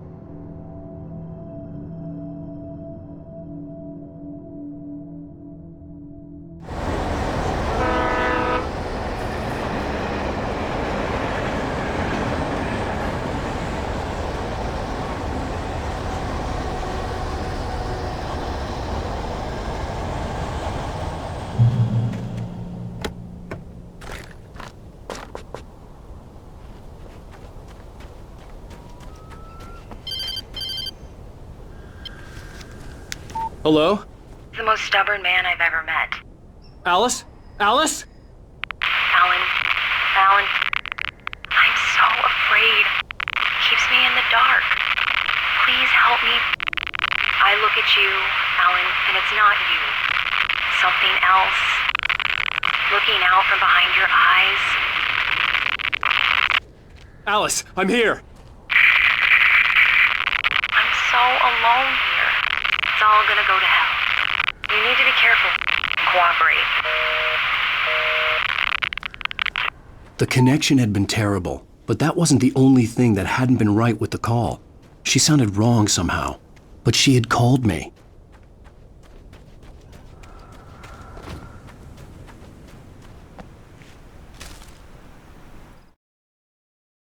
The pipe wrenched itself loose from the bridge's steel framework.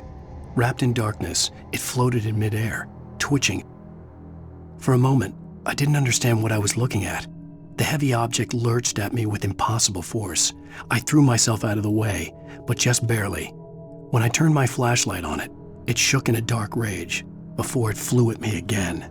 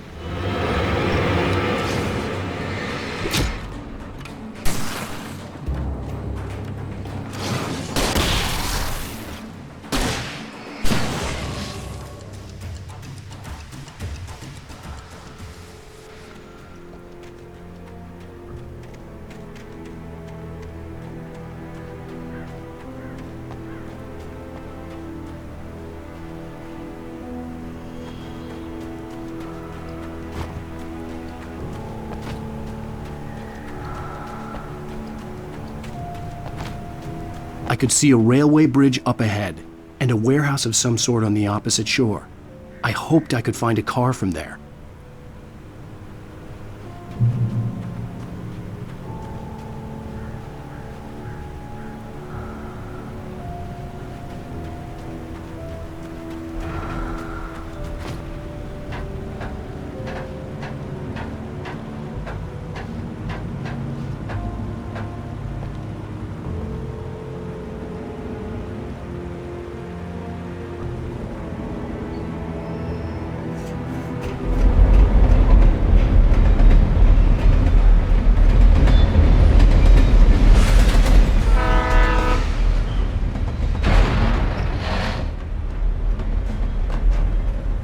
The darkness that was pursuing me was growing stronger, and it was taking over everything in its path.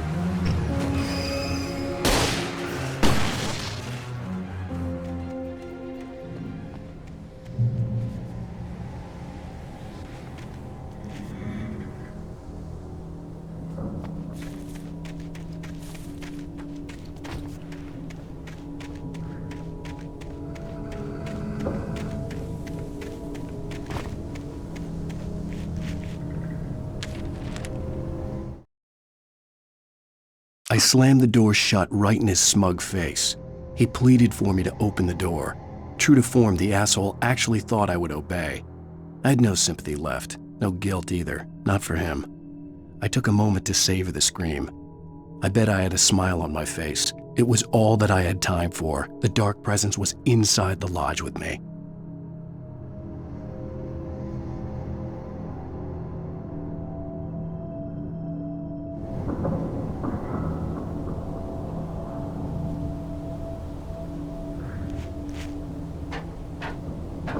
As a teenager, just starting to get interested in writing, Stephen King had been a source of inspiration to me. I thought about all the inanimate objects that had come to life in his books. No one is safe in a good horror story, certainly not the protagonist. That's what makes them fun. This was anything but. The darkness could possess anything, and it was getting closer.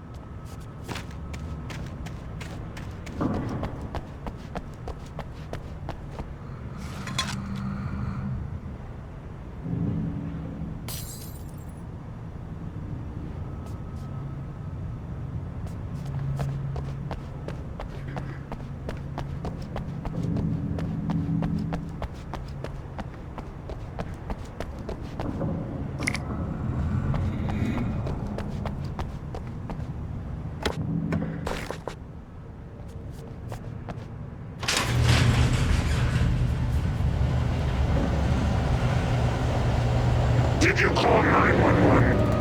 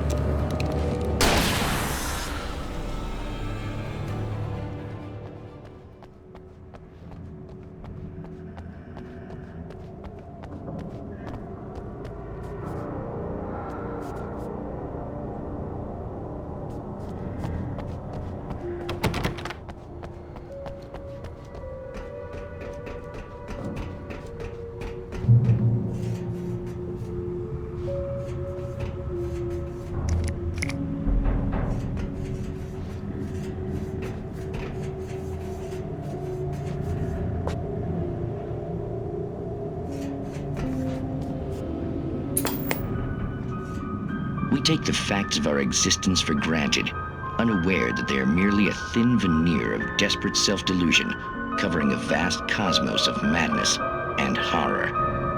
All too often, the stars are right. In Night Springs. Tonight's episode, a family occasion. Journalist Alvin Derleth's trip to study the local customs of an insular community in Night Springs has been less than successful. Until tonight. Well, I'm glad you changed your minds about this. Ancient customs, local mythology. My editor loves this kind of stuff.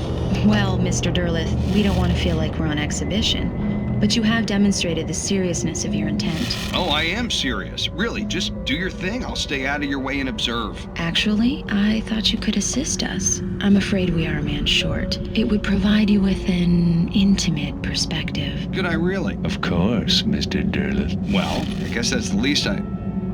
What would I have to do? Oh, here. Let me show you with a kiss.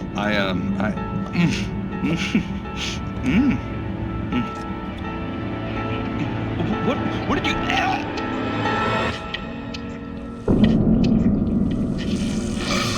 Oh, Mr. Derleth, you have well pleased Nixie Perka, the dweller in flesh. Your body shall host his 1,000 young, and all shall be glory.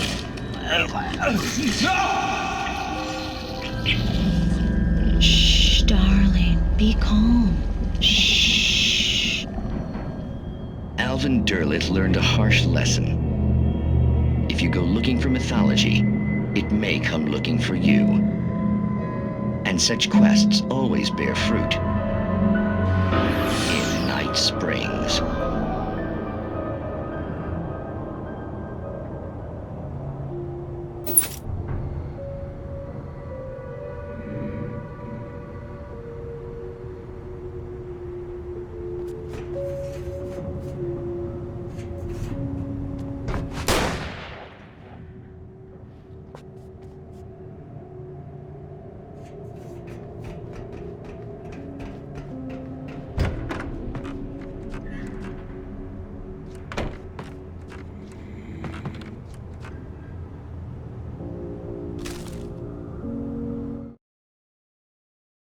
The darkness surged towards me, sucking everything loose from the ground into its depths, tugging at my clothes.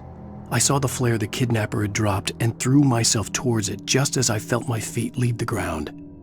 The darkness embraced me with the force of a tornado. Somehow I managed to light the flare. The darkness roared and cast me away. I fell toward the dark waters of the lake far below.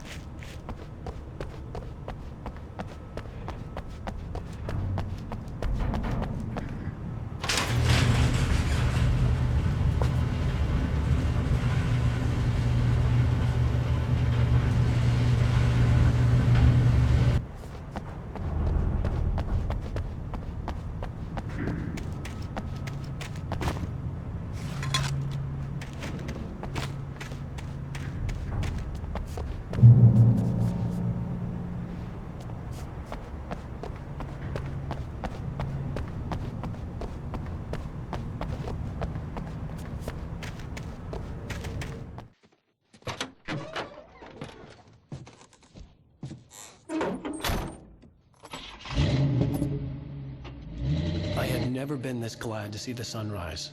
I had a couple of hours to get to the coal mine.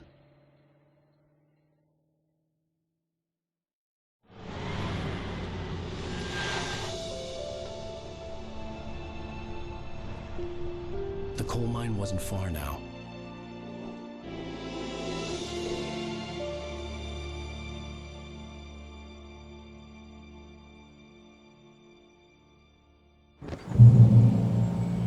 Today, I would meet the kidnapper, and he would give me Alice. I wouldn't give him any other choice. A drowning man will clutch at a straw.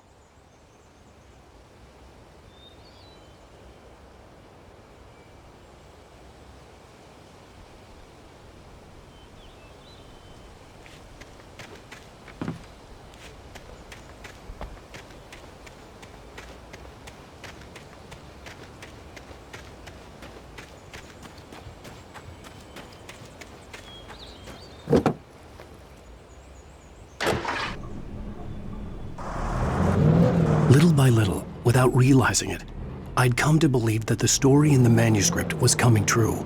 The current of its narrative had taken me deeper and deeper into dark waters. Alice had been taken from me.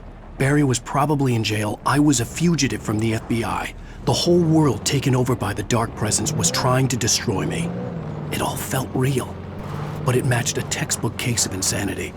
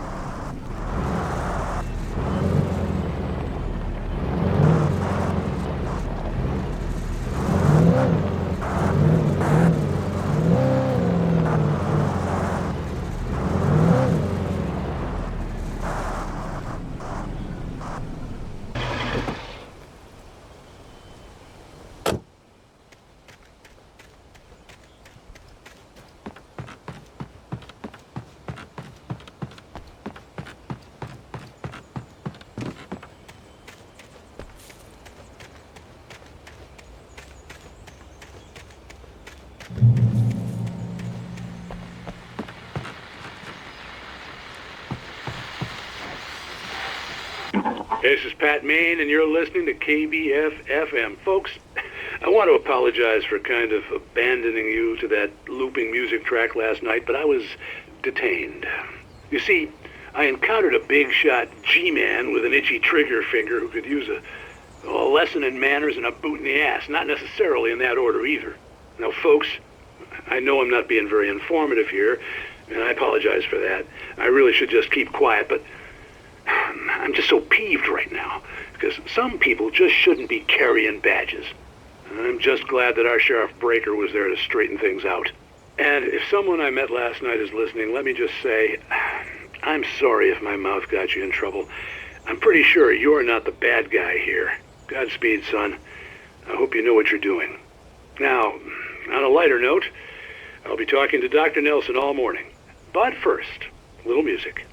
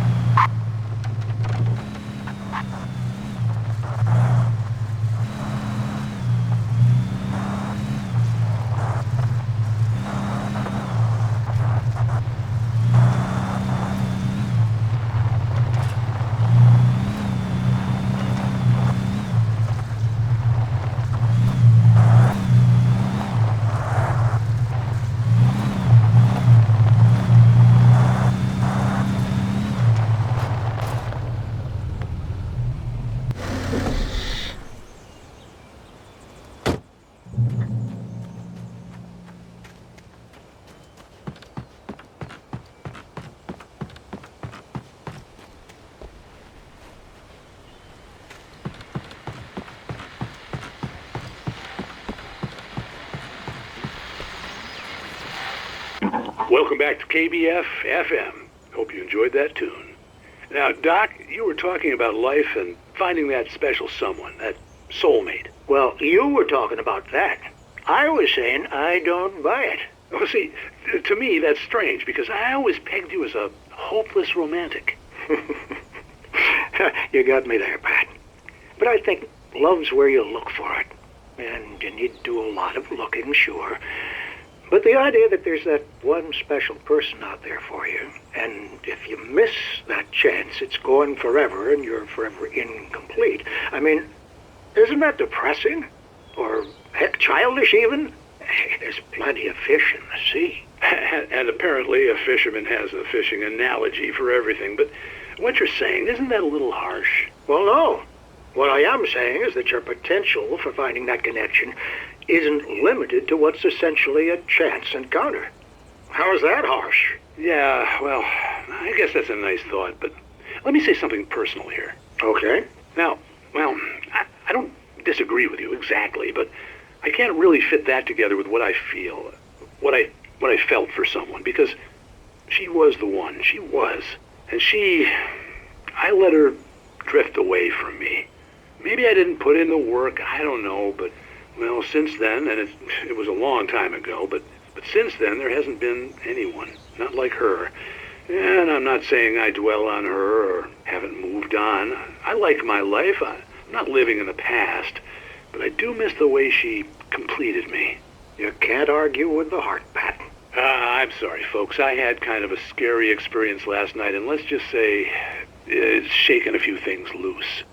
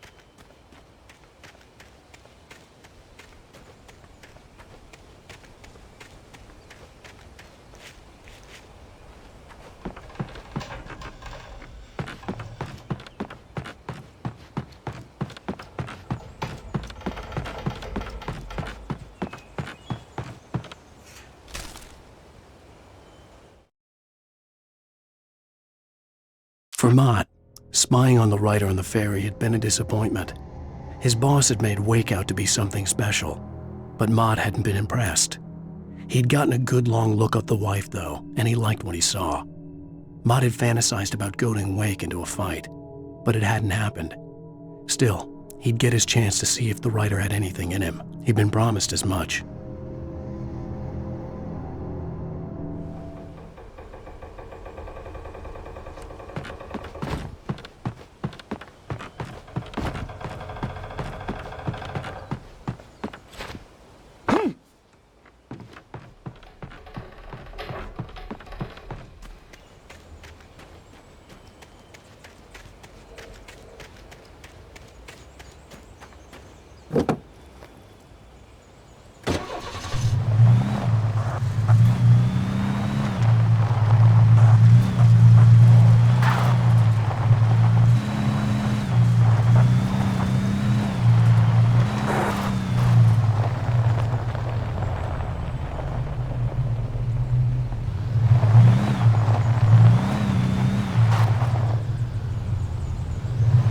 I was early. I was supposed to meet the kidnapper at noon in the main building. The coal mine was quiet. It was a museum now.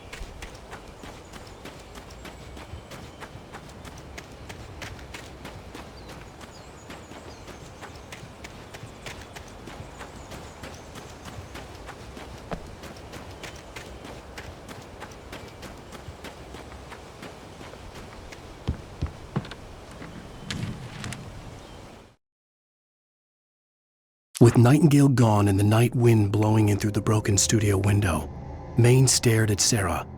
The sheriff looked away. Maine's voice shook with barely controlled anger. That boy's doing more drinking than thinking. I hope you know what you're doing, Sarah. He's got a sickness in his eyes. You take my word for it. He wants Wake for a reason, and it's not for anything good.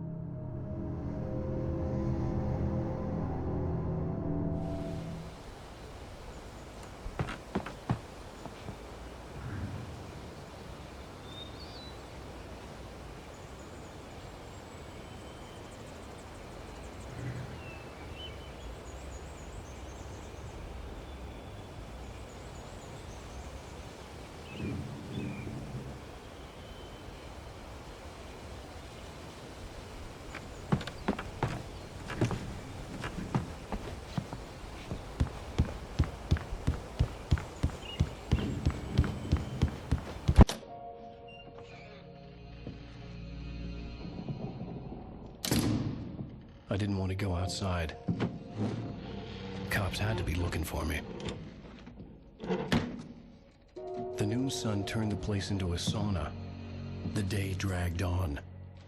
Different scenarios ran through my mind. Ways of how I'd torture the kidnapper to get Alice back. Or the different horrible things he could have done to her. I imagined her dead. I had no way of knowing she was still alive. It was killing me. I was running on blind hope. It was all a waste of time. The bastard never showed up.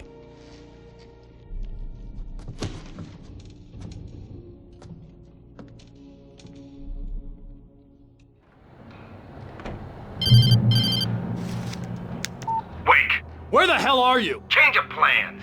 You know where Mirror Peak is?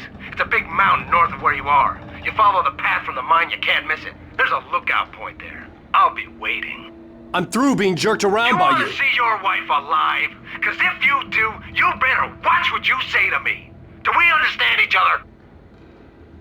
I want to talk to Alice. Yeah, and I want the manuscript. Don't keep me waiting, Wake. Hello? Hello? Ah! I'm gonna kill him.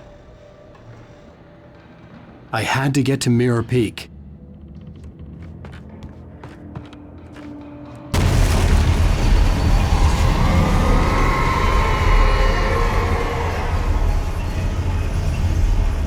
It was close, maybe closer than ever before.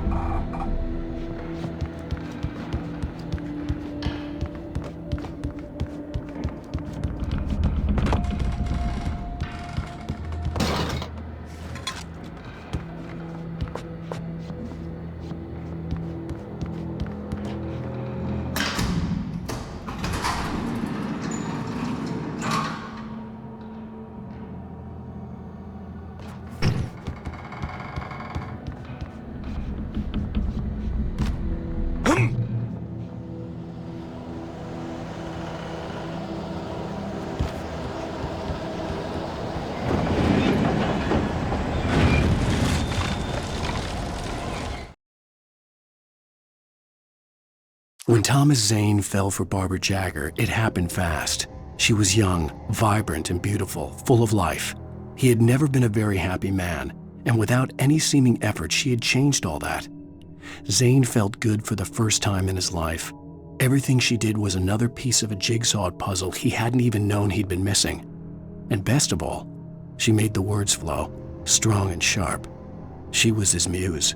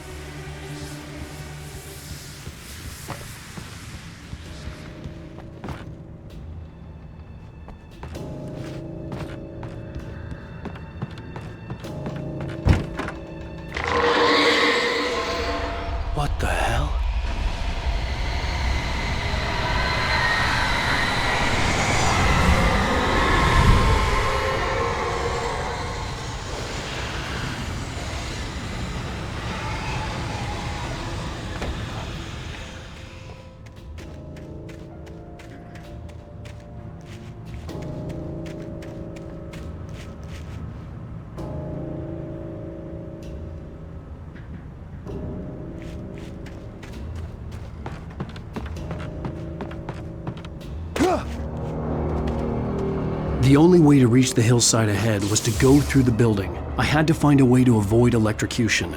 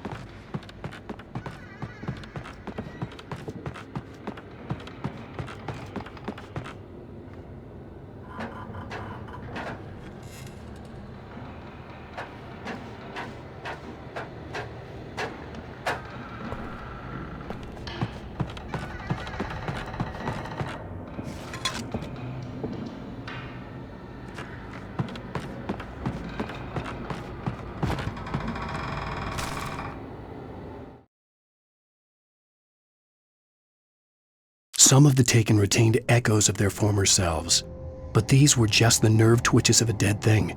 Nothing remained but a shell covered and filled with darkness. In most cases, these puppets were enough for the purposes of the dark presence. But for anything more elaborate, as with the writer, it was different. It needed his mind. And so rather than taking him over completely, it merely touched him.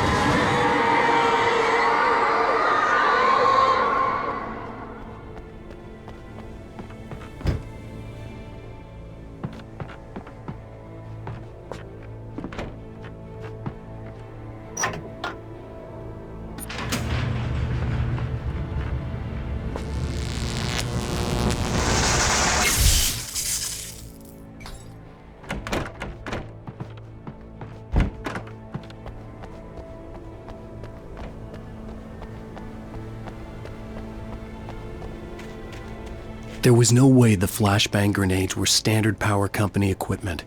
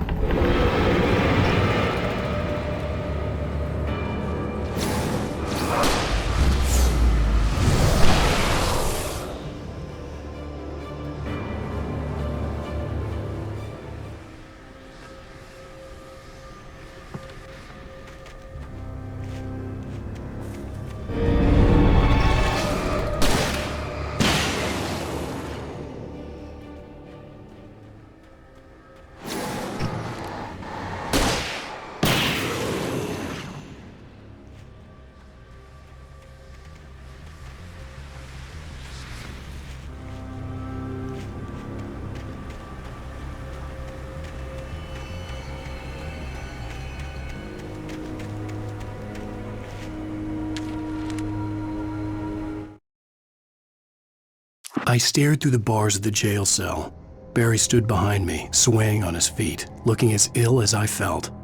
Agent Nightingale stood on the other side of the bars with Sheriff Breaker.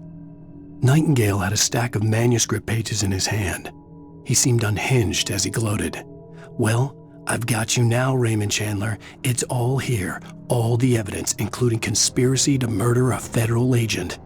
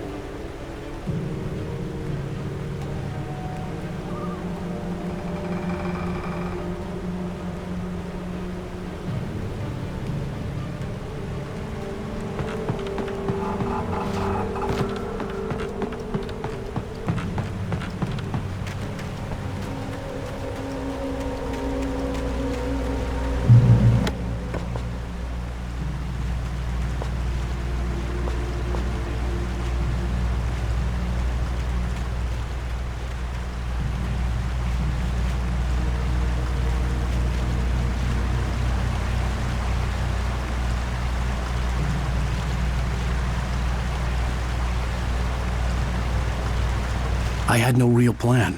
I was going to give the kidnapper all the manuscript pages I had for Alice. If that wasn't enough, I'd hold him at gunpoint and make him talk.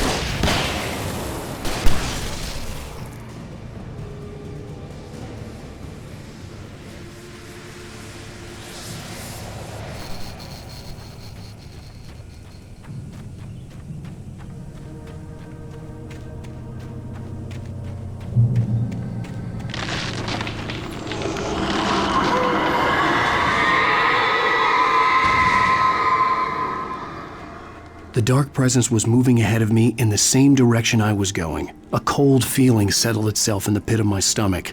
Was it going for Alice?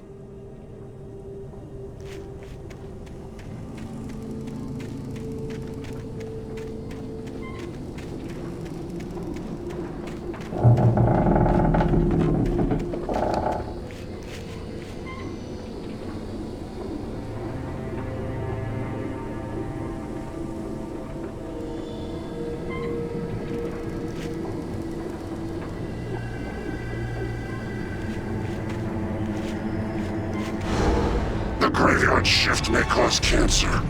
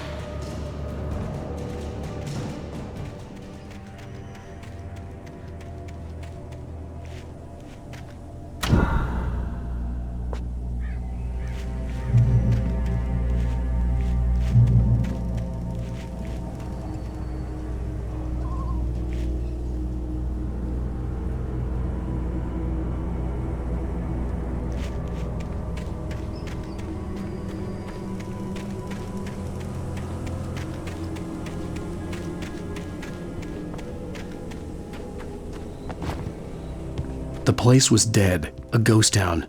Had been for decades, maybe a century.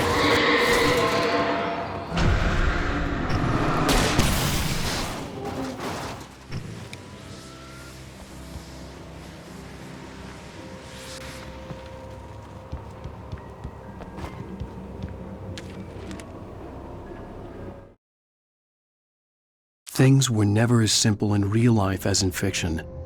I had lost count of the times I had wished there'd be a clear reason for my writer's block. Something to fight, something to lash out on. There wasn't. I was filled with doubt. I was nothing like the hero in my books. Alex Casey had gone through his life with single-minded determination, never wavering from his goal. Even now, I was angry at myself, angry at Alice, angry at Barry. I was fumbling and I had no plan.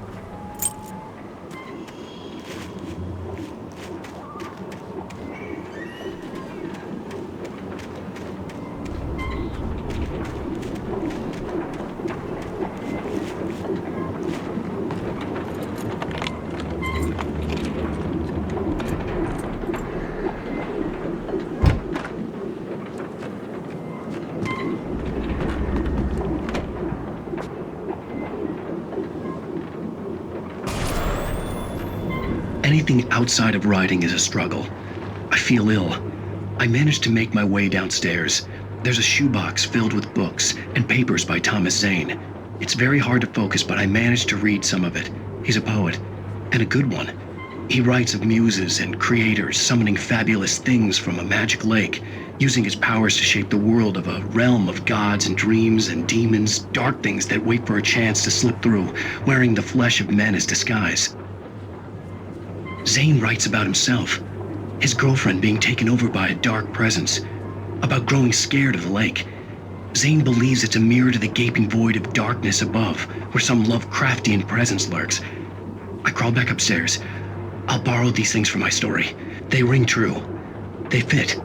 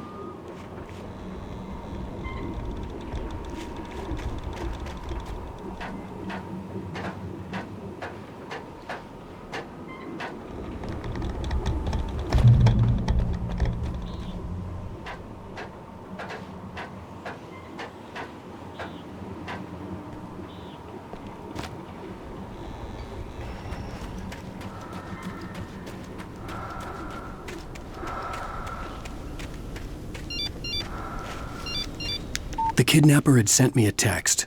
The message was full of spelling errors and insults. He was telling me to hurry up.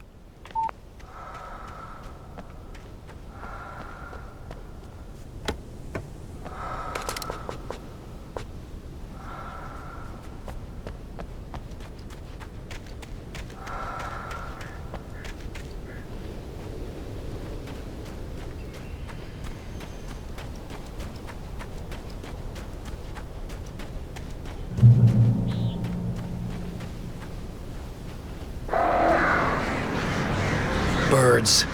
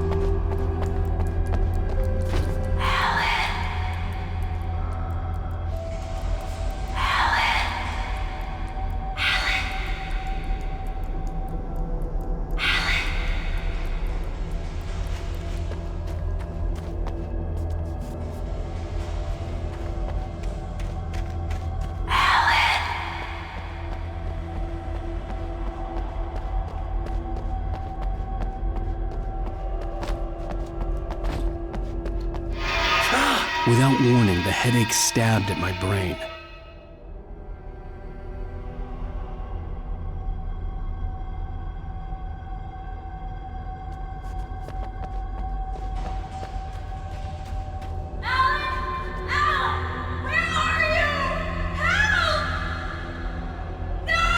Alice? Alice!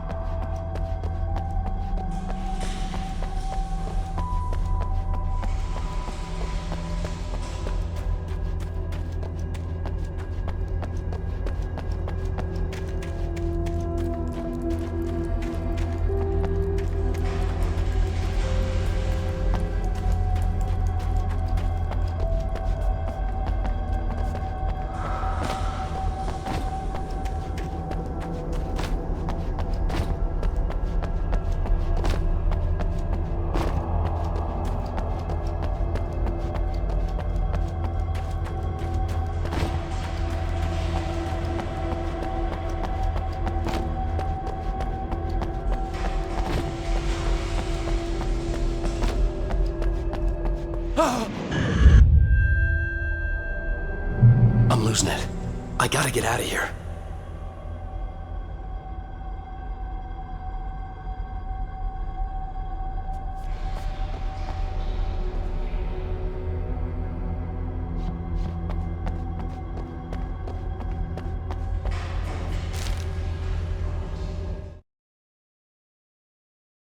The hunters were big, thick-set men, confident and at home in the woods.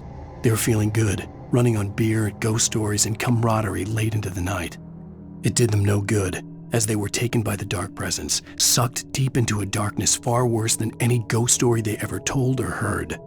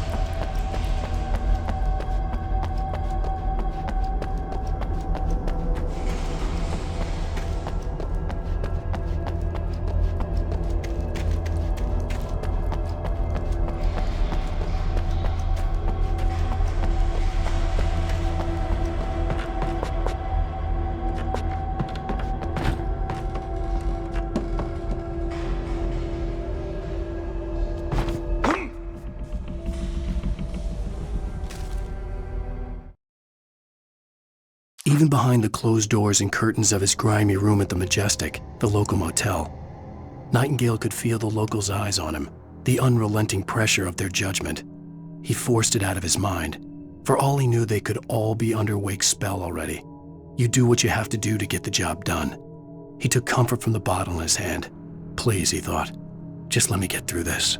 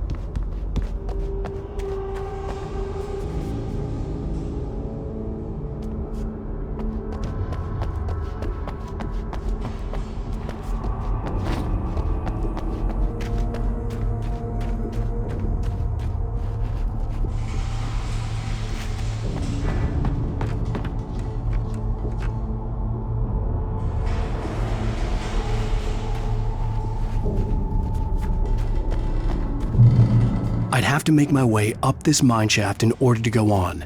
Maybe the machinery could help me with that.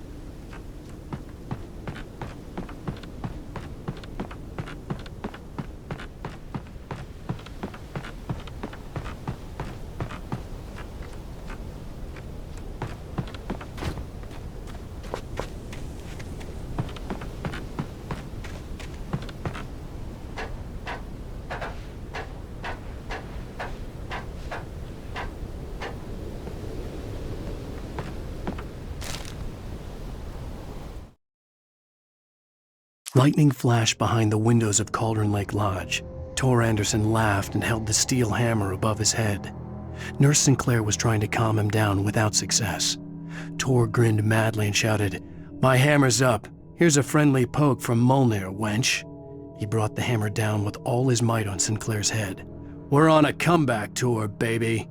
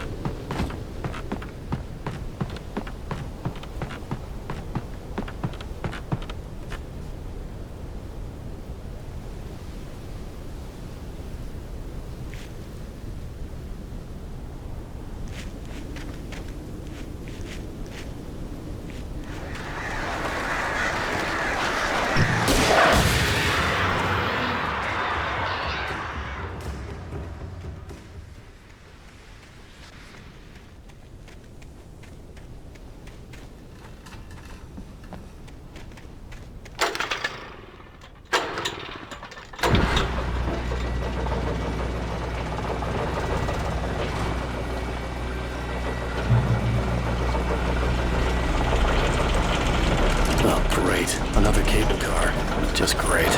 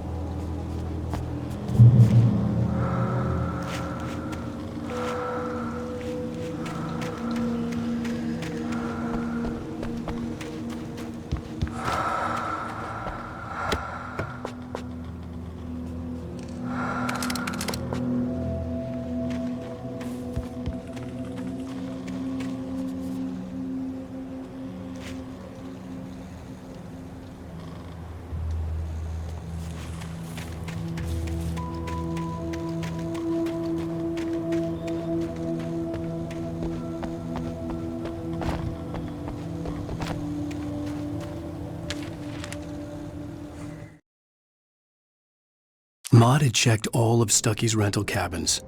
There had been no sign of the Wakes. It was dark when he'd found their car parked at the end of the road by Cauldron Lake. It made no sense. They must have taken a wrong turn, but there was no sign of them, and the car had been there for hours already. Frustrated, Mott stood on the rotten ruin of the footbridge that had once led to Diver's Isle before it sank beneath the waves years ago. The boss wouldn't be happy.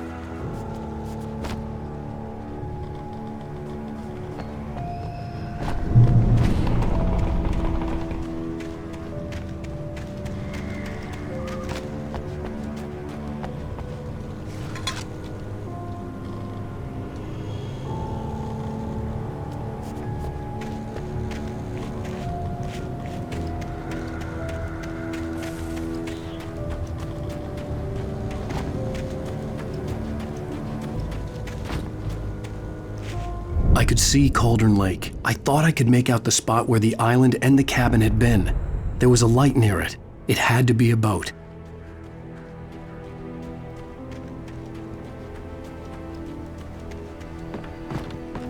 I was close now. I had to get there fast.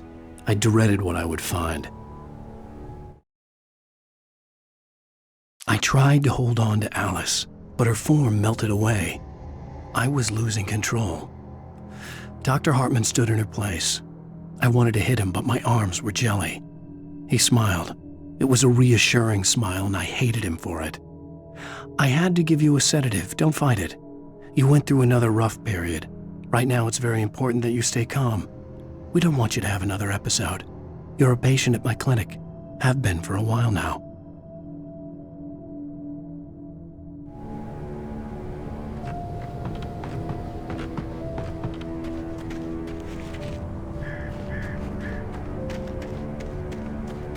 Wake! That you? Wake? Hey, I'm here! I'm coming! No! Get away! Sorry. Please, lady. The boss didn't know who he was messing with. I didn't know. I swear I didn't know. We don't have his wife.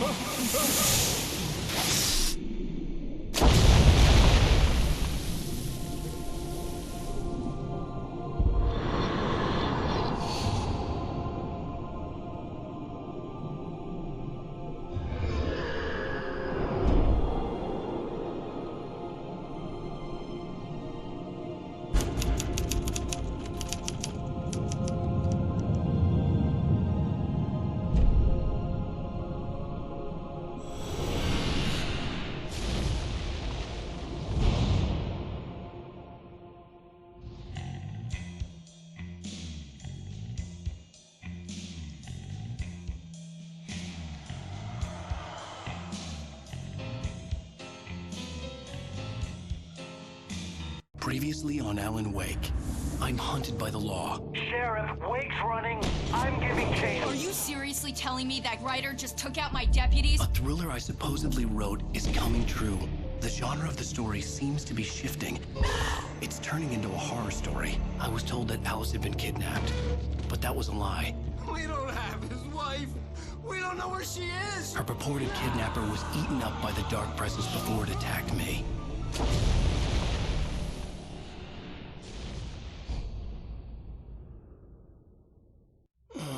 Alan, shh, baby. It was just a nightmare. Alice. There you go, Alan. Hartman, I fell. I had to give you a sedative. Don't fight it. You went through another rough period. What? Right now, it's very important that you stay calm. We don't want you to have another episode. You're a patient at my clinic. Have been for a while now. The shock of your wife's death triggered a mental illness. No, you're lying. You're suffering from various symptoms of undifferentiated schizophrenia. Bastard. It's okay, Alan. Just let go.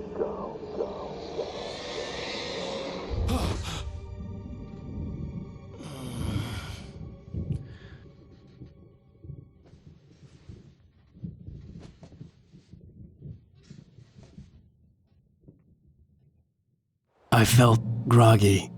Whatever Hartman had bumped in me was making me numb. I felt like this was happening to someone else. Someone I was watching on television. I couldn't think. Couldn't focus. There were only empty sheets of paper here. No manuscript pages.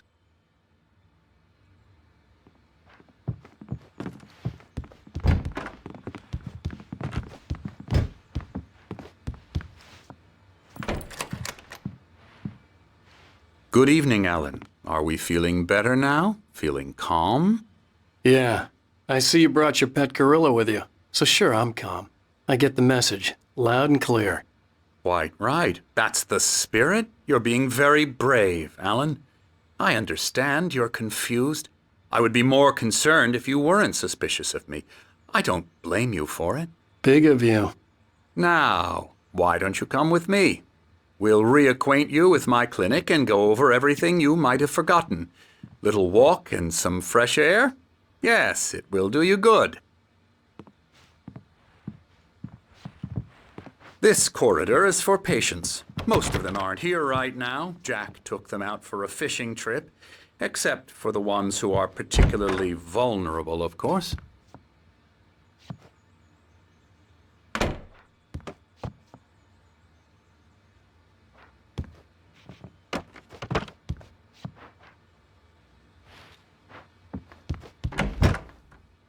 I encourage creativity as a part of the recovery process here at Cauldron Lake Lodge. I specialize in treating artists. I bet you do. Splendid, Alan. I honestly believe we can get this thing under control if we work together. This way, Alan.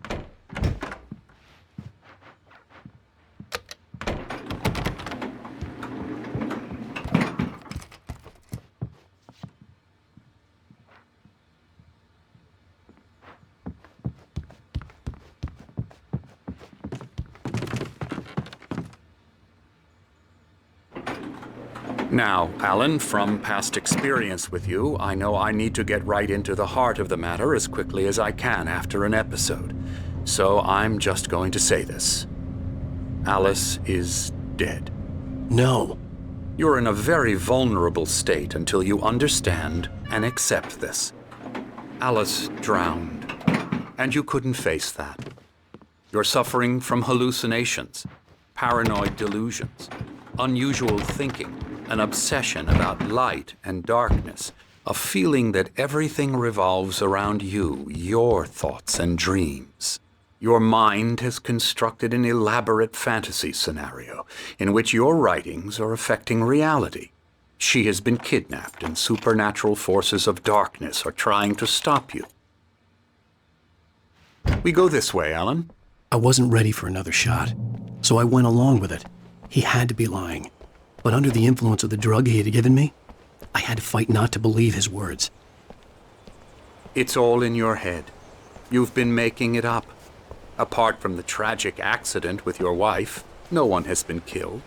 Your delusions are just a manifestation of your subconscious mind trying to protect you from the too painful truth. Unless we fight the fantasy, it will return. I know the instinct is to resist me, but think about it. Doesn't this make far more sense than the insane supernatural conspiracy you have concocted in your mind? You're a skeptic by nature, Alan. We both know this. Everything can be explained logically.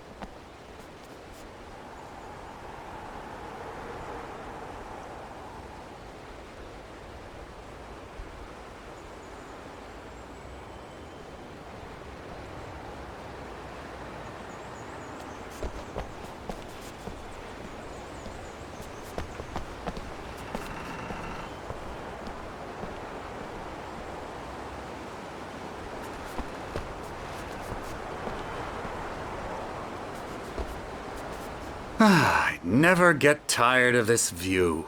Very inspiring, isn't it? Cauldron Lake spread below us. I could see Mirror Peak on the other side of the lake.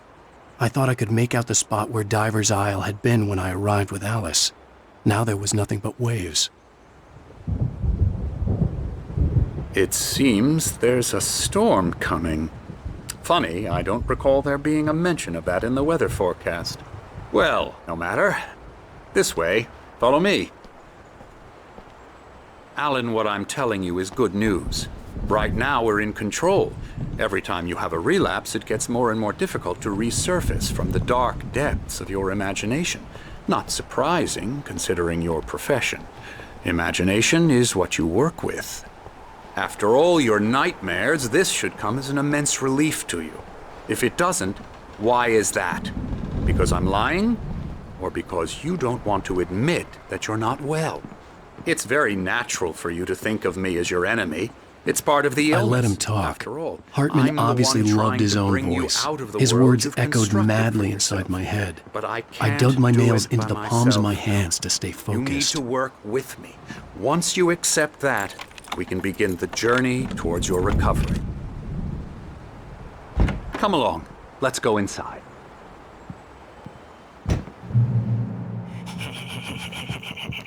Here's the entrance to the office wing. That's for staff only. You were impressed by my trophies when you first arrived here. I do love to hunt.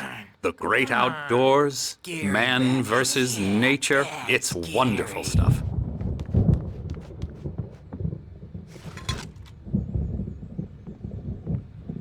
Scary, scary, scary.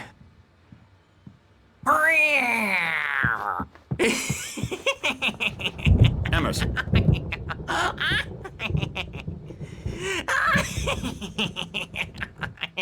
I'm a real bad dream, mister. You should be afraid of me. Don't want to run into me in the night, that's for sure. Please, Emerson. Mr. Wake is confused enough as it is. Yeah, you'd like me to go away so you won't be scared. But you can't just decide what kind of dream you have or when you have it. Emerson. Okay. Sorry. Boo.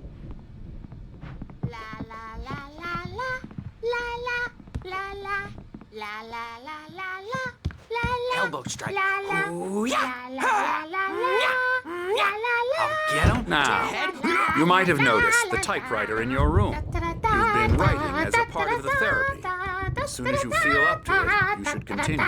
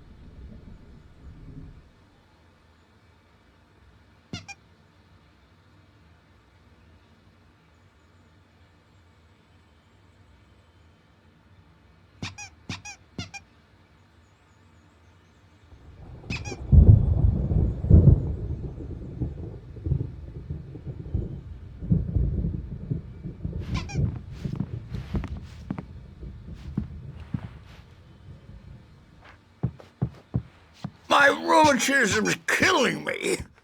There's a storm coming. Oh, what a storm. I hope it wipes this place off the face of the earth. And these two are the Anderson brothers, Odin and Tor. They had how should I put this? A heavy metal band in the 70s and 80s called Old Gods of Asgard. They even adopted new first names to complete the image of Viking gods. After the band broke up, they lived on a farm nearby. They are, well, in advanced stages of dementia. They're well cared for, TLC and all that. There's nothing more that can be done. I'm afraid that the rock and roll lifestyle has left its mark. Oh, that won't do. I'm so sorry to cut this short for now, Alan. The power has been acting up. I'd better go check on it. We'll continue this soon. Meanwhile, when you feel up to it, return to your room and try to write. It really is for the best. Don't you think? I'd like to bash his head in with a hammer. Oh, he'd love to fish out our secrets, but he has no clue. He's not crazy enough. Not crazy like us, Sonny. Yeah! Being crazy's a requirement, Sonny. Who else could understand the world when it's like this? It takes crazy to know crazy. That's the sanest thing I've heard in a while. Say, you're all right, Tom. Hey, we like him, don't we, bro? He's got to go to the farm. The Anderson farm. Valhalla! We wrote it all down, lest we forget. A crash course. All you need to know to get your head right. You need to find the message. Here, Sonny, here's something for you. Gave me a rash, but I kept it safe from these bastards. My head was clearing up, or according to Hartman, I was sinking back into the fantasy. I was convinced he was lying to me about everything. Crazy or not, the Andersons made more sense. Tom, you got any booze on you? Yeah, no. Sorry, we have a stash of the special stuff at the farm. Our own formula. Local ingredients. Medicine clears your head right up. Makes you remember like moonbeams on the brain. Oh, I just noticed. Leather patches on the elbows? That's not very rock and roll. Tom's just lost is all. Baba Yaga got to him too, the damn witch. She used us all. Taken from all of us. Took my thunder, the witch. And my ravens, what were they? Memory and thought, the hag. She took something from you too, didn't she? That's what she does. We're better off. This place, the lake, it gives you power. If you're a creator, an artist, haga. Nightmare shifted in their sleep in the darkness of the lake. Yeah, that's the one. She makes sure it comes out twisted and wrong. Just ask the lamp lady. She knows what happened to that other rider. She's been using you, boy, and you let her. You went and opened the door for her, didn't you? Now, it was already open a crack. And whose fault is that? We're morally corrupt, disease-ridden, old and stupid. Doesn't mean he had to open it all the way, goddammit.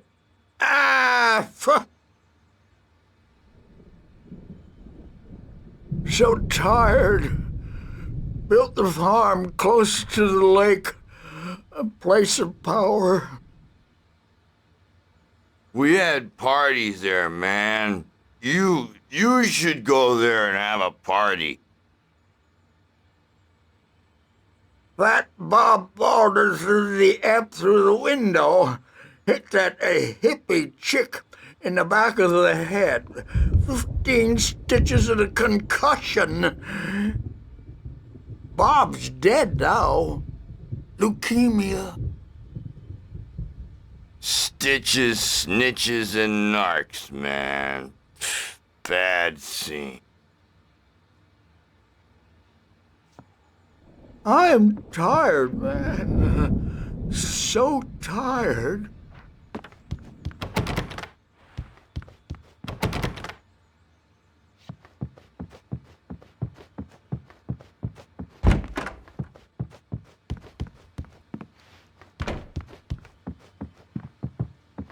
Dream and you can't wake up. You can't hurt a nightmare because all dreams are only imagination. They're only in your head and they're not there when you wake up. So you can't wake up because I'm in charge now and I don't want to disappear. My nightmare is the publisher people who want to make a contribution so they can say they made a contribution. And then we end up with mullets in there because they think mullets are funny, but it wasn't supposed to be about mullets. And now it's about mullets. And when it's in slow motion, they call it mullet time because the numbers came back from marketing that mullet time is the hook we needed to go big in the target demographic. And they're not even kidding. They say it all like serial killers with straight faces and smiles. My nightmare is the writers who want to make everything from the characters to the toasters talk all the time and express their feelings so they won't shut up. And the writers won't shut up either because they have feelings too. And I have to listen to them because they're not scared of me. And everyone should just shut up. Shut up. Shut up. But I don't see nightmares anymore because I'm too scary for them. I take 2 pills every morning and 1 with every meal and 4 when I go to bed. And that makes me the scariest nightmare of all.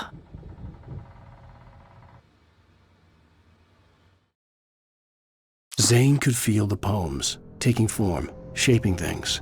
As he experimented, he imagined he could almost feel the power surging through the keys of the typewriter. It exhilarated him. But there was fear, too. If not for his young assistant Emil, he would have given it up. But Emil convinced him otherwise.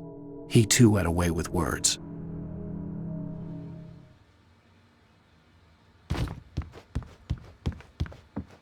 Hey, Wake, why don't you humor Dr. Hartman and give the writing a shot, huh? The typewriter's in your room. You can get to your room by those stairs, Wake.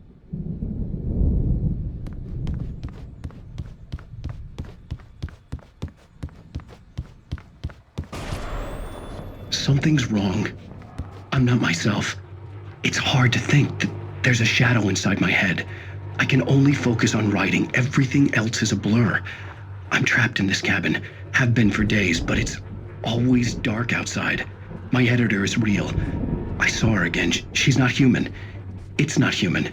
A dark presence is wearing the old woman's face. She was covered in clinging shadows. There's a hole in her chest where her heart should be. I think I've made a horrible mistake. I don't think I'm any closer to saving Alice. It's been lying to me, using me to get the story it wants, and the story will come true.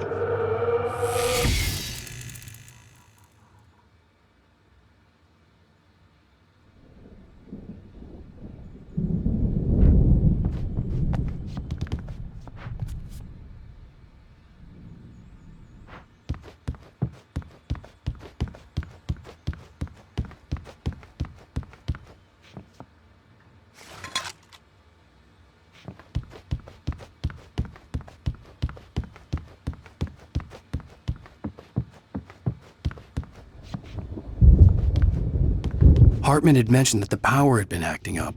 Maybe that was the reason for the generator and the work light on the balcony. Hartman wanted me to write. I knew I couldn't, but I figured I should just play along for now. It was the only thing I could do with Nurse Birch watching me like a hawk. The generator hadn't been activated, and there was no key.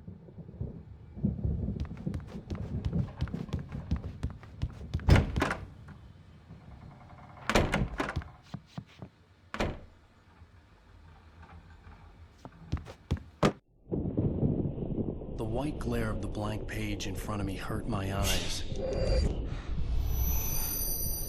My hands began to shake uncontrollably. Everybody, calm down. Put that down. Bert, I need help. Hey, Wake, you stay here. I'm gonna go see what's up. You just keep doing what you're doing. Be cool, okay?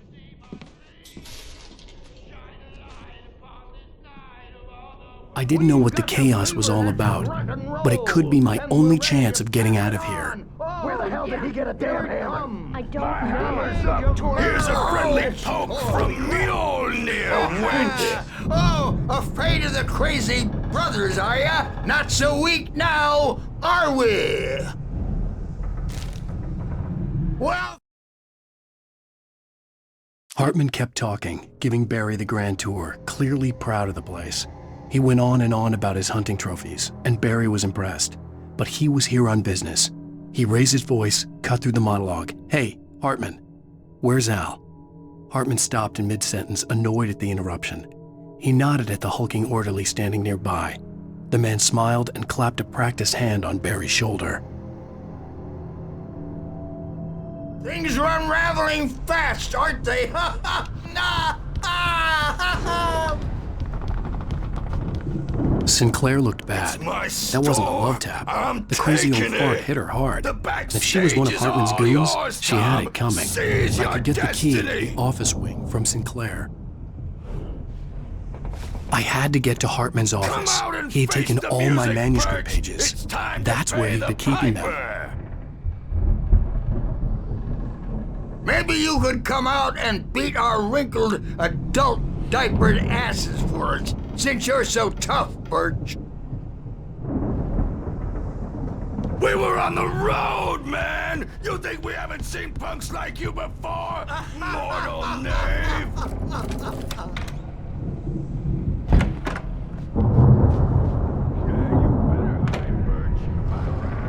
The markings on the tape said they were recordings Hartman had made at the sessions with his patients. I saw Alice's name on one of them. For a moment, I couldn't breathe right.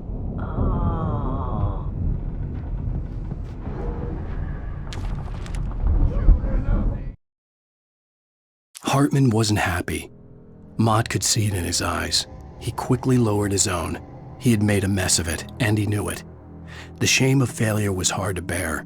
He hadn't expected Wake to say he needed more time, and he blurted out 2 days, less than Wake had asked for to show him who was in charge. But that wasn't part of Hartman's plan.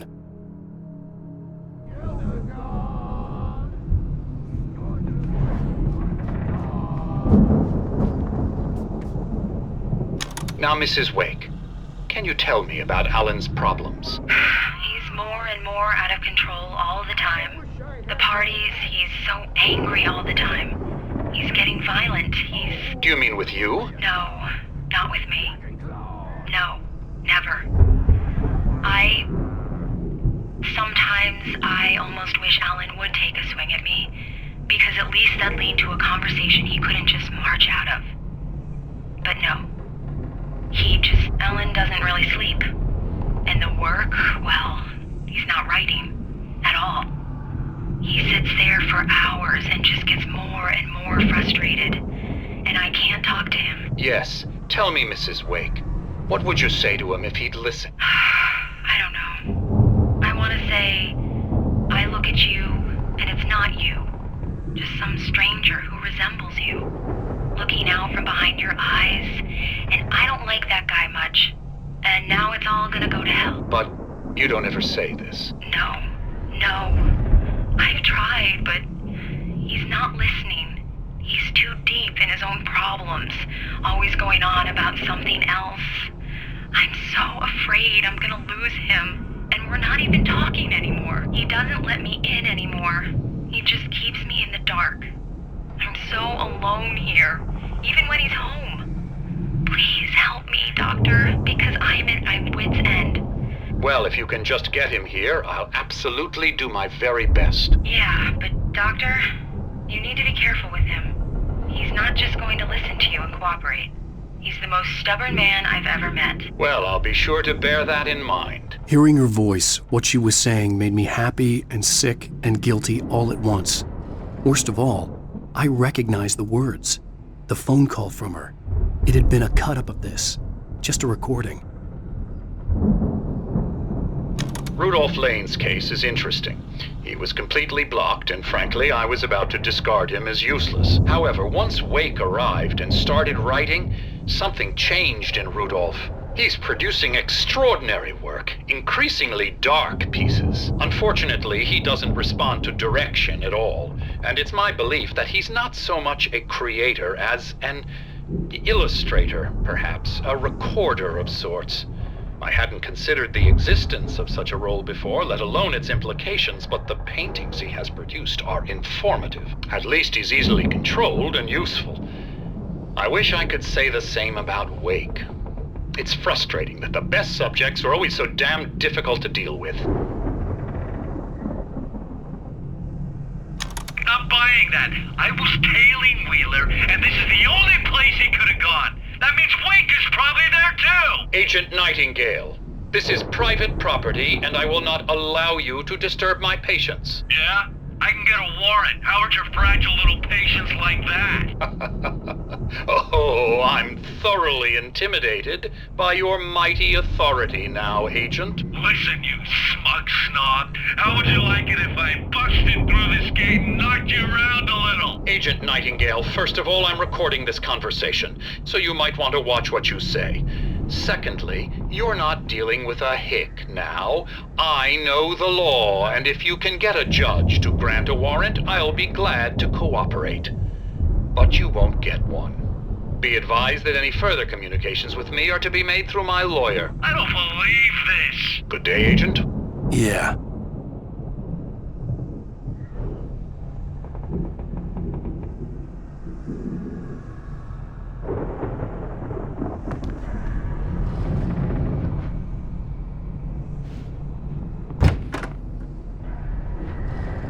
The photo on the wall caught my attention.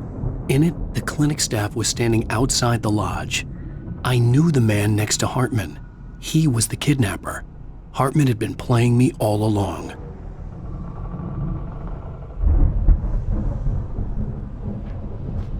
Let me out of here!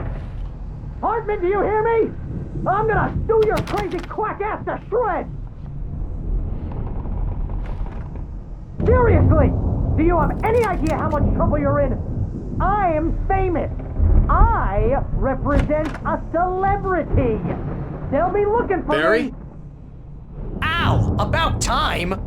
Barry, man, am I glad to see you. We need to get to Hartman's office. It's right next door. You okay? Yeah.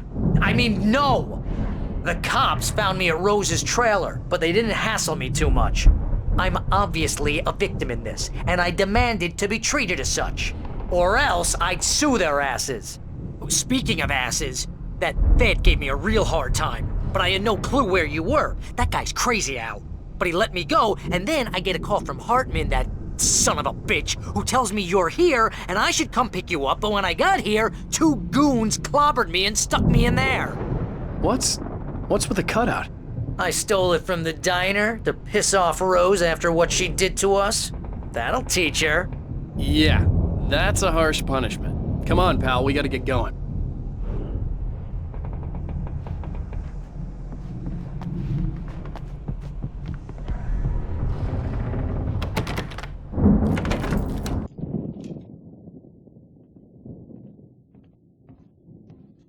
These were all the pages I had on me. And more.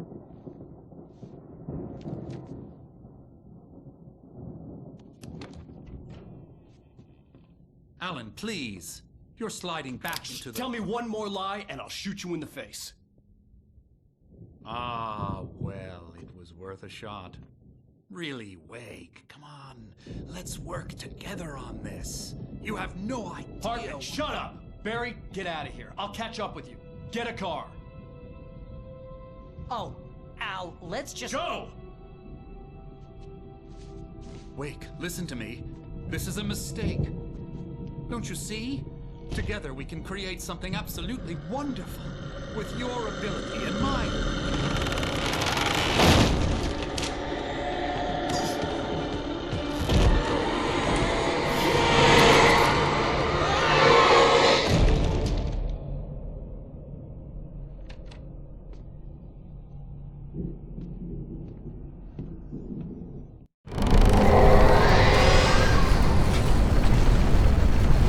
The dark presence would be on me in a moment. I had to find a way out. Hartman followed the fall of Alan Wake with his binoculars. When the rider hit the water, he ordered Jack to take the boat to him. The spot was easy to see in the dark, even with all the extra lights in the boat. The flare floated and kept burning even in the water. Jack turned the radio louder as the engine sputtered. The music was rough and clanking, something the Anderson brothers would no doubt have enjoyed. But Hartman chose to ignore it. Wake was finally within his reach.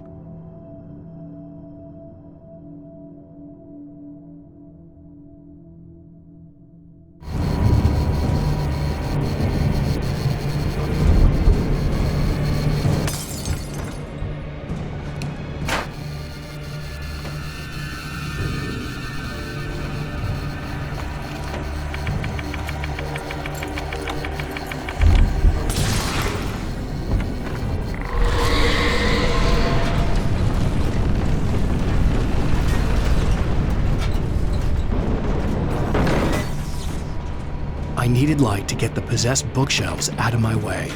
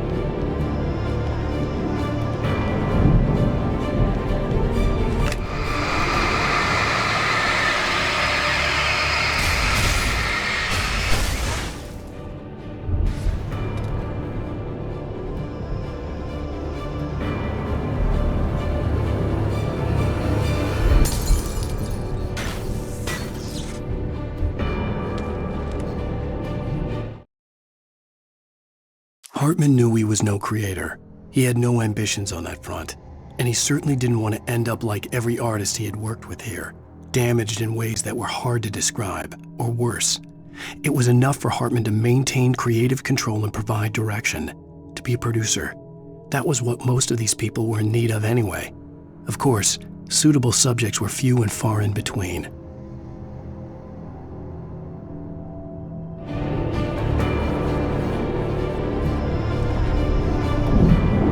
Most of us have felt the shadow on us. The shiver down your back, the glimpse from the corner of the eye. You can't find it on purpose, but take a wrong turn, or the wrong bus, whatever you are when you wake up, and you will find yourself in a small town of Night Springs. Tonight's episode, The Dune Samaritan. Sometimes, even the simplest things prove impossible. Consider, you get in a car and leave a life behind. Easy? Not tonight. Thanks for the ride, Mark. I'm so glad to be leaving this place. You have no idea. What, Night Springs? Come on, Linda. Relax. It's not that bad.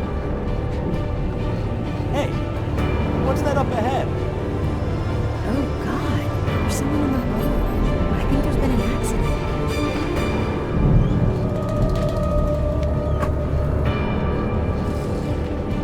Are you alright? Oh no, Linda! Oh no! It was me on the road! Wait! Tell him to watch out for the truck! Watch out for the truck! My God, Mark?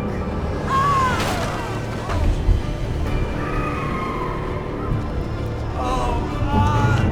Oh, please! God, no! Linda! Linda! Thanks for the ride, Mark. I'm so glad to be leaving this place. What, Night Springs? Come on, Linda. Relax. It's not that bad. Hey, what's that up ahead? Oh, God. There's someone in the road. I think there's been an accident.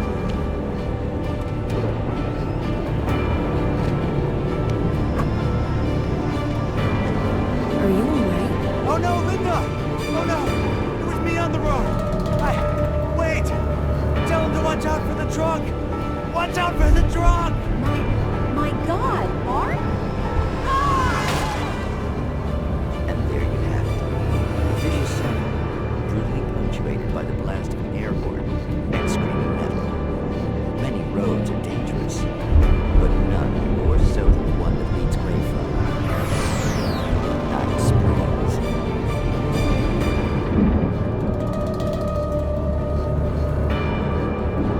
Magic, parlor tricks, smoke and mirrors.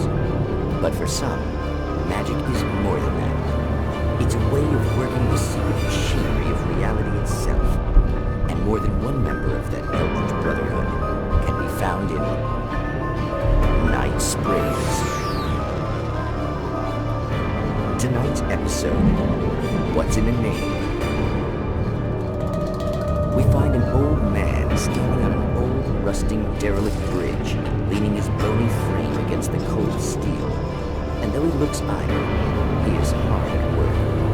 His young apprentice attends to him, as good apprentices do. Yes, yes. Coming along nicely. Don't you think, boy? Yes, Magus. Sir, we've been getting some complaints. Are you defacing the bridge? Oh. No, I wouldn't do that. Sir, I can see the screwdriver in your hand and the scratches on the steel beams. You've been spotted doing this all over town. Yes, I have been very busy, but I'm no vandal, officer. Exactly. What are you up to, sir? He's writing his name on the town. The youngster is correct.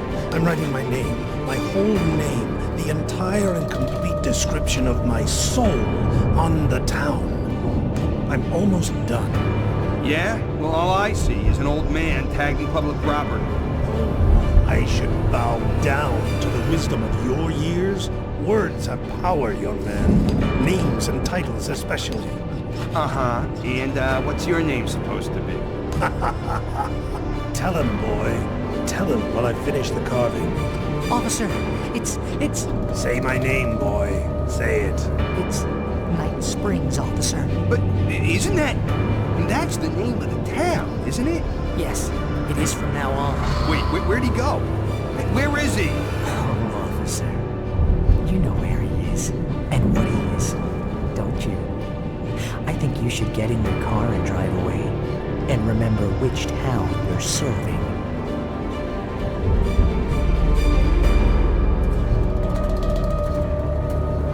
Your will be done, Magus. Ah, yes. There are too many little towns to count, all of them with some little magic of their own. But some towns have more personality than others, and none more so than Night Springs.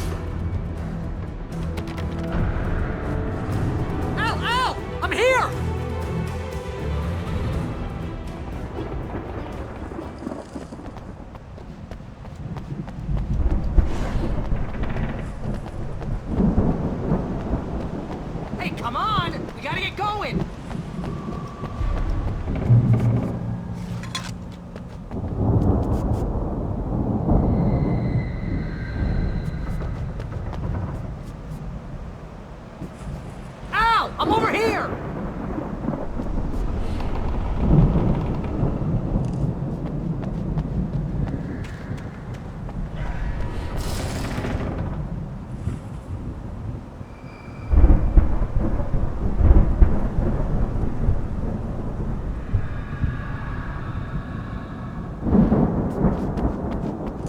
I found the car, but the gate's locked. You're gonna have to go through the hedge maze over there. Barry, I don't have a light. Take this, Al! Oh, God! Look at the house, Al! Look out!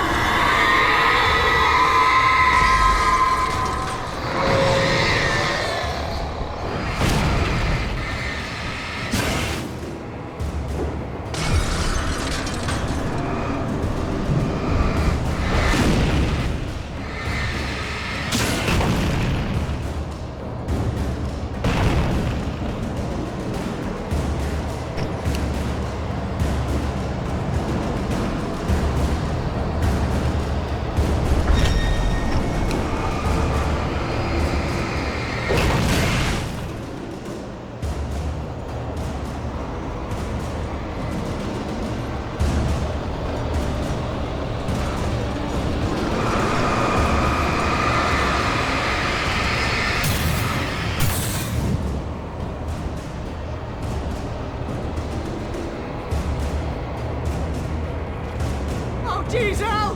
The house looks bad! Let's get out of here!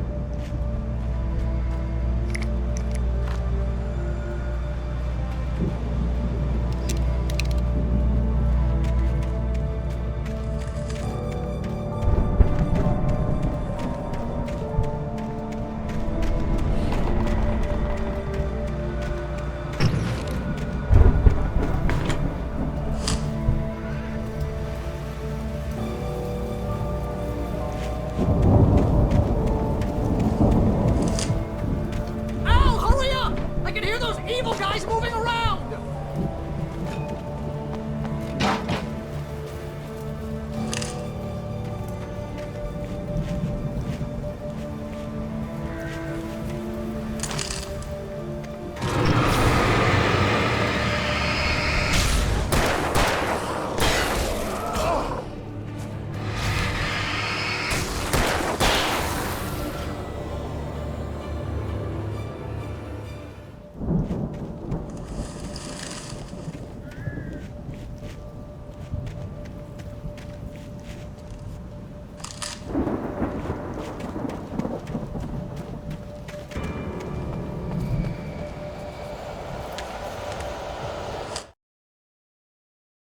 I stared at the Viking paraphernalia that littered the area, surrounding an unlikely centerpiece.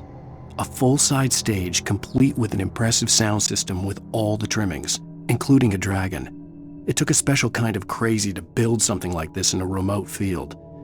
When the sky split open with a deafening boom and the music started blasting, it felt strangely appropriate.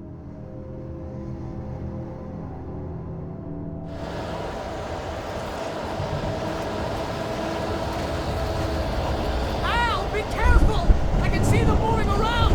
They're coming for you!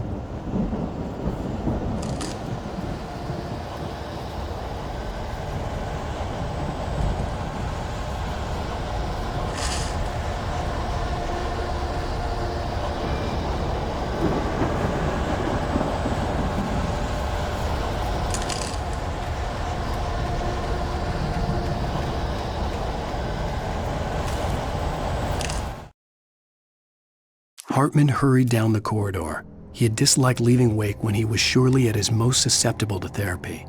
But this was not an ordinary storm. Wake had been writing, and he had woken something up in the depths of the lake. Now, it was coming for him. Hartman had naturally prepared for a situation like this. The idiot brothers would keep Wake distracted while Hartman double-checked everything, just to be sure.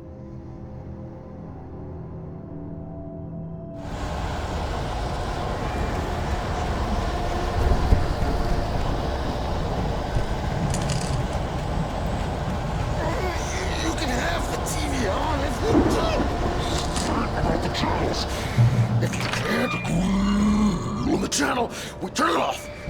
We don't want any fighting. It makes me mad.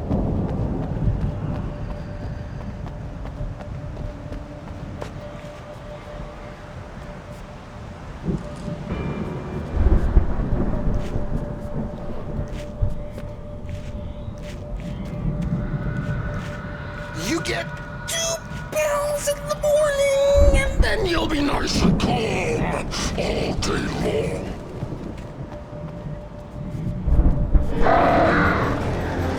You get 3 pills in the evening. You sleep like a baby.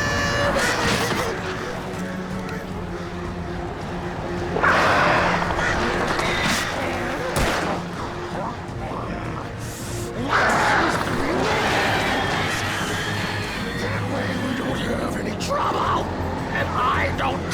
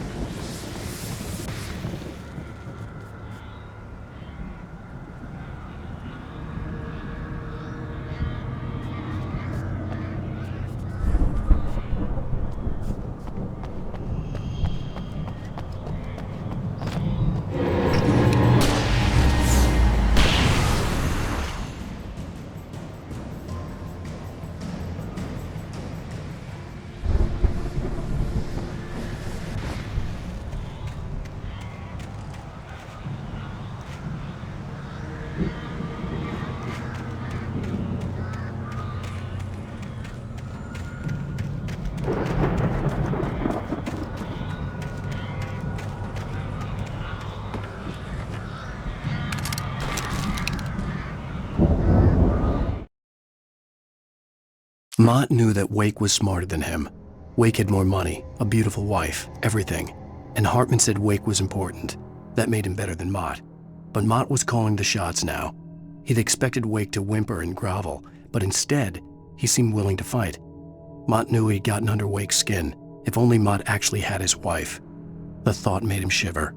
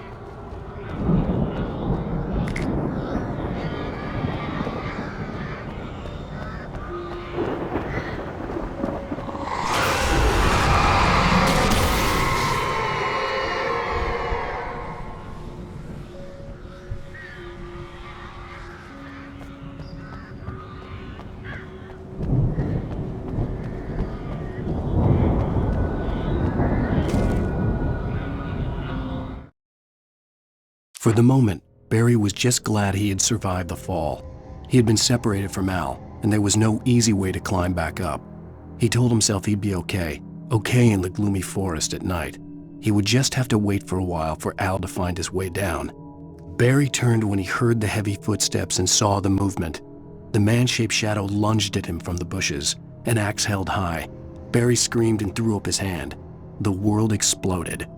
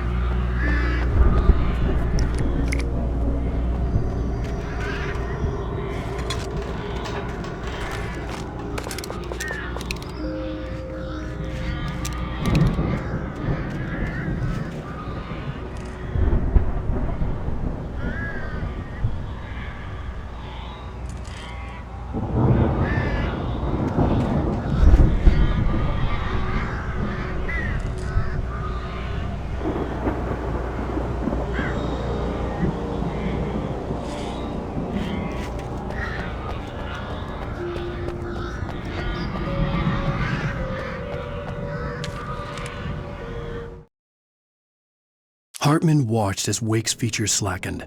The man was bullheaded, no doubt. Even lying on the bed, he'd almost broken Hartman's nose the second time. But with a little time, he could break Wake down, give him proper direction. Wake was easily the most promising subject he had had. Well, since Tom, really. "Sleep well, Alan," Hartman whispered with a smile. "Let me take care of you." He sniffed hard to clear his throbbing nose, swallowed blood, and barely tasted it.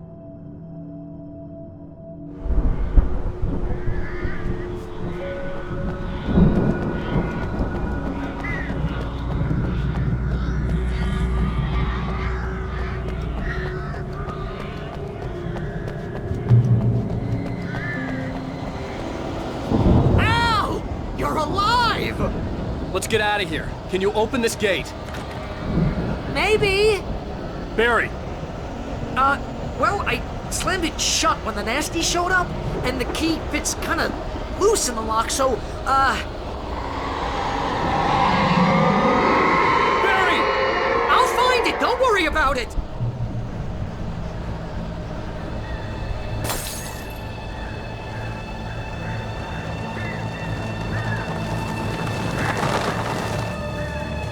Hurry up, Barry! I'm on it!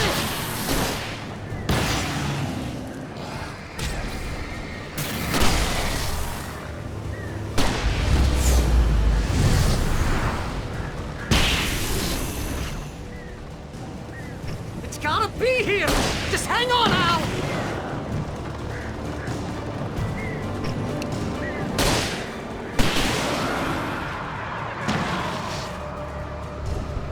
Oh, hey, I found a quarter!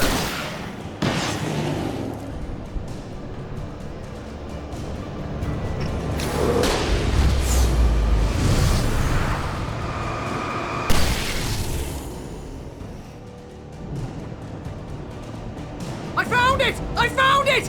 Ah, no, wait, that's a twig.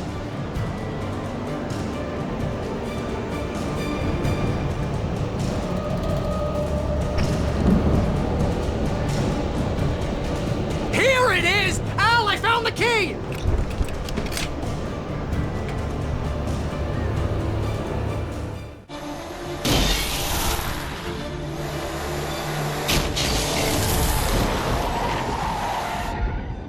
Al, please tell me we're headed for the nearest "You're now leaving Bright Falls. Come back soon" sign. We're going to the Anderson farm. I knew you were gonna say something like that. You know what? You owe me big time for this. When this is through, if we make it, I don't care what anybody says, I'm done with darkness. You're gonna buy me a tanning bed as a gift, and I'm gonna live in it.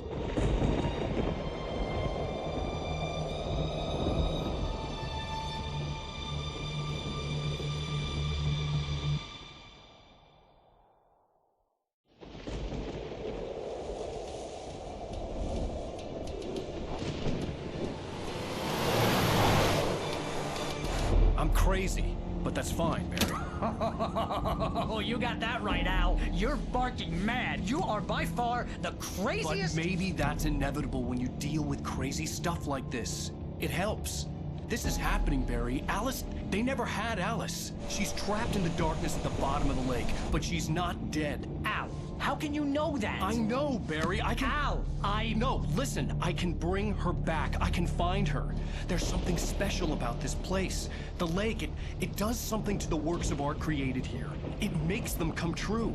But there's a catch. The dark presence, whatever that thing is, twists it to its own ends. That's why all of this is happening. It's using my manuscript to take over everything. Al, I believe you. It happened to Thomas Zane before it happened to the Andersons. I believe you. Crazy or not, you're not delusional. Weird shit's going down. That's a fact.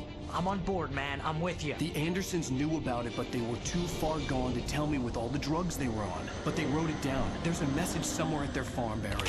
We just need to find it. Look out!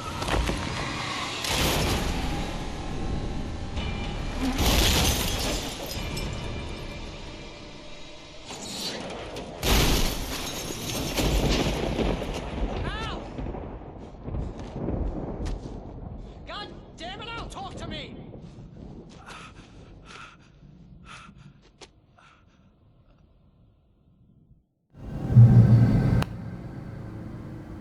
I had lost my gun in the crash. Barry was nowhere to be seen.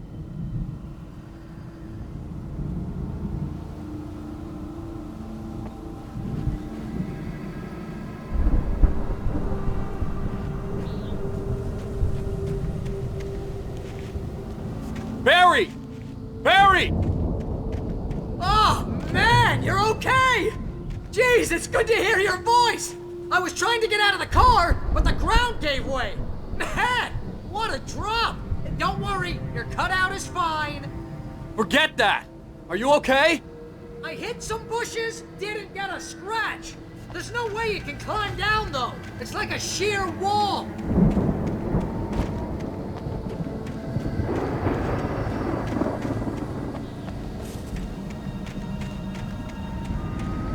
Ah! Al! There's something moving down here! Barry, it's a taken! Use a flare, Barry! Oh! Yeah! Barry, are you alright? I'm good, Al! I'm great! Guess you never messed with anyone from New York City before, huh?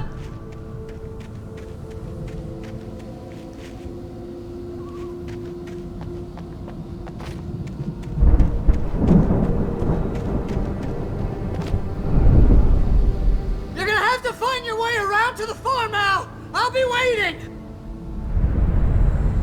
Barry, just wait for me, okay? Al! I'm not staying here! It's suicide! I'm going to the farm! I'm gonna go ahead and secure the area! You can catch up! Don't worry about it! I'm on the case! Now he's Rambo. This would turn into a disaster if I didn't catch up with Barry.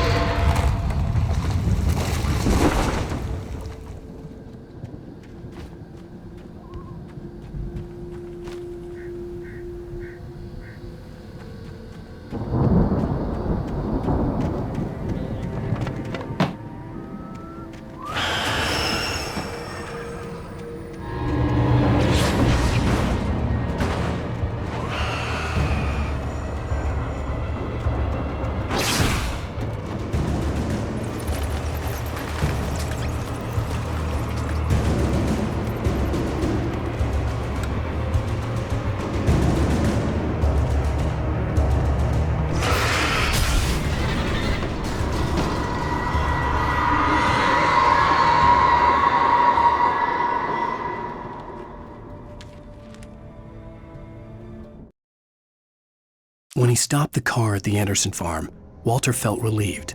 Oblivion was close at hand. The brothers wouldn't miss a jar of moonshine or two in the booby hatch. But then he saw the man on the porch, and he knew who it was. Driving for his life and knowing it was useless, he didn't realize he was crying until he couldn't see the road for the tears.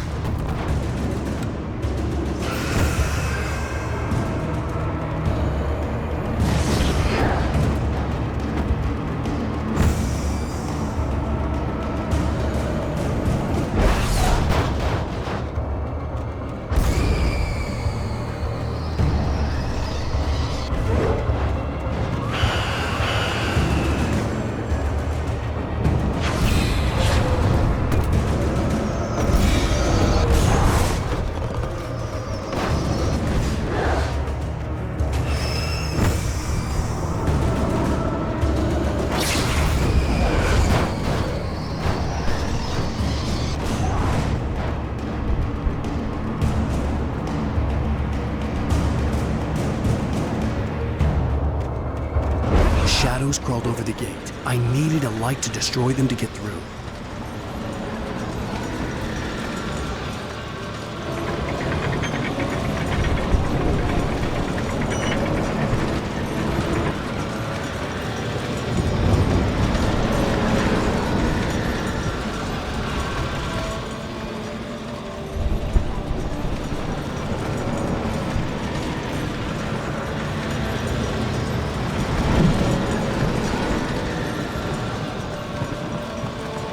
I hoped there'd still be a working generator somewhere around here to power up the old lights by the gate.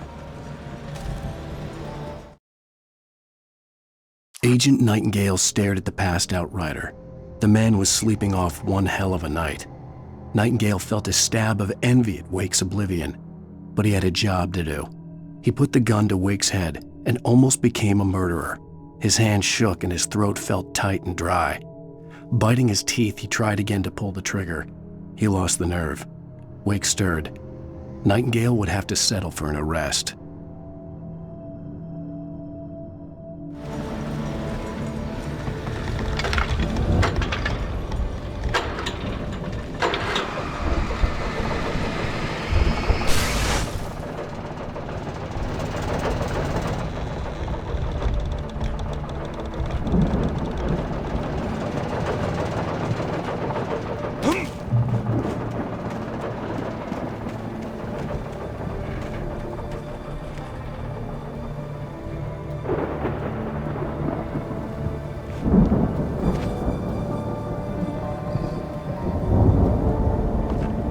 I could sense the movement in the woods ahead. Facing the enemy without a weapon was dangerous, but I had no choice.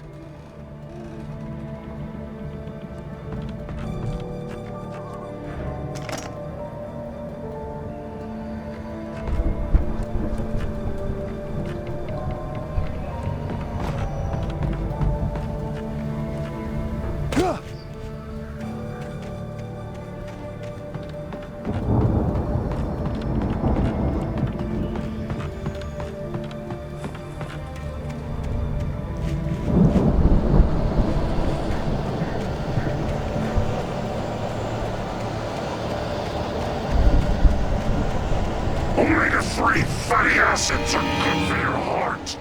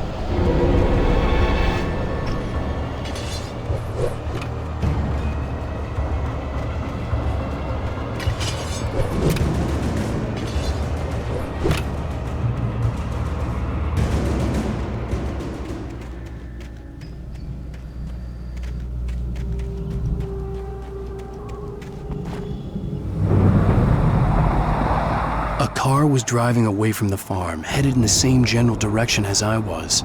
For all I knew, it was Barry, caught in the consequences of leaping before looking.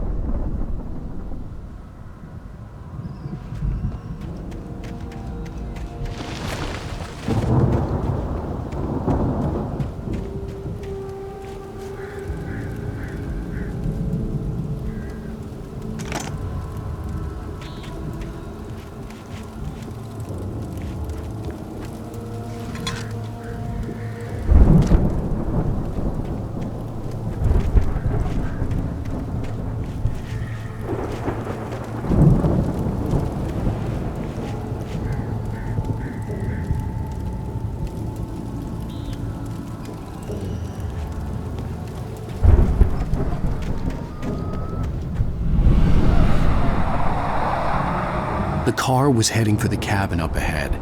It wasn't far. If it was Barry, I would see the damage soon.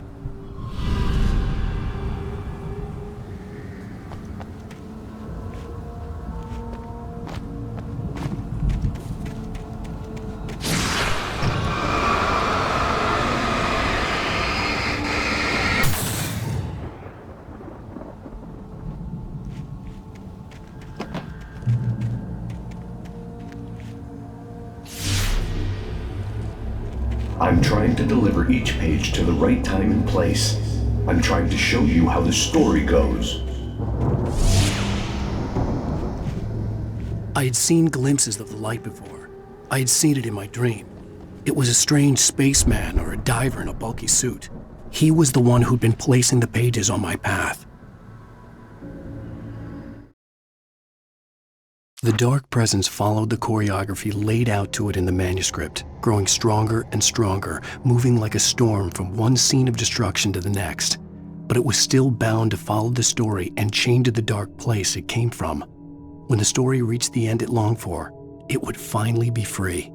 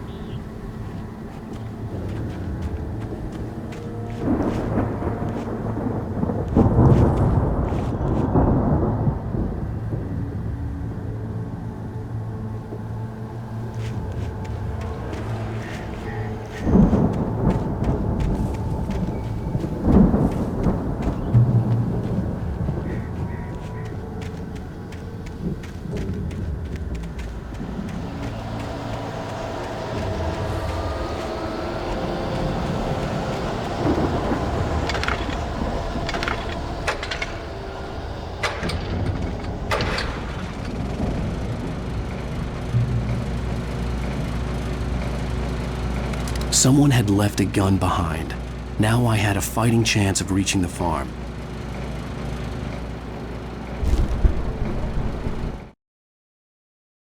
The storm raged on as the Anderson brothers walked unsteadily away from the clinic with the other patients in tow, knowing that this time they wouldn't return. The darkness around them seethed with horrors, but Tor and Odin were unafraid. Their eyes glinted with guile. They knew every secret path, and there was blood on their hands. They had fought these shades before.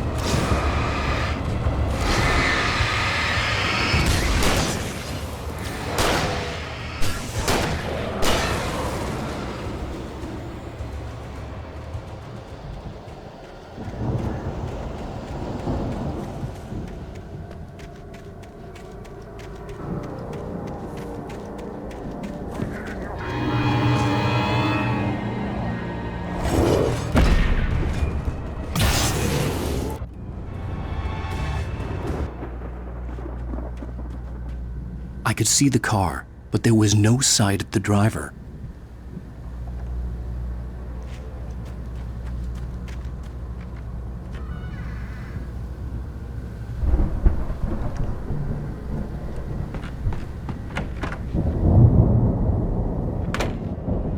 Hello? Anybody here? Barry! No! Danny, you're not! Please! What are you? No! Don't! I'm sorry!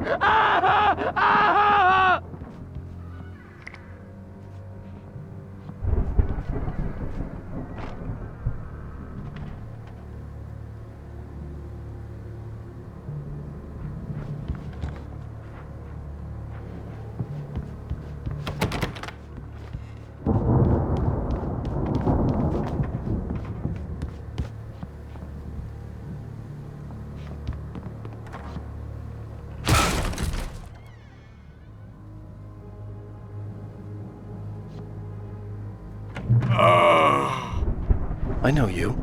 You were in jail the other day. I went to the farm again for the moonshine, you know? It makes you see. They're not gonna miss it. They're in the loony bin. But my buddy, Danny, I lost him. Something's gone wrong with him. It's not him. Like a real bad follow-up to a real good movie. The best friend's suddenly the bad guy who wrote this crap anyway.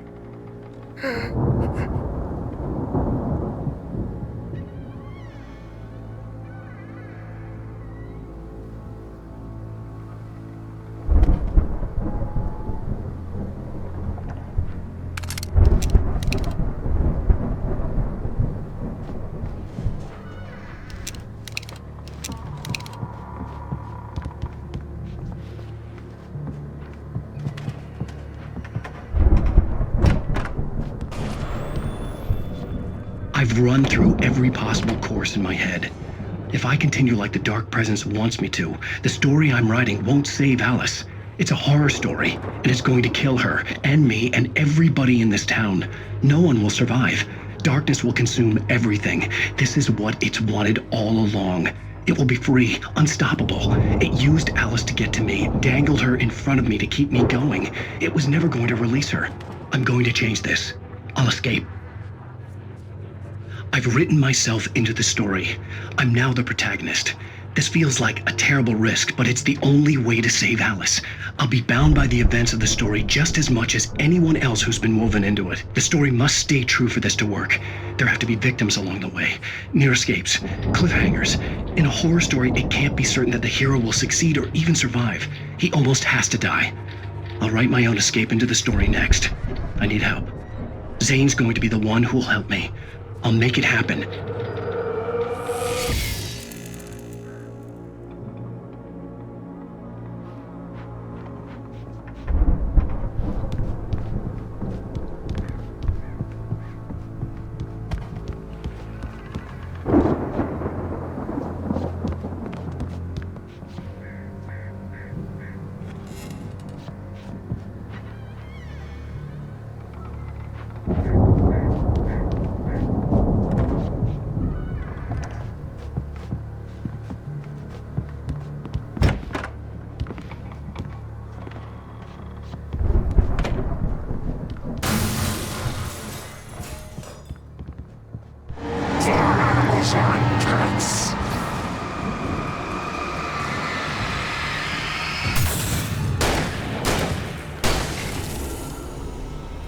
Let me guess. Danny, huh?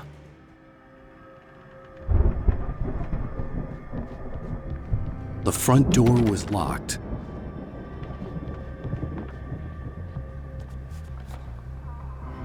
The farm was still a good distance away. I'd need a car to get there fast.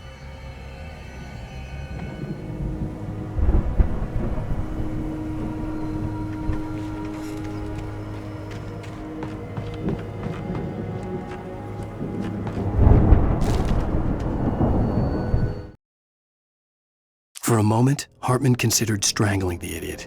Mott was mean-spirited, but easily manipulated, an emotional infant who lived for his approval. Wake, by contrast, was a far more difficult subject. Mott had given him too much leash. In 2 days, who knew what could happen? Hartman would have to find a way to rein him in, and quickly.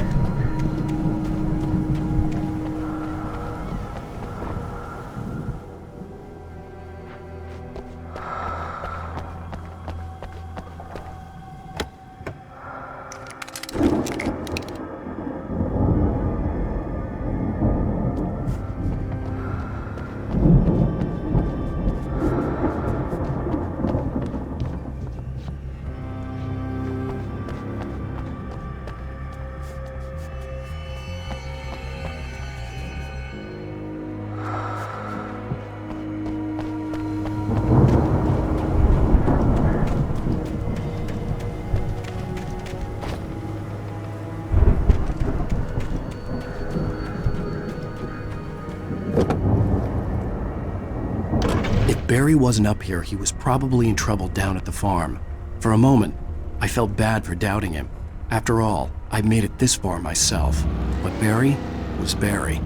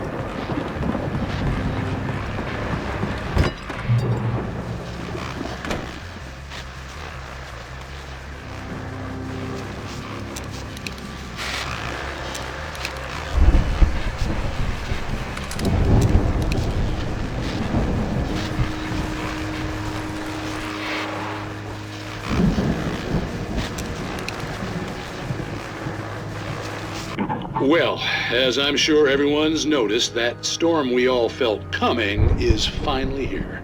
The boys at the Weather Service reckon it'll last until morning at the very least. Pertaining to that, let me read that missing persons alert again. The Sheriff's Department's still looking for a Caucasian woman, 30 years old, slim and blonde with blue eyes. She may be lost in the woods, and it's possible she's been injured in a car accident. If you see her, please make sure you get her indoors and call the sheriff. It's bad weather to be caught out in, so if you see someone in the area who maybe looks a little confused, give him a hand, all right? This is Pat Main on KBF FM, hoping you're all safe and warm tonight.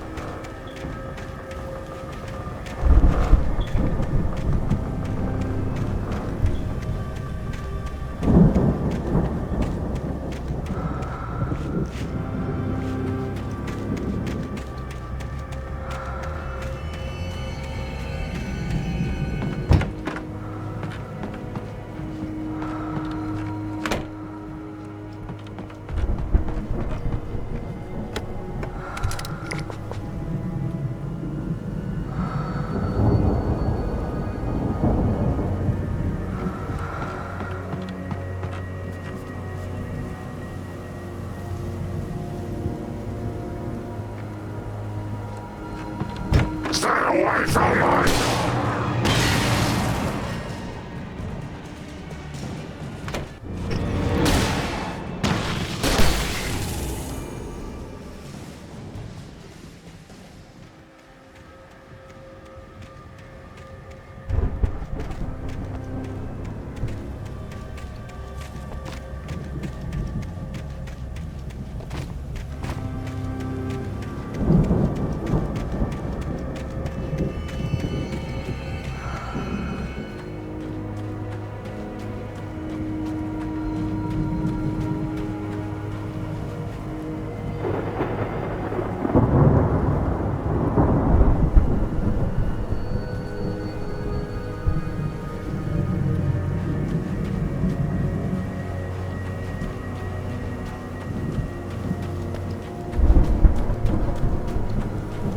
I'd known the brothers used to be some kind of rock stars, but it hadn't really sunk in until I saw the stage.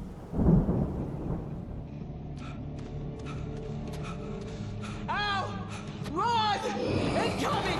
There's too many of them!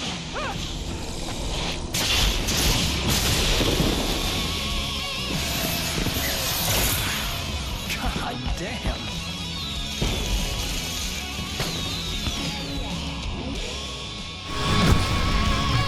I'm so glad you decided to go it alone, Mr. Ransom. Shut up and shoot! Al! We have to fight them off! I can set off more of the fireworks from here and help you out! Hey, Al! There's a lot of ammo and stuff around? This place is stopped! Al, hold on! I'll try to get the stage lights on!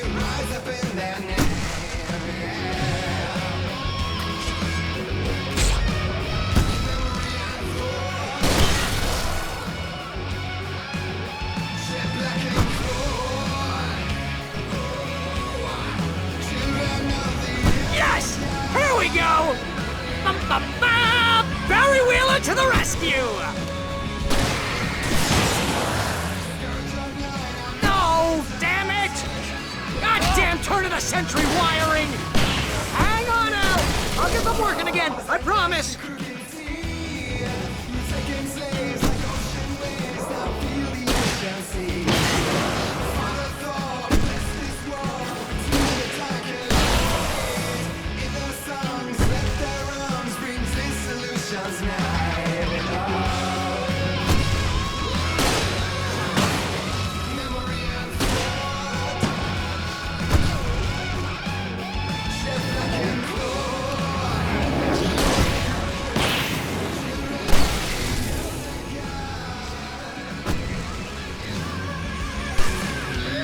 Yes! Al! Stay in the light!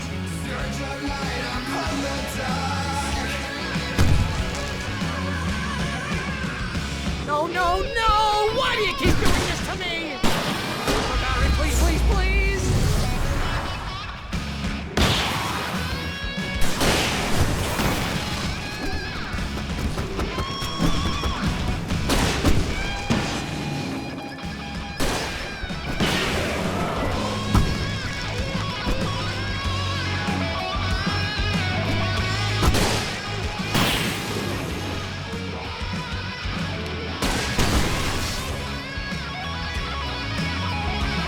Please don't let me die. Oh, if we're Ryan, this is pretty much how I always wanted to go out. Rock and roll! Woo!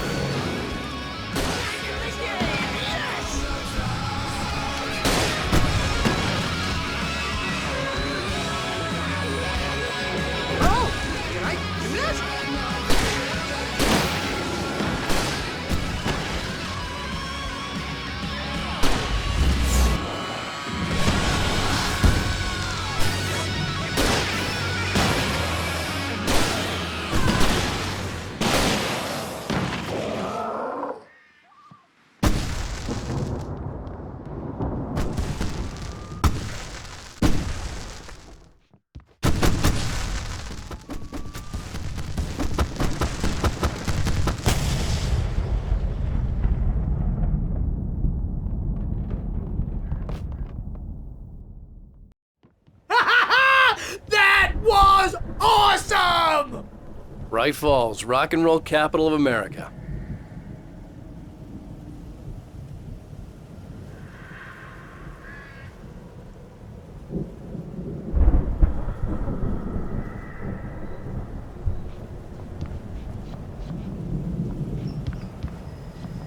Hey, Al! This way to the farm!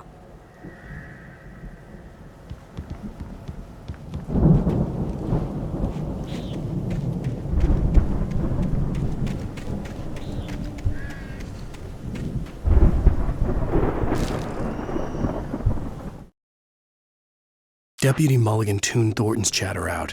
He didn't think riders were particularly useful people, and a huge manhunt for one stuck him as idiotic. Certainly not worth the missed opportunity for coffee and pie. It wasn't even clear what the man had done, except run from them at the trailer park. Mulligan knew he wasn't alone. The sheriff's patience with the Fed was running out.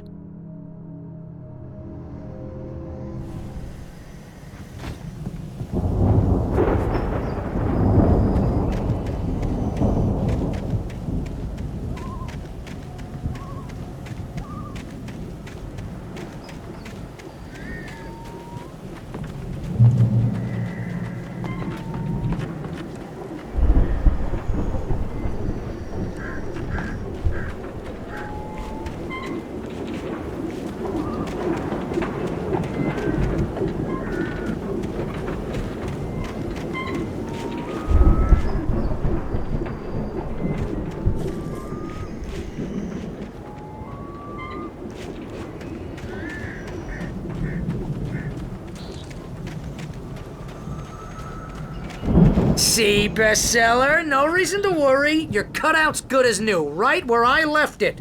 I'll come back for it once we have the place secured. Yeah, that's been my biggest worry all this time.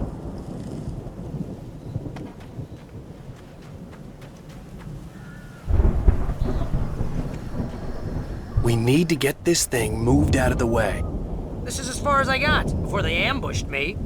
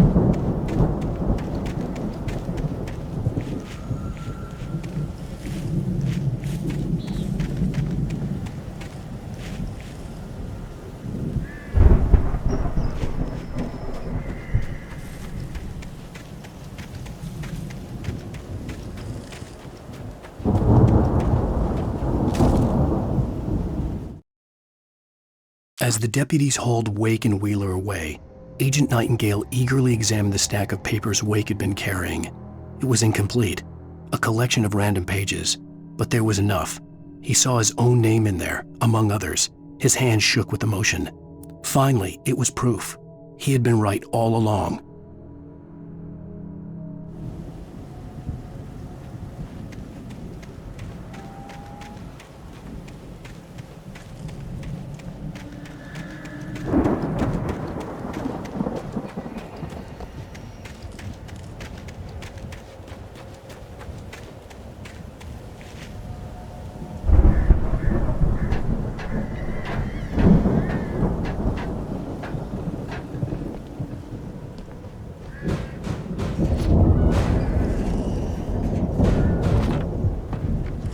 I think Alan Wake here has something to say.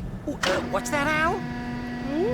I'm Alan Wake. I'm always right about everything. And if I don't get my way, I'll sulk all day long. I'm always intense and moody. It makes me very attractive and mysterious.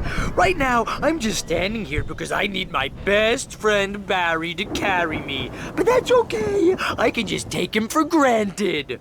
I think I see what you did there. Yeah, it was pretty good. You want me to do my imitation of Barry Wheeler? No? Thought so.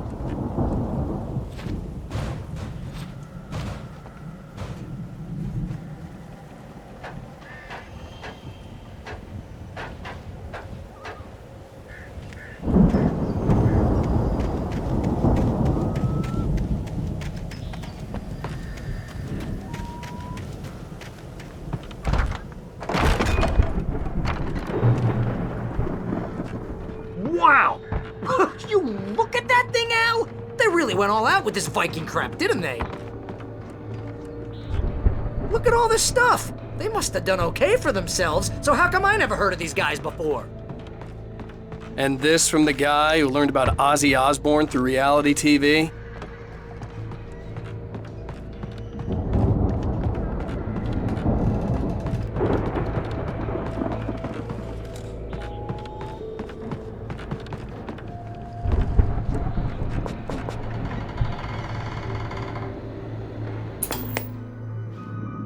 Sleep.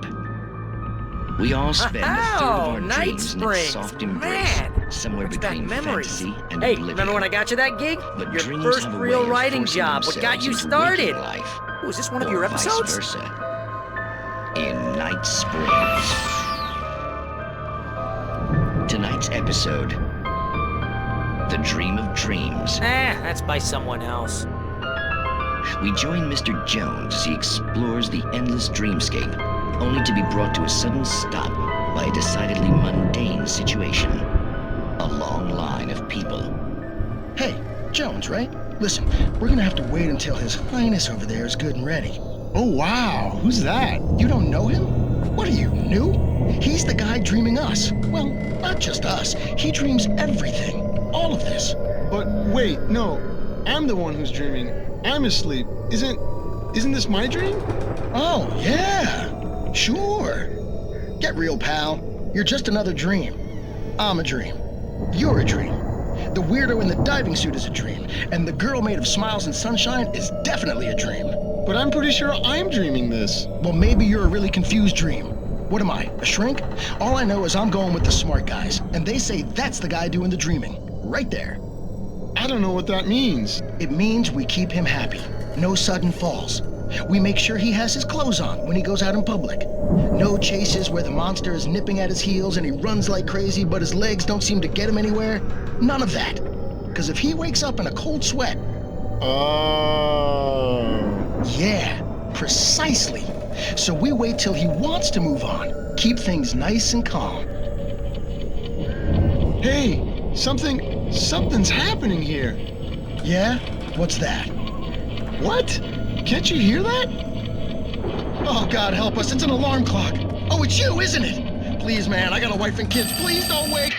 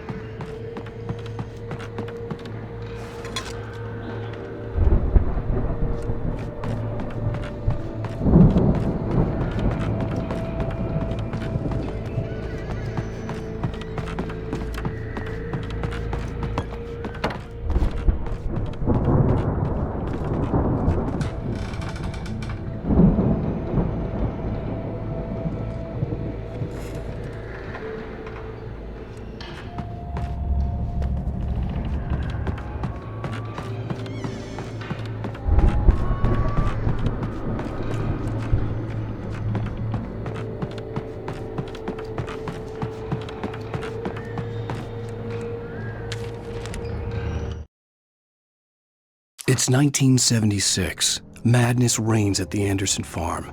Contrary to all logic, the headiest ingredient of their moonshine is unfiltered water from Cauldron Lake. The Andersons feel like gods. Odin can't stop laughing. He contemplates cutting his eye out. Tor runs across the field, naked, shrieking, hammer in his hand, trying to catch lightning.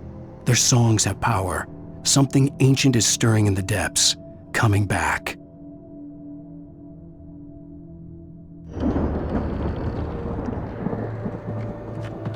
The Viking boat looked imposing, almost like a battering ram.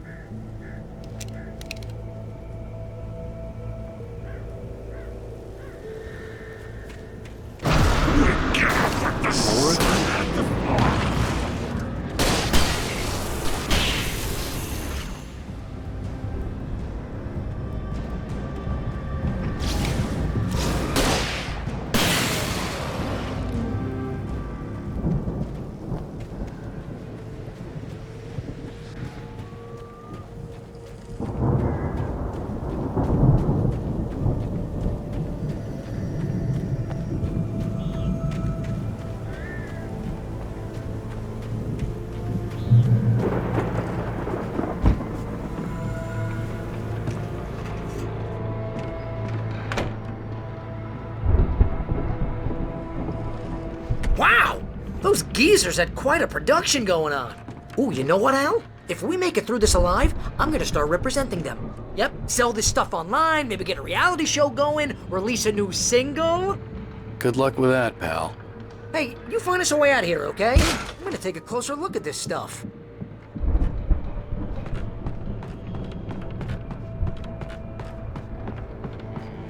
Be careful, Al!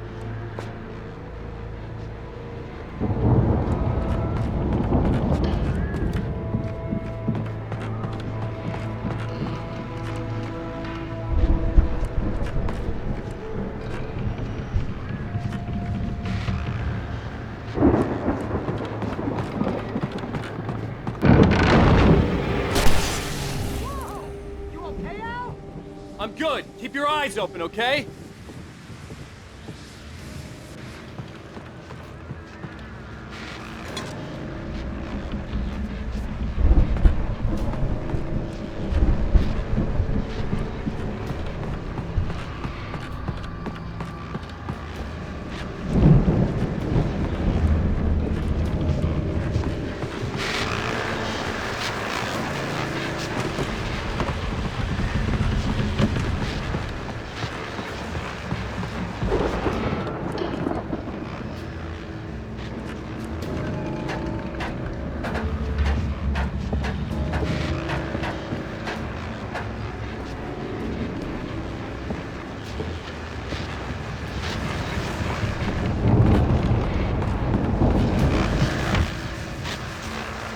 As you regular listeners know, I tend to work through the night, but I'm not the only one.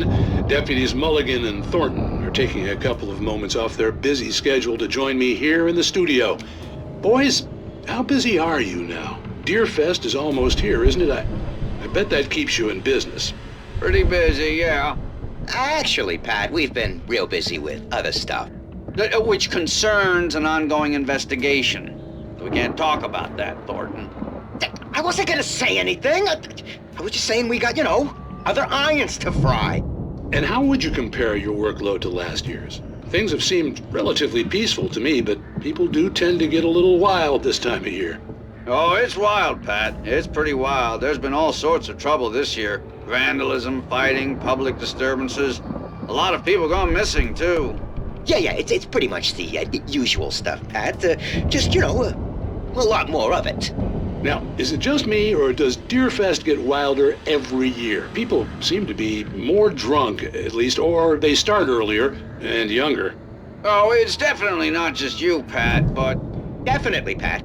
Hey, I'm talking here, Thornton. Oh, shoot, I lost my train of thought. Not just me. Oh, yeah, it's wilder, Pat, but actually most of the trouble seems to be coming from grown men. People who ought to know better, Kids are doing fine this year. Well, that's nice to hear at least. Boys, I want to thank you for stopping by. I'll let you get back to your patrol. Sure thing, Pat. Yeah, sure thing, Pat.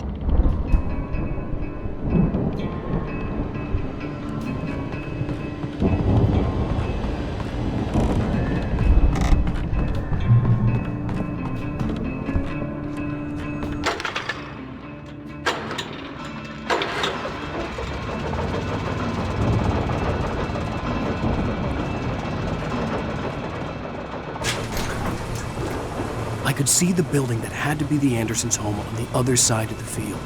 It wasn't far now. I wasn't worried about trusting the ramblings of two burned-out geriatric wrecks. They had the goods.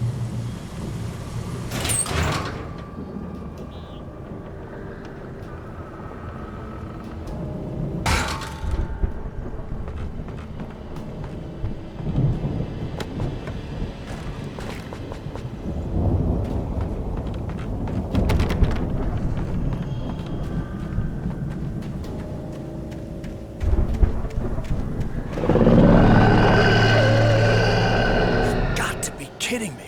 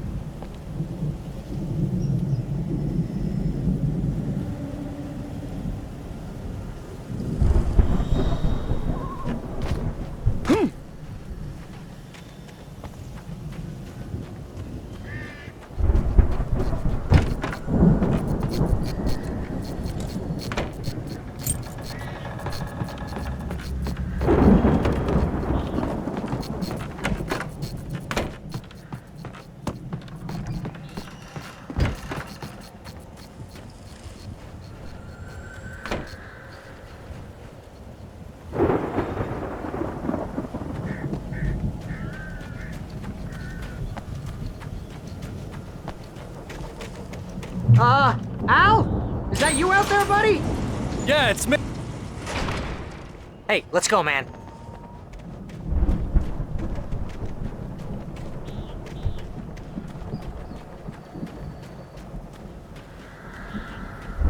I think we're gonna have to work together to open this gate, Al. Looks pretty heavy. Ah! Hey, I think that's the farm on the other side of the field. We're almost there. This farm is a crazy place for crazy people. We should feel right at home then.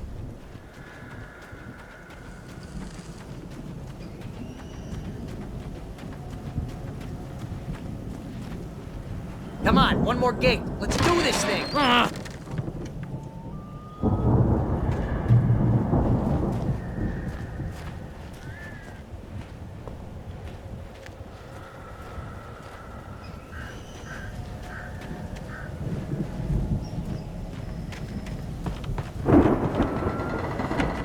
The lights are out. I guess we better check the fuse box.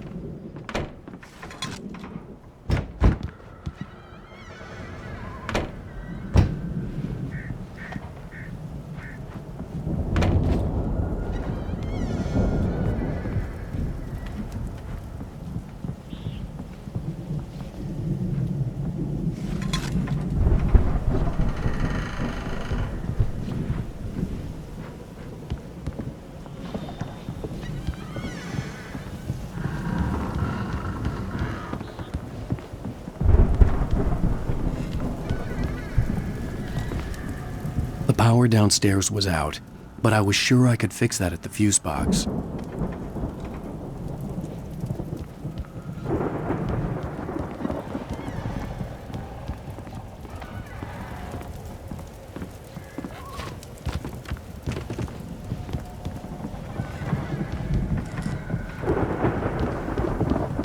You know, this place looks kind of lived in.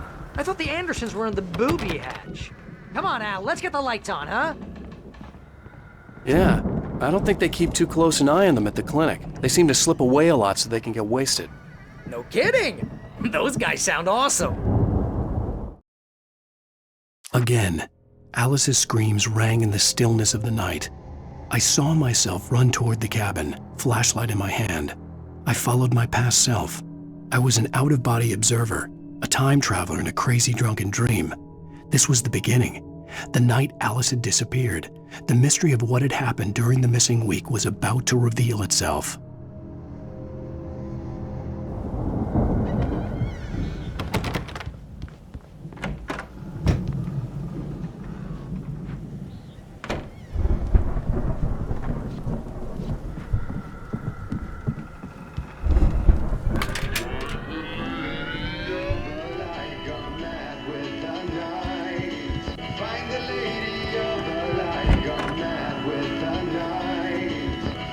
Can you hear that, Al? Music? Of course, we need to find where it's coming from. That's the message the Andersons talked about. That's the whole reason we're here. Lady of the Light? Oh, that's gotta be what's-her-face, the crazy lamp lady from the town. Cynthia Weaver. Right. Must be.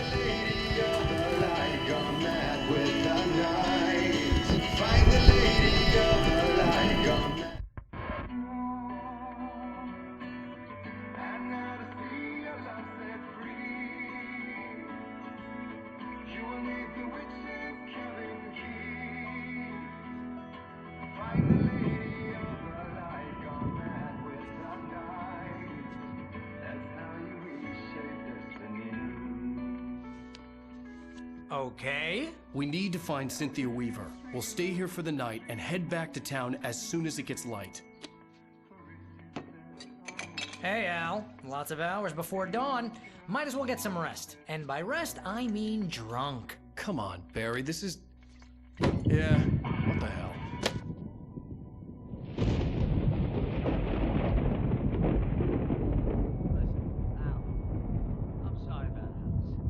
Seriously, because I know we don't get along, but we're gonna find her, right? And even though you're a crazy bastard, I'm gonna stick by you, no matter what, ever, Al. Sure, like a brother. I'm a writer, goddammit. Correct. If I just wanted to, I could write 10 books a year. And they'd be the best books that year. No, you couldn't. That's right, I couldn't. But I could, because I'm a writer. What? What do they put in this stuff? I feel like my brain is coming out of my nose. I'm gonna get the recipe off those coots and be a booze millionaire. I just miss her, Barry. I just want her here with me. I know, Al. I know. It's gonna be okay. We're gonna make it okay.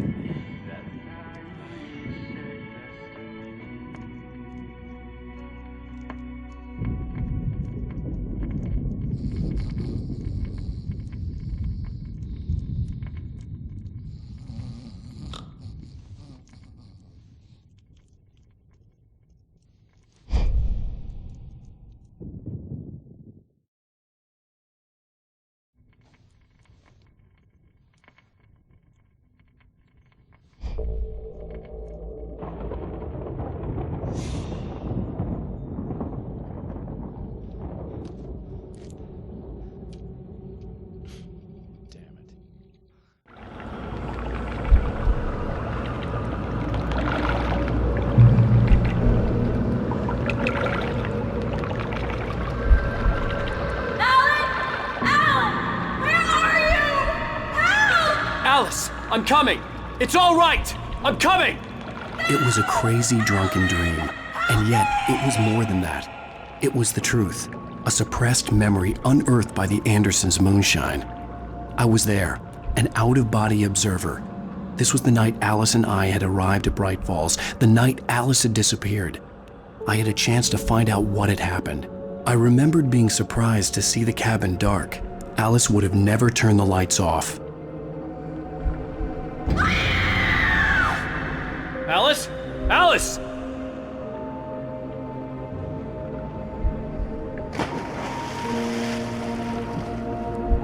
I remembered thinking I caught a glimpse of her form underwater, sinking into the darkness.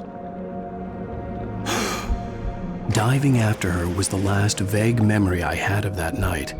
After that, the next thing I could remember was waking up behind the wheel of the crash car and finding the first pages of the manuscript.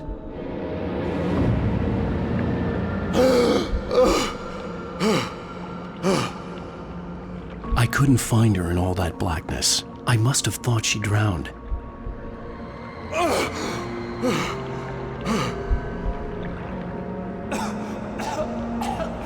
Alice! Jagger had Alice, and so she had me. Alice!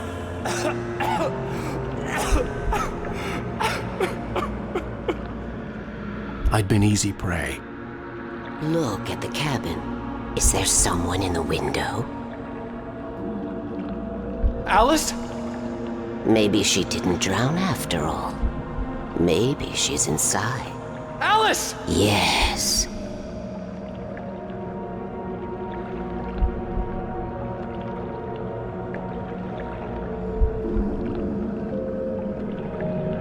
The dark presence had touched me. She had dug her nails into my brain and used me, made me her puppet.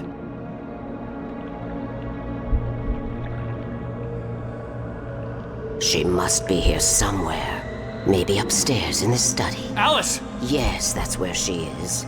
You can apologize. Alice! You'll laugh at the whole thing together and put it behind you. Alice? She's not here. You were foolish to think so. No, she's dead. She drowned. No, no, no! It's your fault your wife is dead. You are guilty. All she wanted was to help you right. You killed her. Oh, hush. There's still hope. Cauldron Lake is a special place. Here, you have the power to change things. She wanted you to write.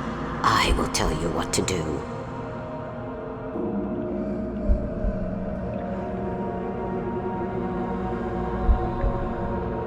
You can write her back. The story will come true, and all will be well again. She had Alice, and the manuscript was the ransom for her.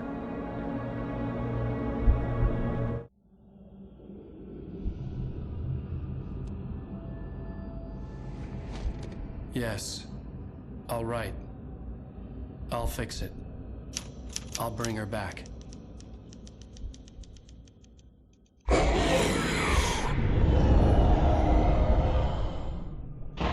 No. I wrote it. I remembered it all now. In the dark, I'd written for days, a week, almost a complete manuscript of a novel entitled Departure. Jagger had been my editor, whispering in my ear, making sure that the unfolding story would make her more and more powerful. I thought I was saving Alice. Even with the cobwebs she put in my head, some part of me had been aware enough to write my escape into the story, to bring a light into the cabin to release me before I could finish. To interrupt the horror story before the ending, where darkness consumed everything and everyone. Zane was weak and far away, but I had written him into the story, and his light had been enough to set me free. It isn't here now. I'm here because it was written. I brought the light to set you free. You must hurry. It will know I'm here. It will be back soon. It stole the skin of my barber a long time ago. She looks so old.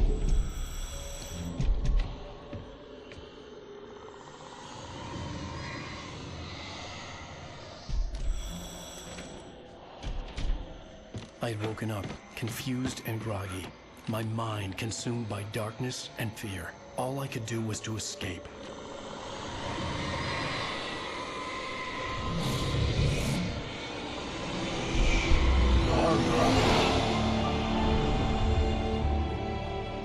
The week spent in the cabin had taken its toll.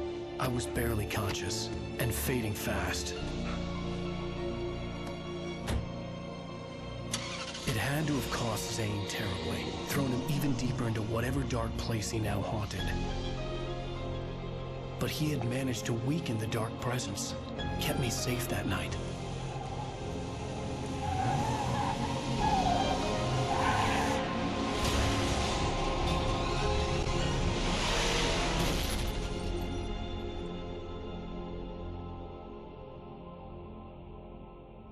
I wrote it. It's my fault. That's right, James Joyce. It's your fault, and you're gonna pay for it.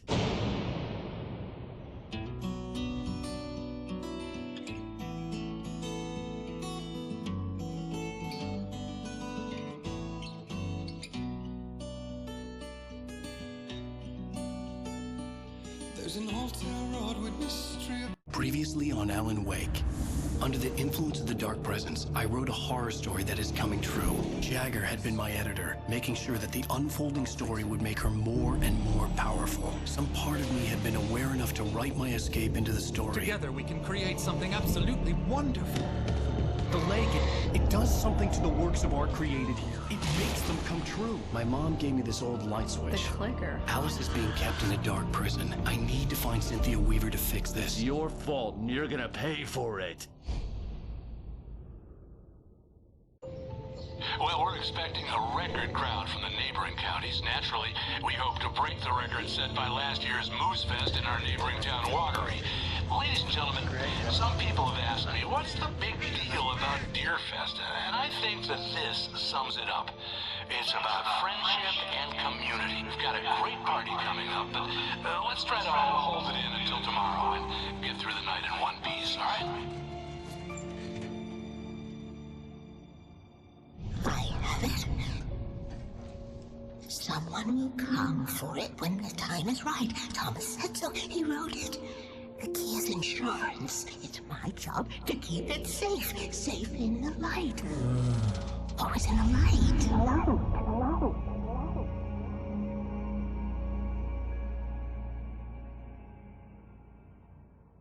All the manuscript pages were gone. The FBI agent had taken them.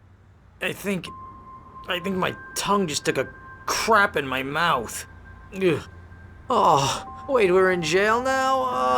Oh, Al, this is not good. That about sums it up.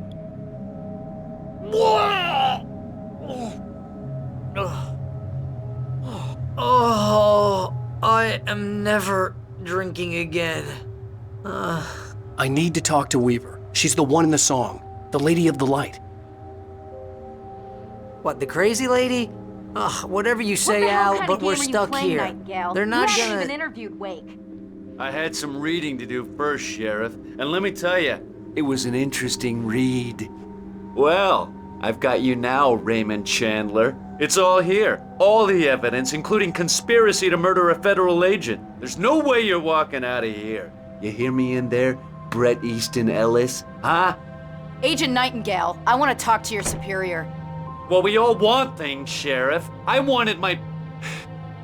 Look, that's not possible right now. Agent Nightingale, I insist.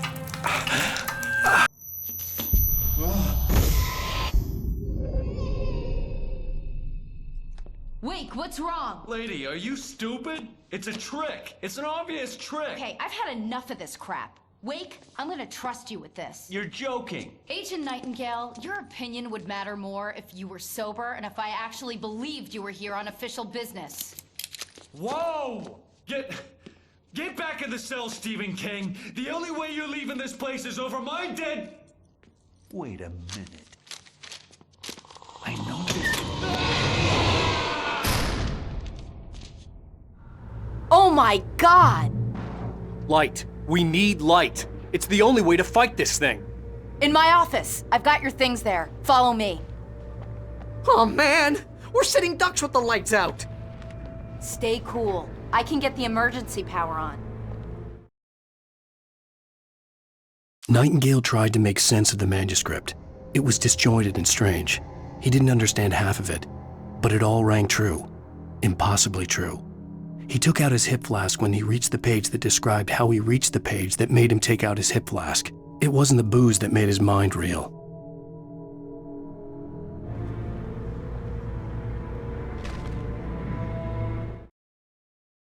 Nightingale felt the situation veering out of his control, but the gun at least felt steady in his hands. He was ready to fire, resolved that he would let this happen over his dead body. And yet he hesitated. He had seen this moment before, read it in the page. He was transfixed by the déjà vu and the horror that he was a character in a story someone had written. Then the monstrous presence burst in behind him and dragged him into the night.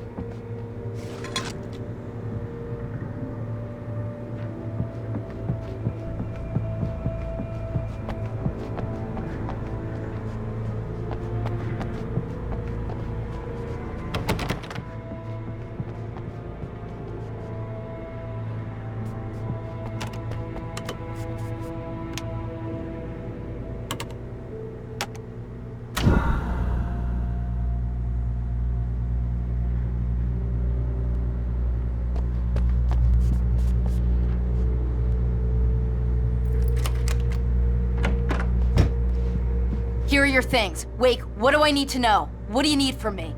They can be hurt in the light, only in the light, and I need to find Cynthia Weaver. She can help me stop this. Light. Check. Cynthia. She lives in the old decommissioned power plant. I can get you there pretty quickly in the rescue chopper. Come on, let's get back to your friend. Wheeler, I need you to stay here. What? No! We're going to fetch our ride, but I have friends who need to be warned about this, and I can't be in 2 places at once. I need your help. Well, okay.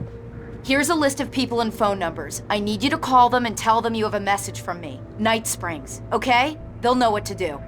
Night Springs? Like the TV show? Gotcha. Oh, hey, that radio guy is on the list, Maine. Who's Frank Breaker? He related to you? My dad. Hey, is this like a secret society? Can you do this? You'll be safe here. The backup power's on. These guys need to be alerted, just in case we don't come back. You'll come back for me though, right? As soon as we get the chopper ready. Thanks, Wheeler. I owe you one. Okay, let's go, Wake. Through the back. My hangover wants a pizza. You think there's any way I could order one, Al?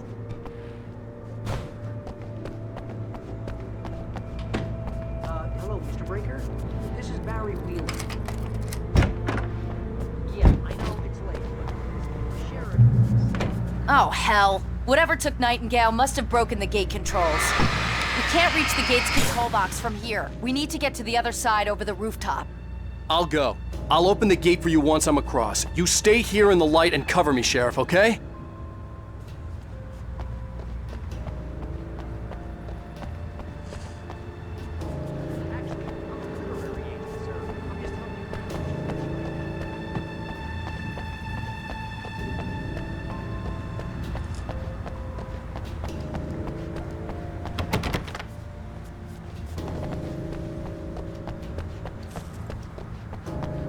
I needed to reach the rooftop to get to the other side of the broken gate.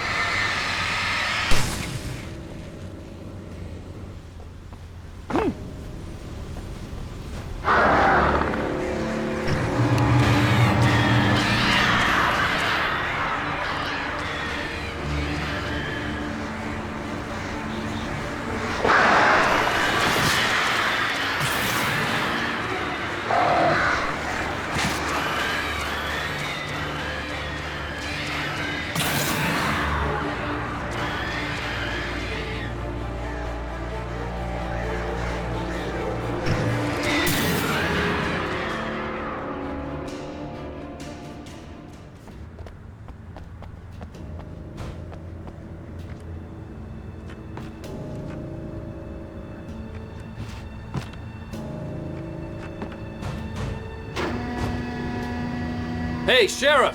Your password. Night Springs? What's that all about? It's a stupid joke we have. That Bright Falls is the original inspiration for the TV show. This town can get weird at times. Never this weird, though. You need to bypass the damaged control box. What am I, an electrician? Hold on!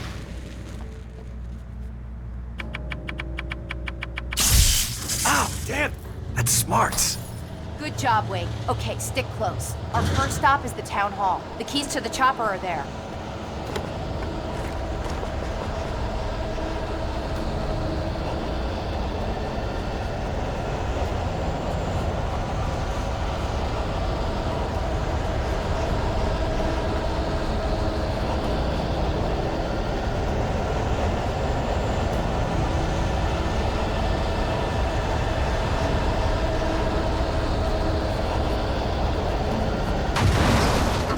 Shift may cause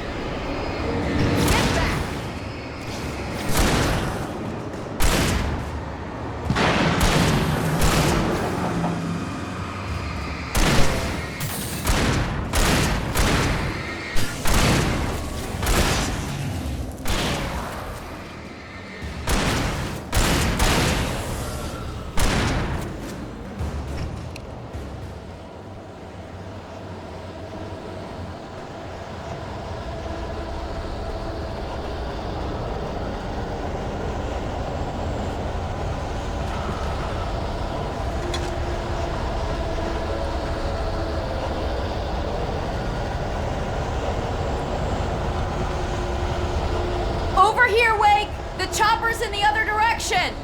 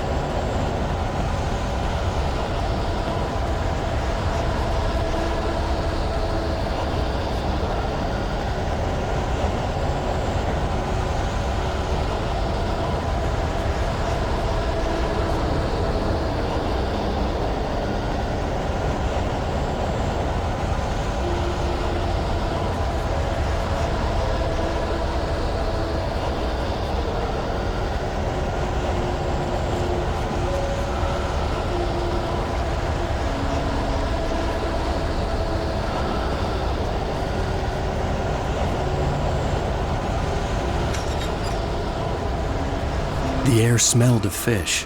This was Bright Falls industrial area. There was probably a cannery nearby.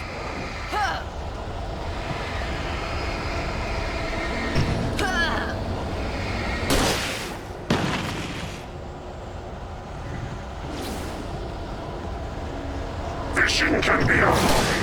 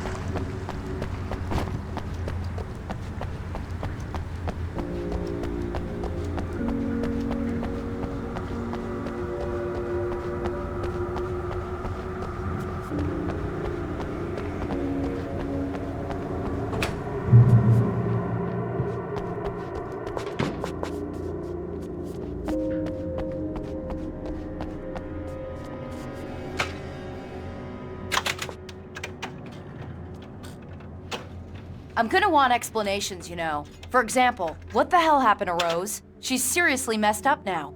The same thing I think happened to me after I arrived. During this week, you can't remember? Oh, I remember now.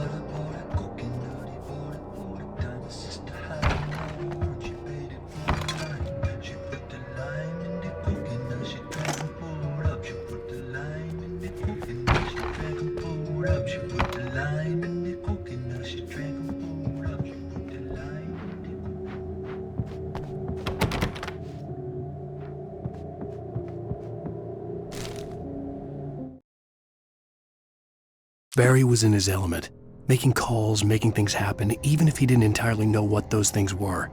He wouldn't let the hot sheriff chick down. Even if every noise he heard from outside, and he heard plenty, made him jump. He had only paused to text Al a message, told him to hurry up. Suddenly, Barry froze in mid-dial. A window broke somewhere in the building, and then the lights went out.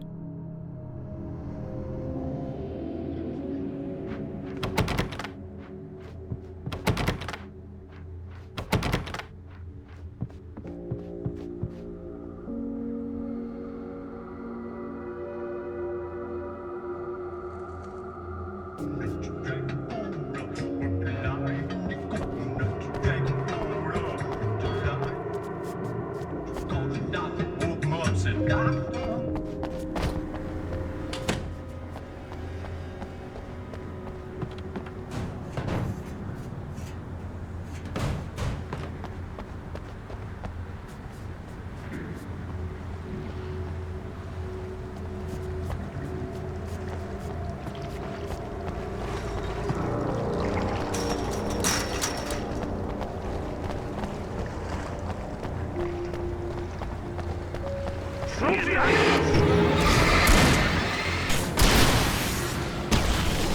I thought New Yorkers were rude.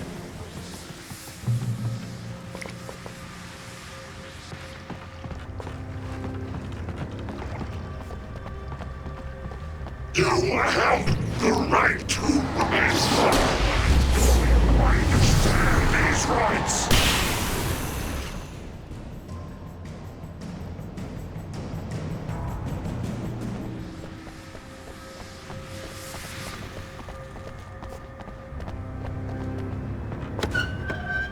Okay, we're good. We're good. Let's not get cocky.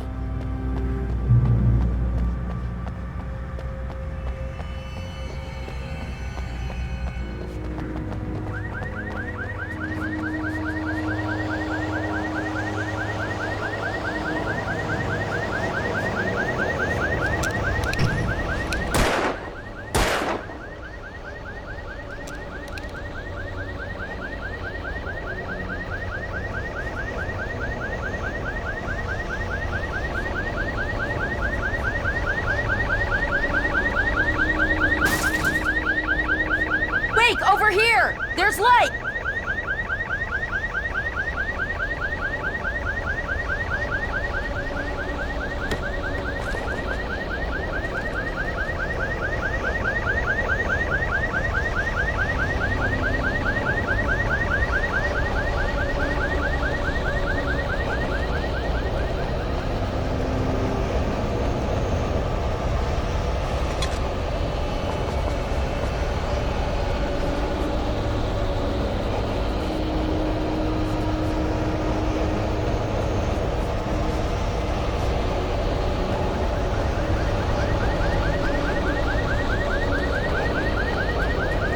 Key. Watch my back, Wake.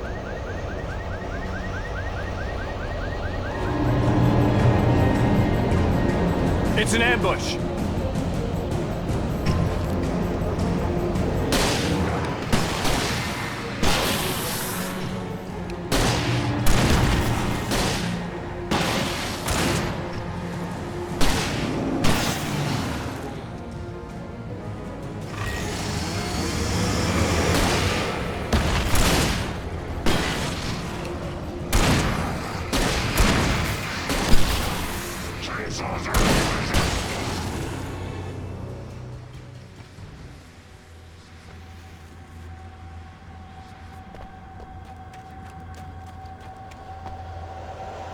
Let's go, Wake.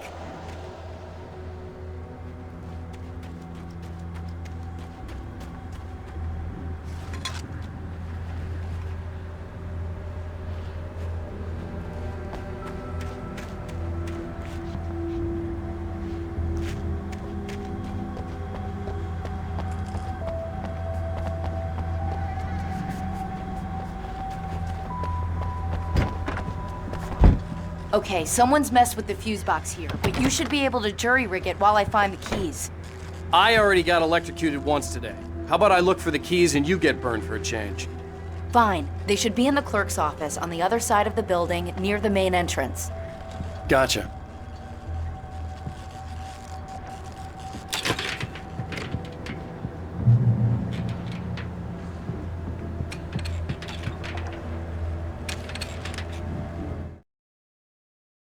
The darkness that wore Barbara Jagger's face was furious. The story in the manuscript had been making it stronger all the time, but now the light had set the writer free and hurt it, weakened it. It was only a matter of days before the dark presence would be strong again, but meanwhile, it would be difficult to recapture the writer.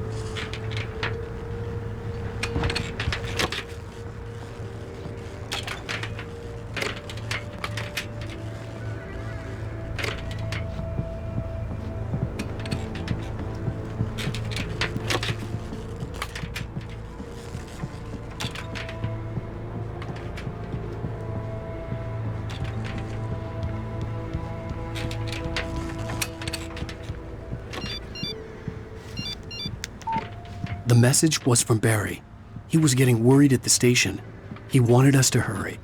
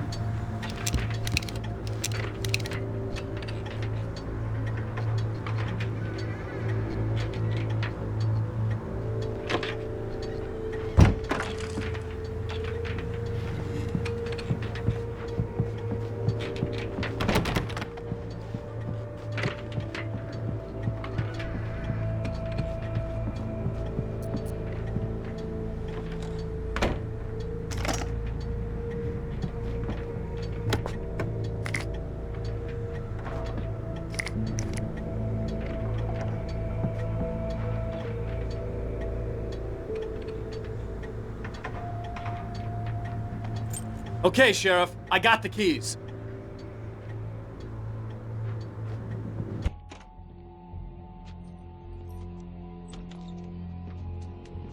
Barry? Why isn't he inside? Oh God! Oh God!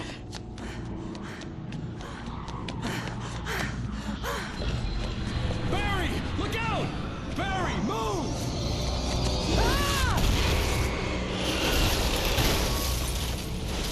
Barry! He made it inside, Wake. He's okay. The storefront's blocked. Come on, Wake, let's go around. We can meet him in the back.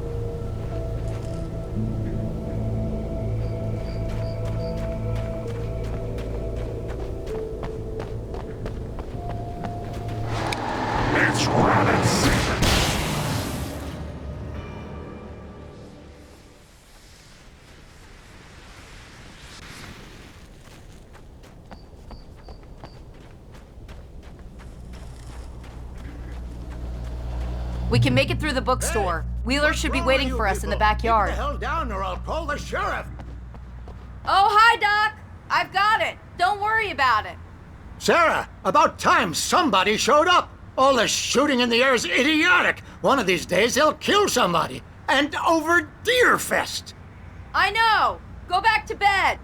He's got a point, Wake. Look, this town can't take this. It's me they want. The sooner I get out of here, the sooner you can all get back to life as usual. I hope you're right.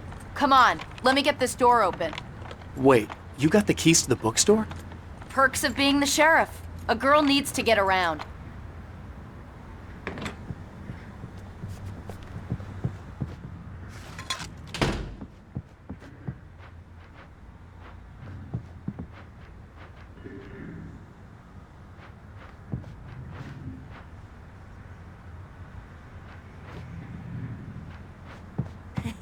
They're really taking advantage of your presence here, Wake. I heard they're selling a lot of your Alex Casey books. Right now, I'm not a big fan of my own writing.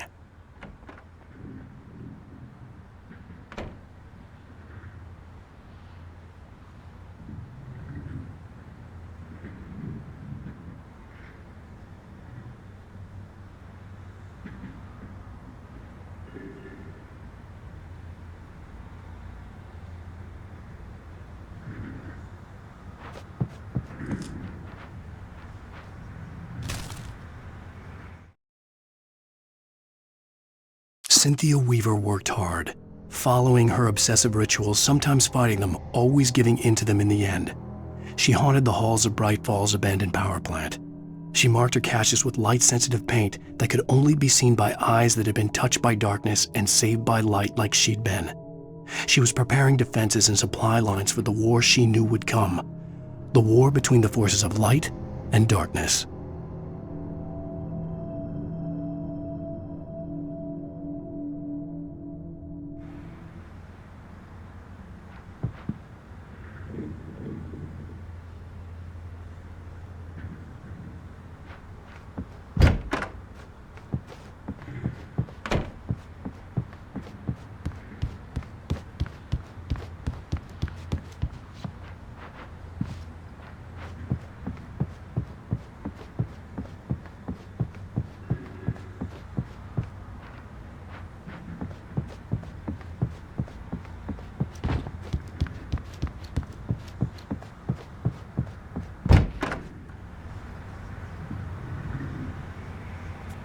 I don't see Barry. Look! Wake! Maybe that's him. That's the way to the chopper.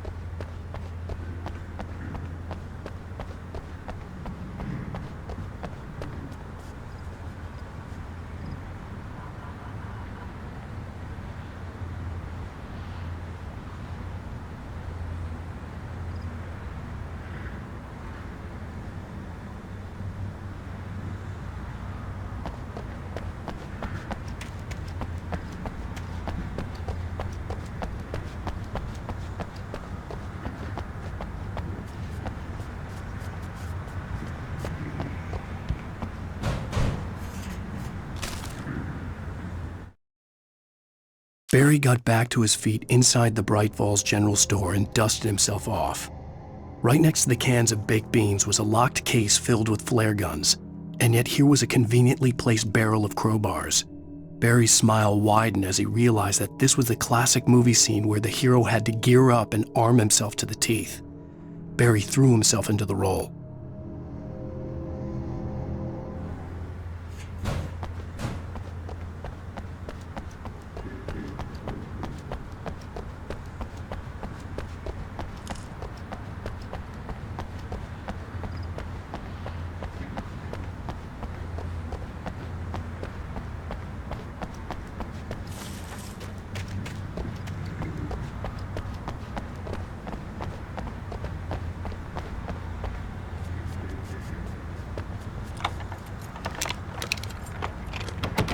I'm gonna give Pastor Howard a piece of my mind about this lock. Ugh! I told him to get it fixed. Here they come! Let's take a break.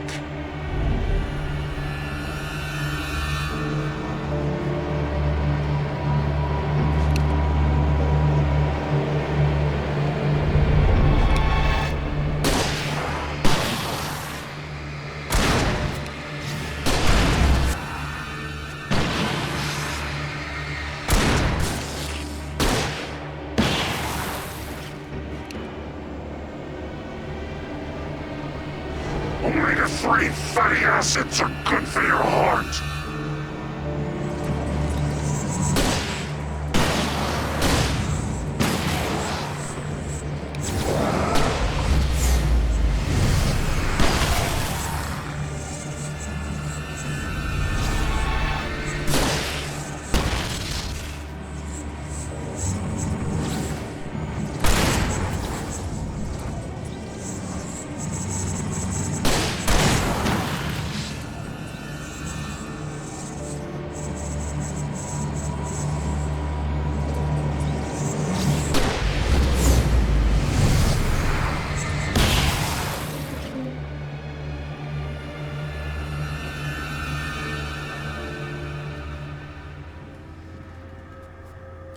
Okay, it's open. Let's go, Wake.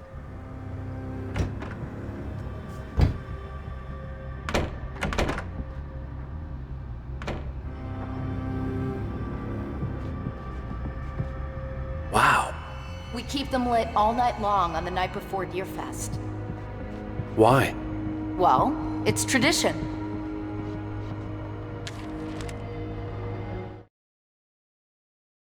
For it to be free, the Dark Presence needed the writer to finish the story.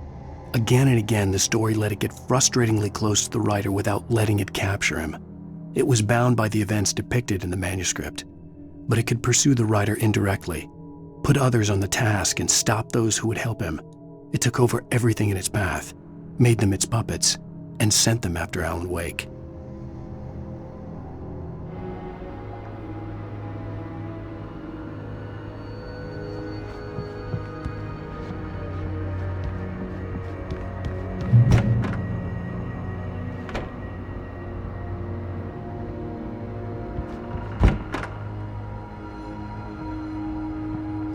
We're almost there. We'll have to go through the basement to get to the parking lot. Yeah, there's no way going through the crypt will turn out to be a bad idea.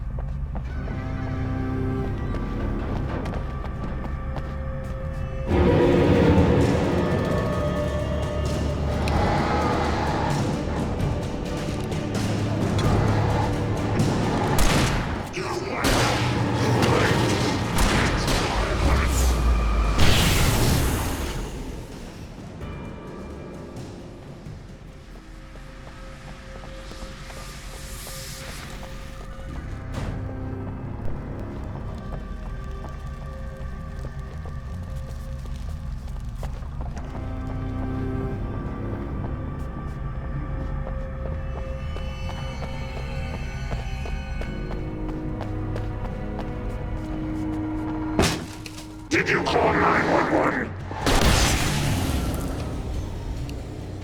Guess that one saw the light, huh? You didn't like that one? A tough audience. Well, I got plenty more. What are the Christmas lights for? Protection, man! Like garlic against vampires? Vampires. The helicopter's just across the parking lot and up the hill. Come on!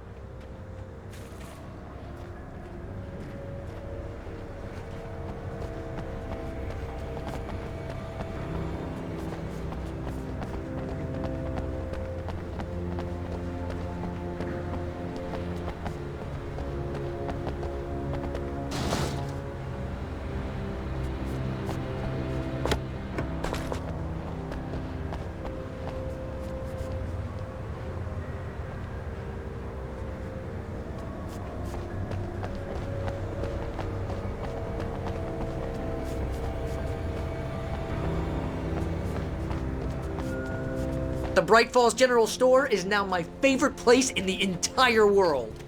See this headlamp? It's like a superpower. I can just look at one of those things and they die. It's my flaming eye of Mordor. I wish I didn't say that. Yeah. Hey, I want a headlamp. Last one. Bastard. Alice had screamed until she had no voice left to scream. Around her, the darkness was alive. It was cold and wet and malevolent and without end. She was a prisoner, trapped in the dark place. The terror would have burned her mind out, but one thing made her hang on. She could sense Alan in the dark. She could hear him. She could see the words he was writing as flickering shadows. He sensed her too. He was trying to work his way to her.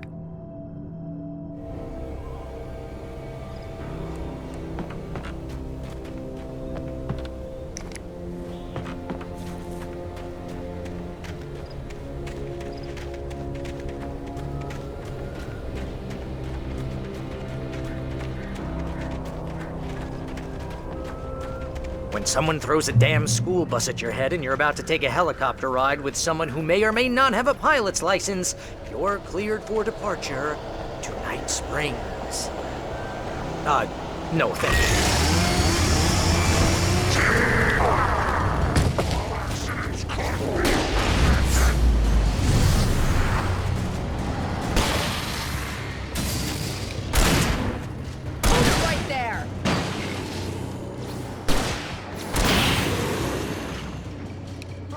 Never gonna get used to this.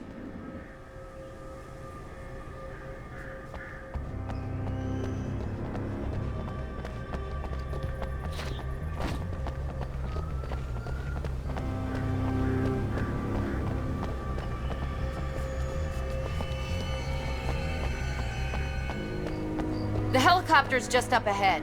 I'll need a while to prep for takeoff. Don't take too long. I want to get out of here.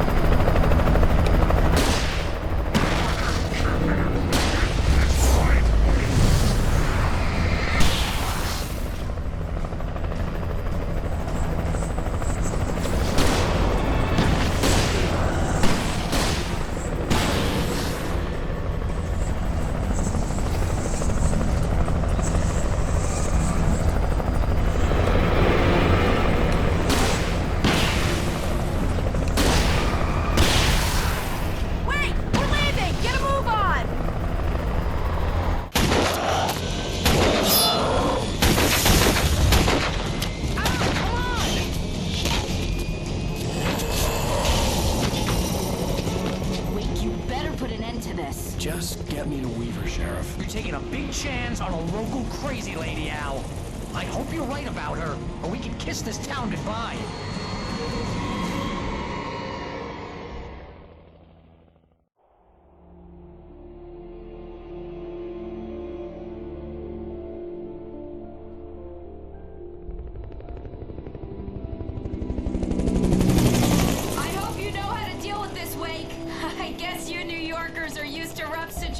Like this. Right. The city's a war zone. King Kong, mutant alligators, and Alex Casey shoots the place up every weekend. Look, I never even carried a gun until a couple of days ago. Well, my dad used to be a cop there. Tells some pretty wild stories. Stuff like this? No, just normal bad stuff. Kinda like your books, Wake. I used to tease Dad that he was just like Alex Casey. You've read me. Oh, sure.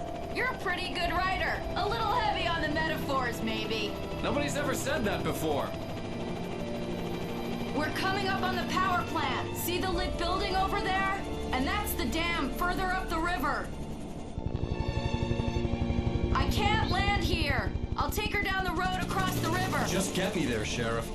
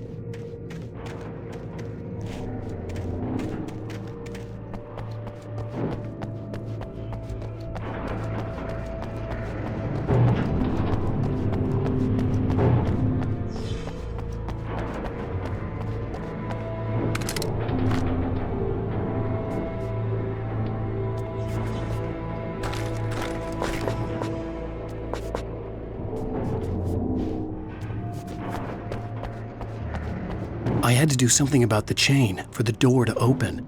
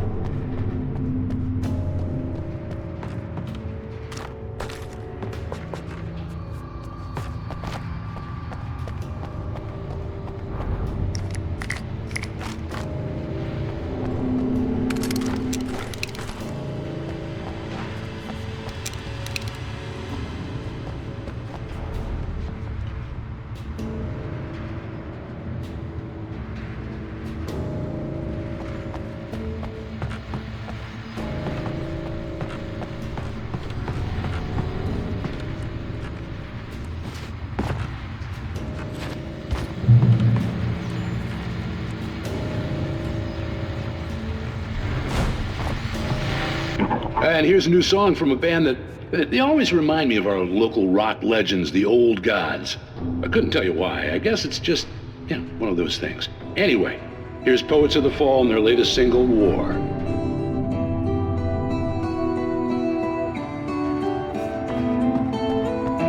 This is good work. I like this.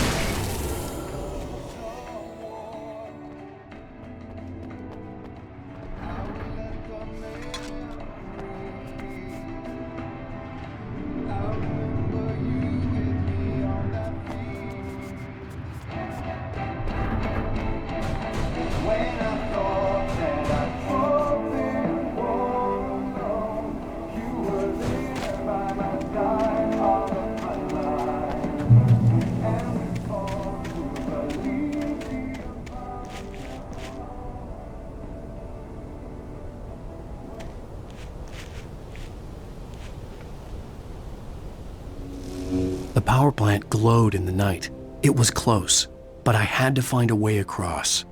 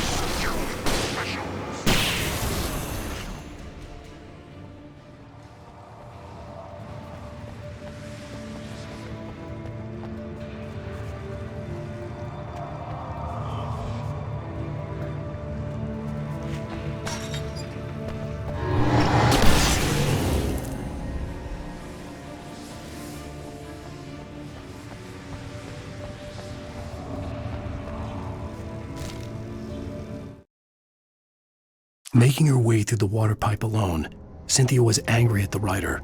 Foolish young man, taking unnecessary risks. And the way he broke the rules. Didn't he understand what was at stake?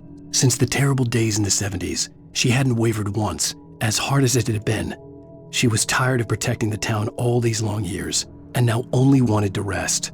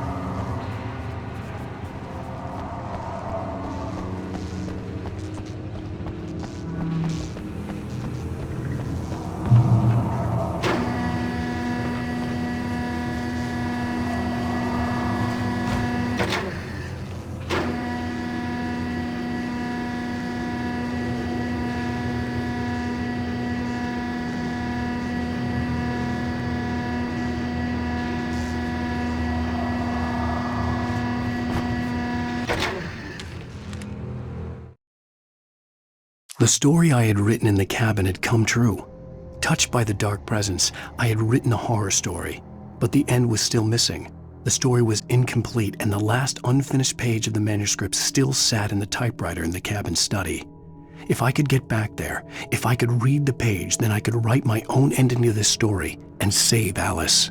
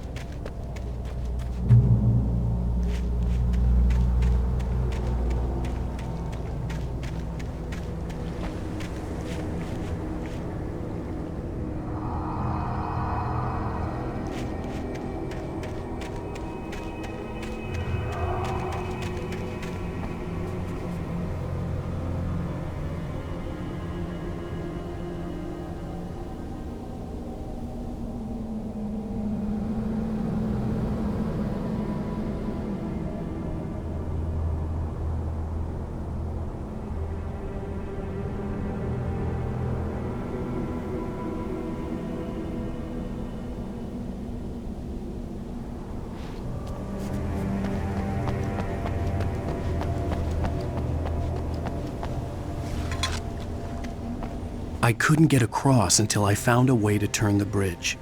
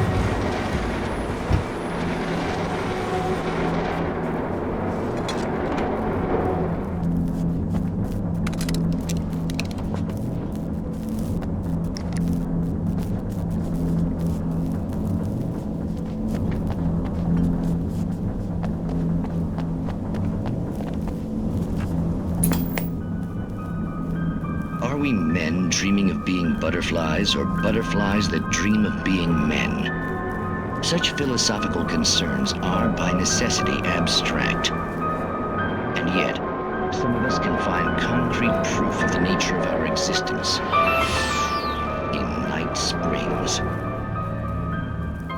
Tonight's episode, an absence of creativity. Hello, Martha. What did you want to show me? Oh, Lydia, thank God you're here. Please, it's in the basement.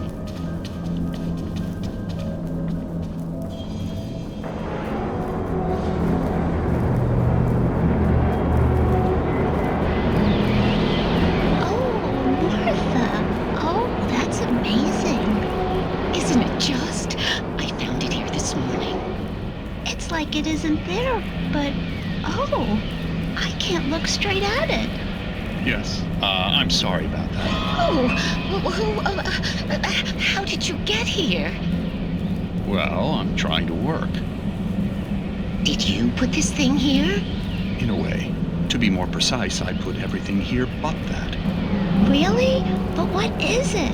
Oh, I guess the temptation is to call it a hole, but it's really an absence, a profound lack of reality. In Martha's basement? Yes, I was doing so well, too.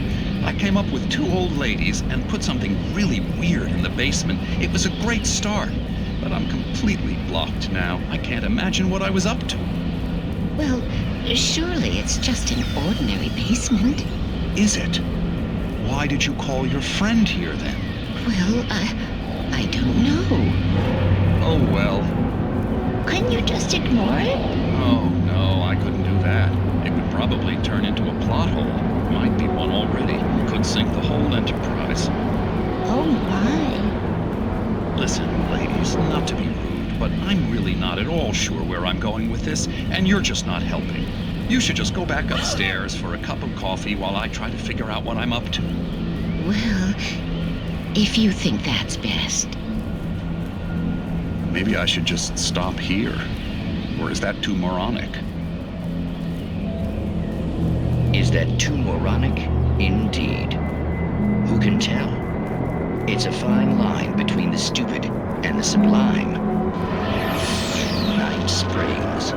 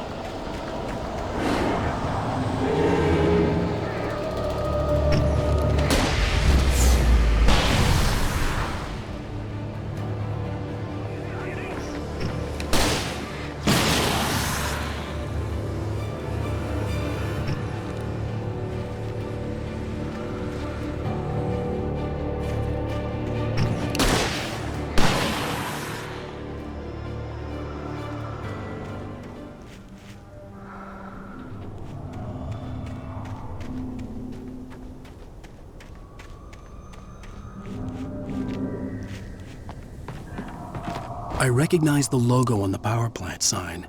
I'd seen a version of it painted all over the area, signifying hidden caches of supplies.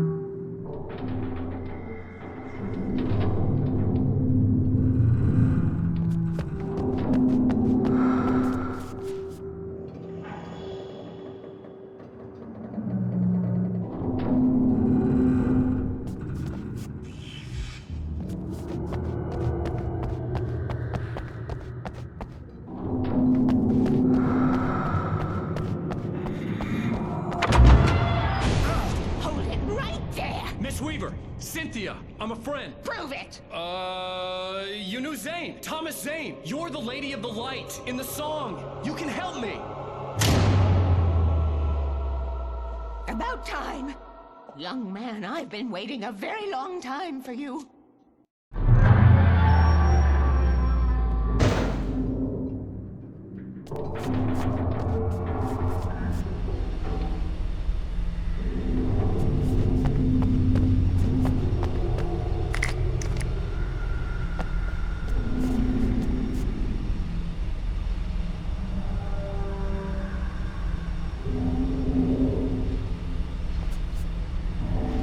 It's in the well-lit room.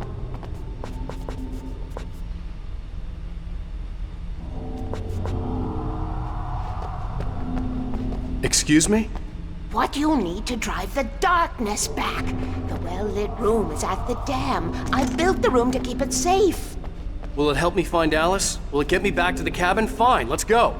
I can get my friends to come back with the helicopter. Oh, we won't go outside. Never at night. That's rule number 1. You've been breaking the rules, young man, and where has that gotten us, No, I have a secret route. A lit route. An old water pipe.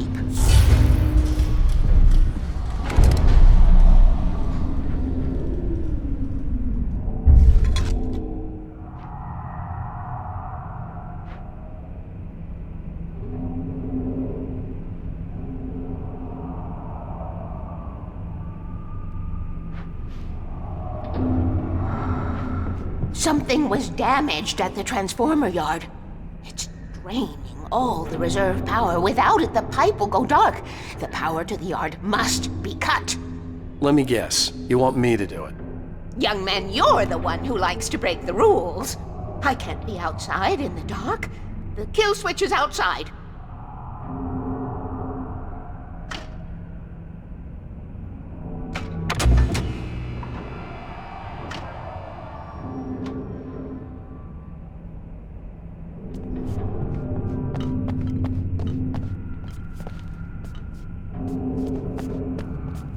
Hurry! The switch is on the wall facing the shore. I have been preparing for these times, the dark tides. You have found my caches, haven't you? You can see the signs. Very few people can. Yes, please, take what you need. This is all for you, for the likes of us. We do Tom's work, don't we? I cannot take you to the well-lit room if the lights in the pipe go out. You must go outside to use the emergency switch.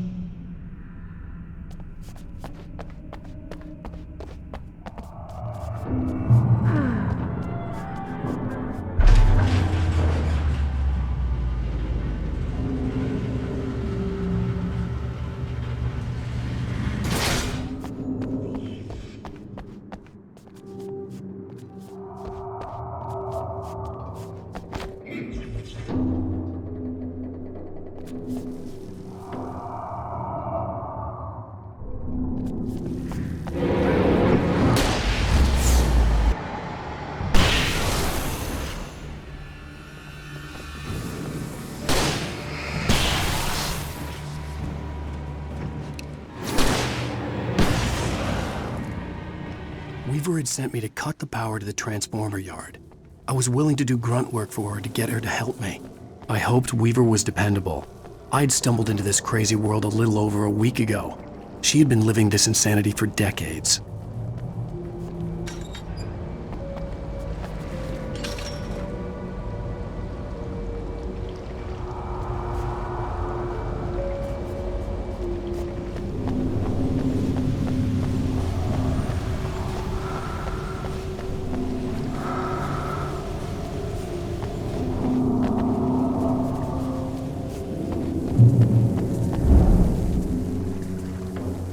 I could see the kill switch that would cut the power to the transformer yard.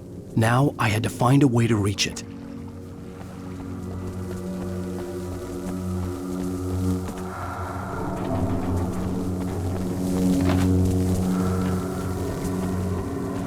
If I could figure out the gates, I could use them to get to the kill switch.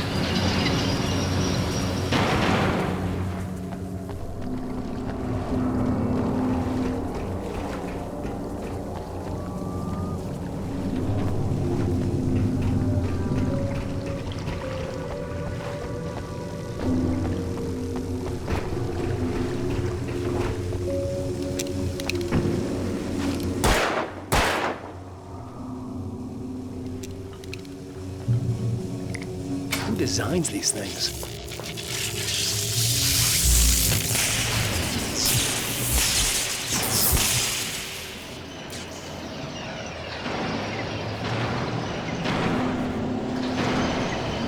The transformer yard went dark and dead.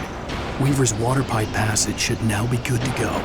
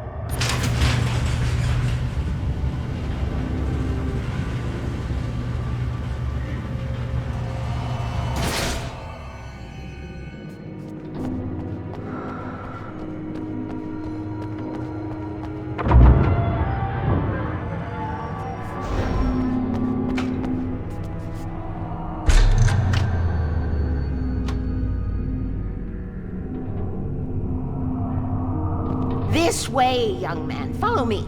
Come, the pipe's empty now. We're ready to go. This way. We need to go. I knew them both, Tom and Barbara. I had such a crush on him. Such a beautiful man. I was jealous. There was a part of me that was maybe a little glad when she had the accident. And then Tom started writing and woke the darkness up. He tried to bring her back, but you can't do that. There are no free rides like that. I'm starting to realize that. In that case, young man, perhaps you're a smarter man than Tom was. The witch looked like her, but it wasn't. Barbara was sweet. He didn't understand until it was too late. He tried to undo it, wrote himself, her, everything he'd ever written out of the world. Oh, he was so famous. And afterward, no one knew. Oh, Tom. He left only one thing behind in my care, in case it happened again. Insurance. He trusted me, or perhaps used me a little. Tom knew how I felt, knew I wouldn't refuse him. I built the well-lit room and put it there. It's been waiting for you. We are characters trapped in a story you have written, and none of us will survive to see the end of it if the darkness isn't stopped. She'll twist the story to her own dark ends. How do you know all this? Tom, that's the way he wrote it. He still talks to me, in television, from beyond, from below. We have both been touched by the darkness, young man. He saved us both with light, but the darkness stays with you. Leaves a stain.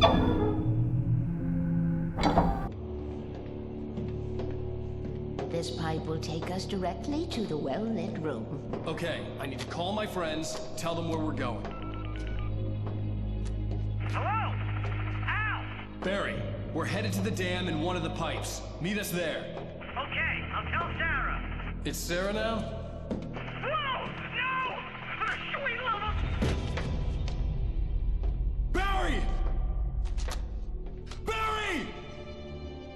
We gotta go see if they're okay. They're probably dead.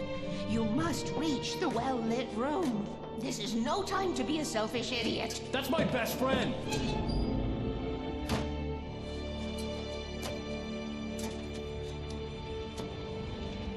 Well, be a fool. I'll use the pipe. I'll meet you at the dam if you make it.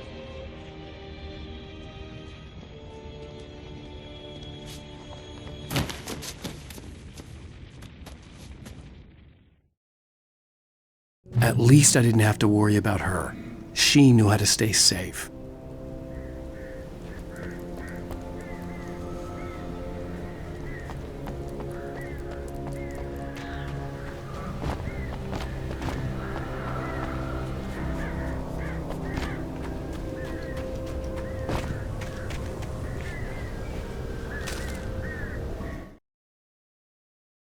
Sarah was almost starting to relax.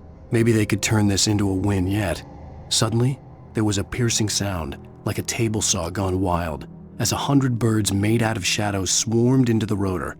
The chopper bucked wildly and the board lit up, telling her what she already knew.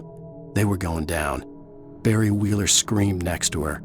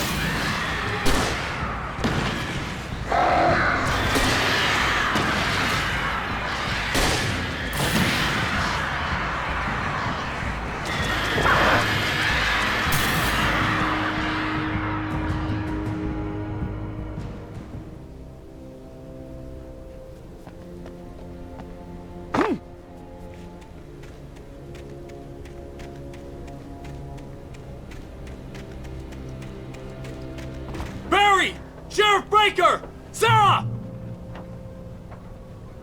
The crash site looked bad, but as far as I could tell, the wreck was empty.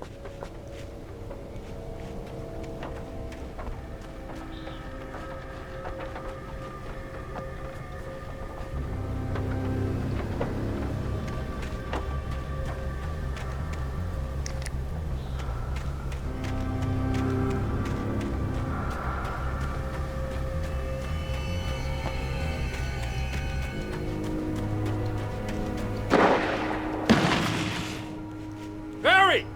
Barry! Get back! Hold it right there! Keep hitting him! Oh! Hold it right there! Here! Hang in there, I'm coming!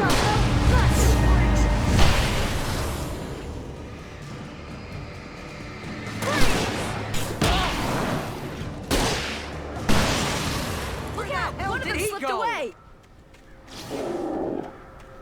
Keep shooting! Hey, what? You know when to make an entrance, Wake. We were ready to make like Butch Cassidy and the Sundance Kid. I have a different ending in mind. Yeah, I'm fine. Thanks for asking. I knew you'd be all right. How's that? The flaming eye of Mordor?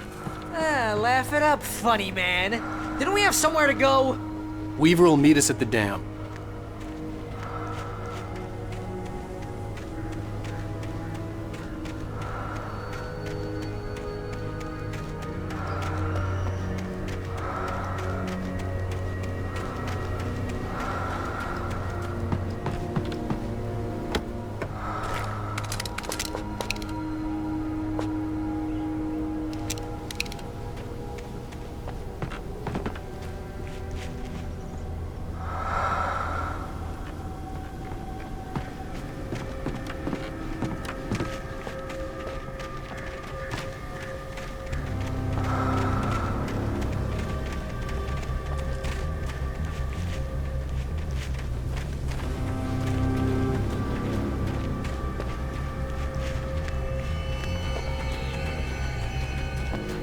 When you spend most of your night running uphill while the crazy bunch of demon hicks try to take your head off with an axe, you know your helicopter crash landed in Night Springs.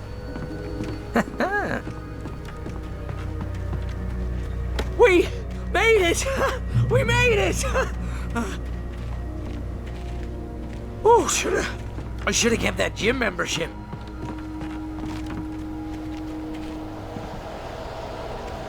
You see those lights? That's the elevator we need to take.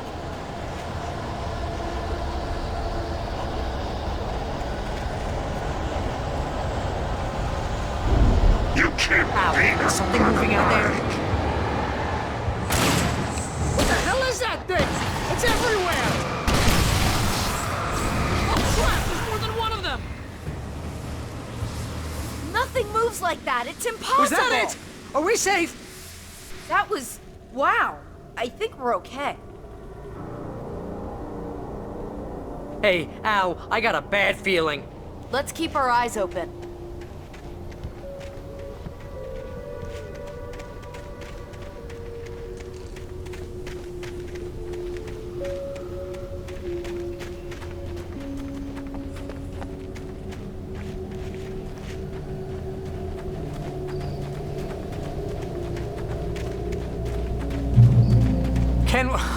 Can we just stay here until morning, Al? Please? Wake, call the elevator. I'm keeping watch. I think I hear something moving around.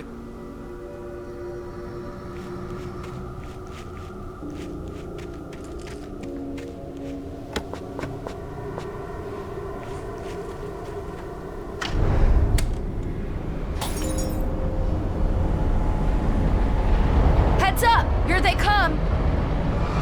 Oh no! Oh no!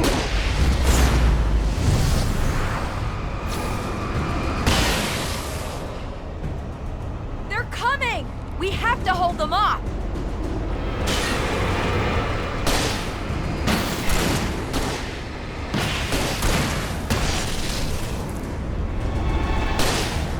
Oh no! Oh no!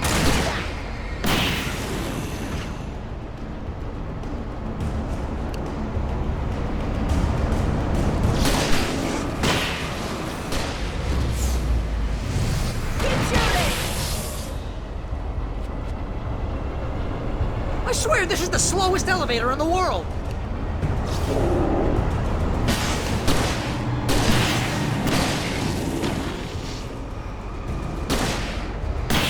It's almost here, Wake. Just hold on.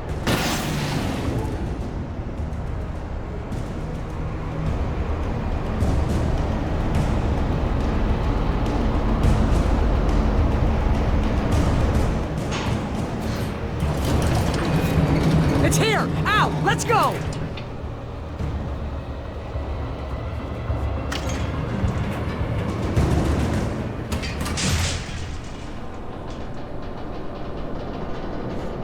We're almost there. There's an entrance into the dam at the top. What's the plan, Wake? Well, Weaver's crazy, but she's got something Zane left behind. Something to fix this. Gee, could you be a little more vague? Thomas Zane? Seriously? Might as well be Paul Bunyan or Bigfoot. Yeah, well, he was real.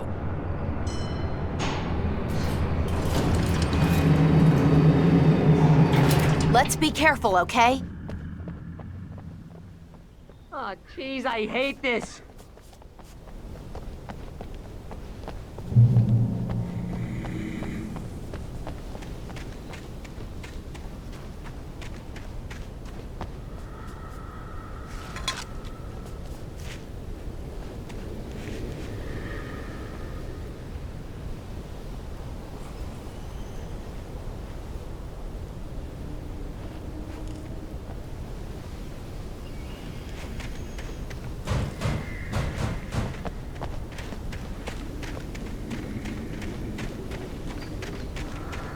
Okay, Wake. There's a button over there that opens the door.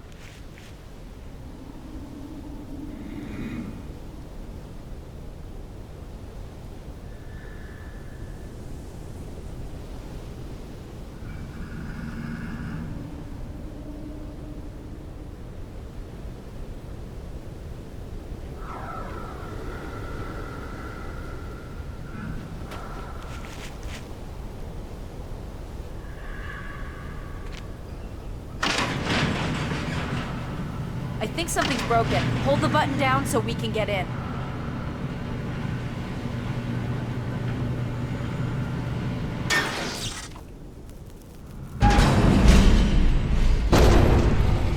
Ow! Wait! What's going on? We can get to the dam through here. What's happening out there? You guys go ahead and find Weaver. She should be in the dam now. I'll have to make it alone through the top. Okay, Wake. Good luck. Don't get yourself killed. Ow! Please, be careful! I'll take good care of Barry, Wake. You just look after yourself.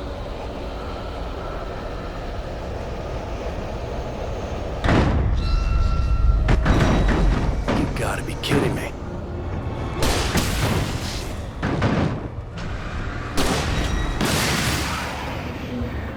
Down, boy.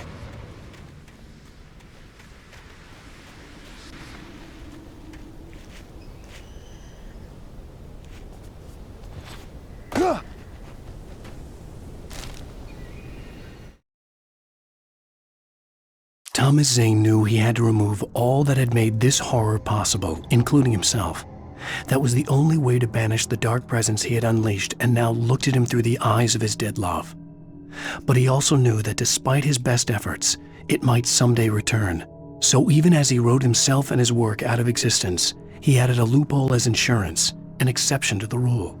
Anything of his stored in a shoebox would remain.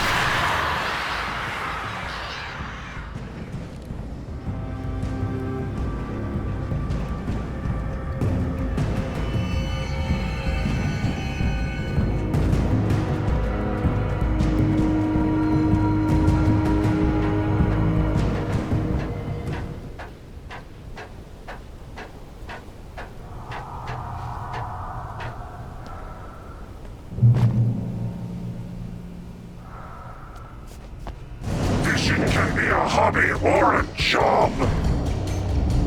I was ridiculously outnumbered. The searchlight could even the odds.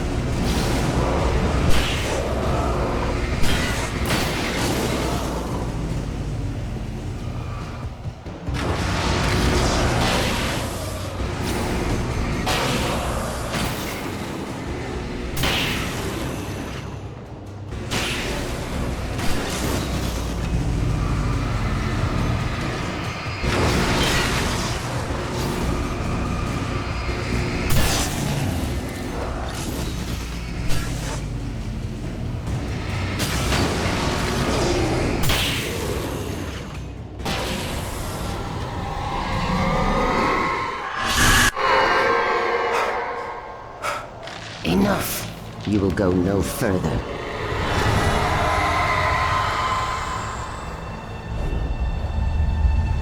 Stop. Stop now.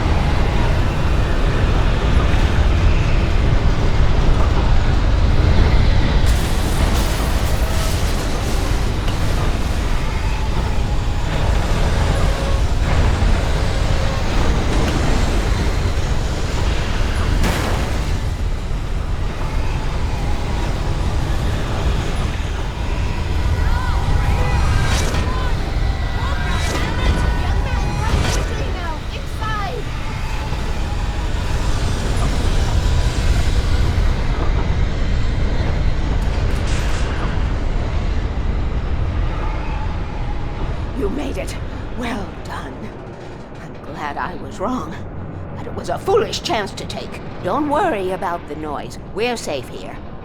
I have looked after the well-lit room for many, many years now. There is no shadow in the well-lit room. The power is fail-safe, and all the bulbs are numbered and changed regularly based on their make and model. Right.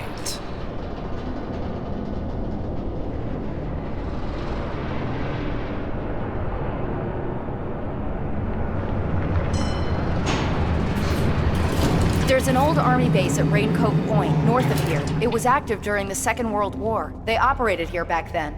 They must have built this. Yes, they did. It's my place now.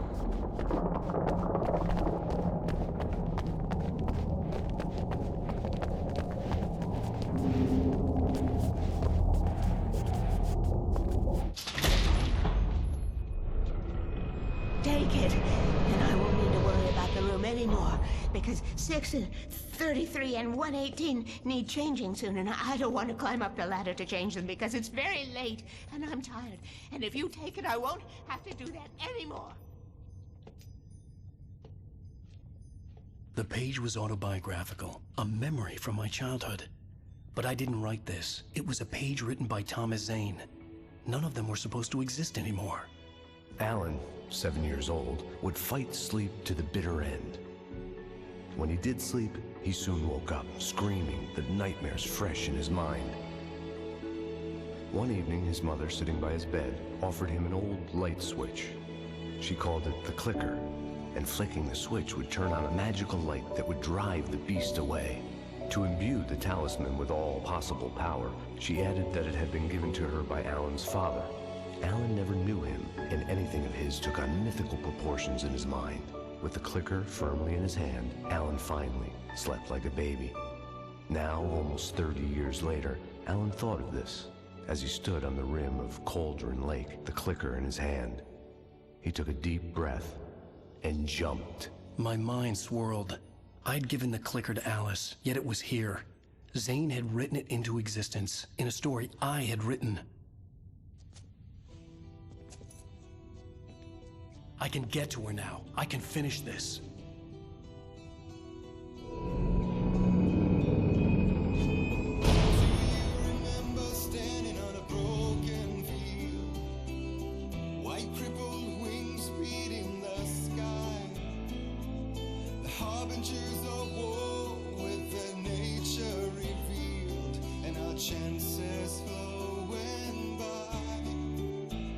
Previously on Alan Wake, I wrote a horror story that has come true. Thomas Zane did the same in the 70s. You will go no further. If I continue like the Dark Presence wants me to, the story I'm writing won't save Alice. It's a horror story. No one will survive. You knew Zane! Thomas Zane! You're the Lady of the Light in the song! He left something behind to help me. The clicker. Alan thought of this as he stood on the rim of Cauldron Lake, the clicker in his hand. He took a deep breath and jumped. I can get to her now. I can finish this.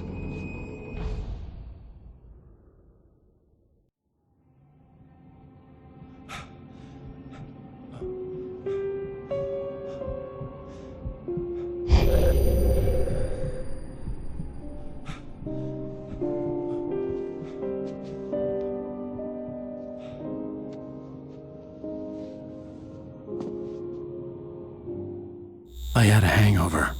My head was about to explode and the light hurt my eyes. I needed my sunglasses and painkillers to dull the pain. In one of my finer moments of self-deception, I swore to quit drinking.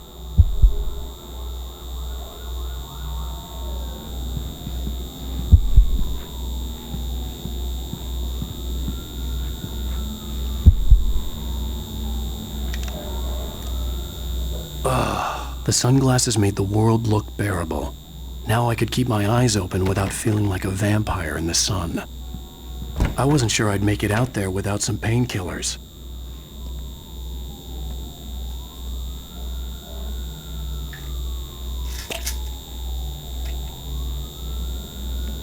The pills worked fast. The prospect of being awake started to seem bearable again.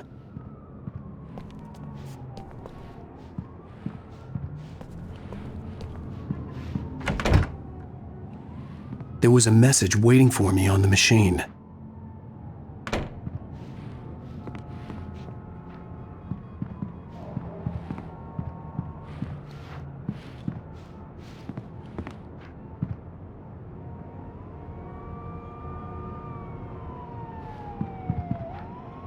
You have one new message. Al!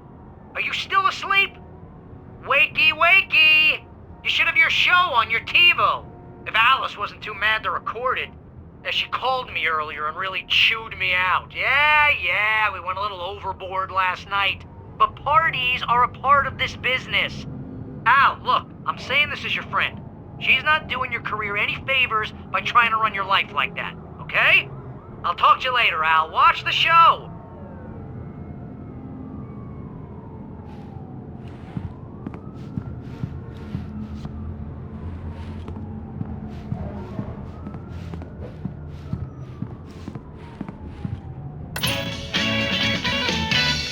Ladies and gentlemen, welcome back to the Harry Garrett Show. Thank you. Thank you, everybody. We have a great show tonight. I've been talking with the best-selling author Alan Wake about his new book, The Sudden Stop. Yeah, good read. Go buy it. No, it is a good read. Look, I'm gonna be honest here. Is that wise? No, but I'm gonna do it anyway. I got people who give me the lowdown on books. I'm a busy guy. But this one, I actually read from cover to cover. I mean, I'm a big fan. Wow, thanks. Now, this might be a spoiler for those who haven't read the book yet. Based on the sales figures, the 2 people out there who haven't read the book yet. But this last book is all about the death of the main character, the hard-boiled New York detective, Alex Casey. Now, there's been a lot of outrage about this. Why the hell did you kill Casey? What the hell were you thinking, man? Good riddance. No, seriously though, 7 years and 6 books is a long time. He was a gloomy guy to spend all your working hours with, and it was a good run. But it's time to explore new things. My next book will be a departure from the old for me. You selfish bastard, always thinking of yourself. Well, you've certainly given us a lot of entertainment over the years. And now that you mention it, Casey was a gloomy guy. Never had much luck with his love life with the ladies. Was that autobiographical in any way? Yeah, no kidding. Casey's lady friends tended to die on him. With Casey, it was all about his pain. No, nothing autobiographical about that. I'm a happily married man. My wife is my muse. Well, congratulations. That's great to hear. So, how's the publicity tour been treating you? Good. Great.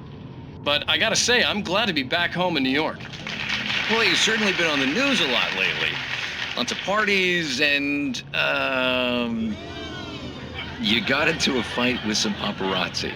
Oh, man. Well, that guy was really in my face. I lost my temper. I know that wasn't cool. You are famous for that temper.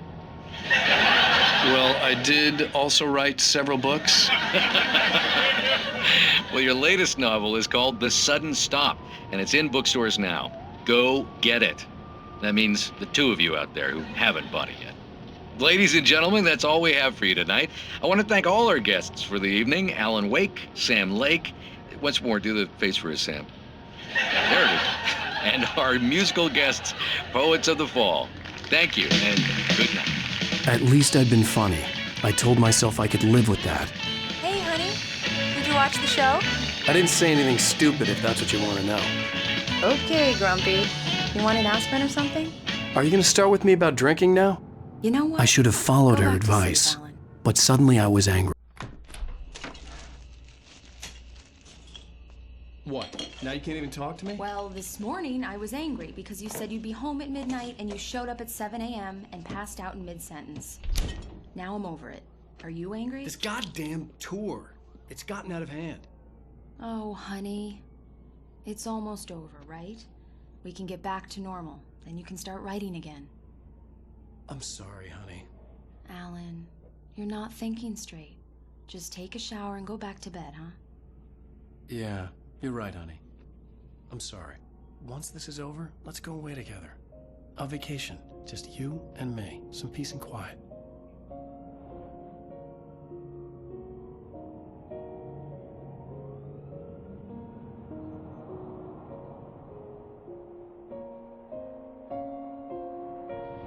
Somehow, the clicker was the key to the cabin.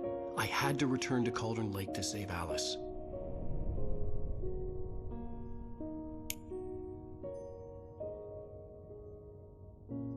I'm going back to the lake to finish this.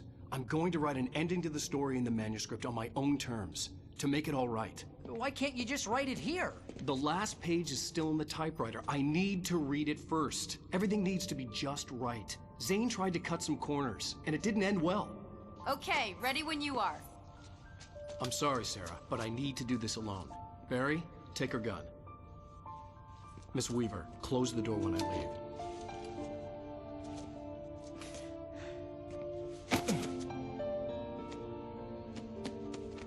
Good luck, Al.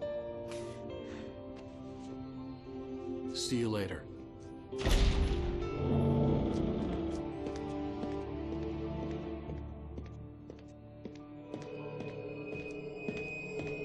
When I got out, it was warm and sunny.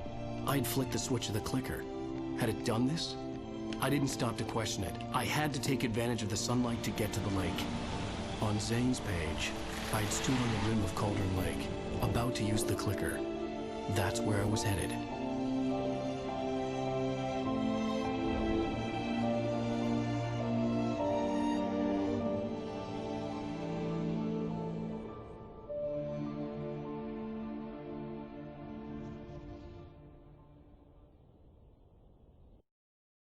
Alone, in daylight, surrounded by the beauty of the Pacific Northwest landscape, it was hard not to let doubt creep in one last time.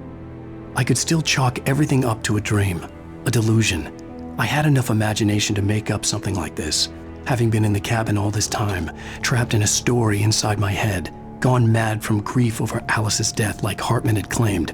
There would be no way of knowing. I told myself it didn't really matter. My course was set.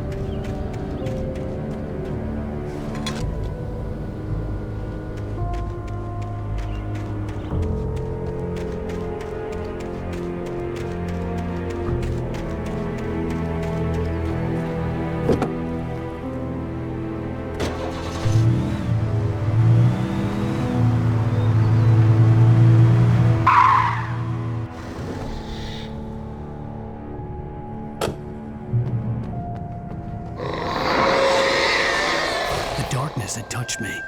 There was a link between us, always would be. I could feel its presence again, getting closer.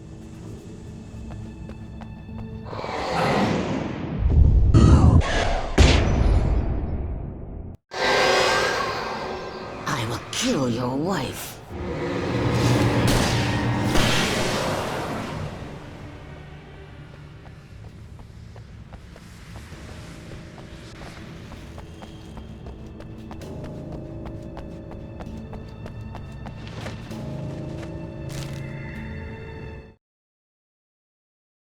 The Dark Presence was no longer trying to capture the writer so he could create the ending it wanted.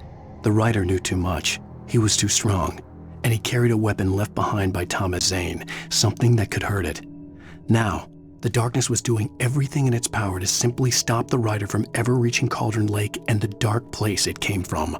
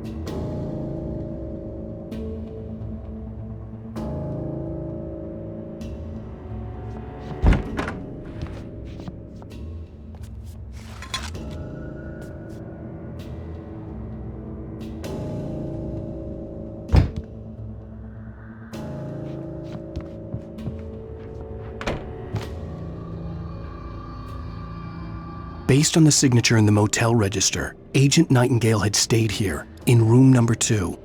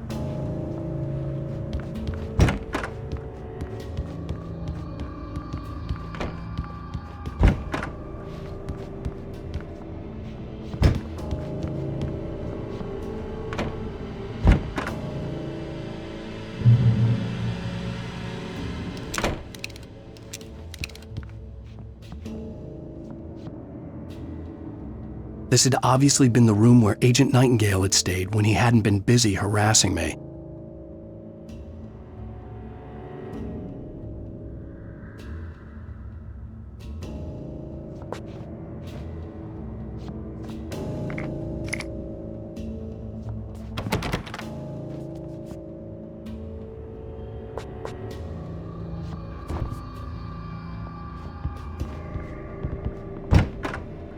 Look after yourself and your co-workers. Could have fooled me, pal.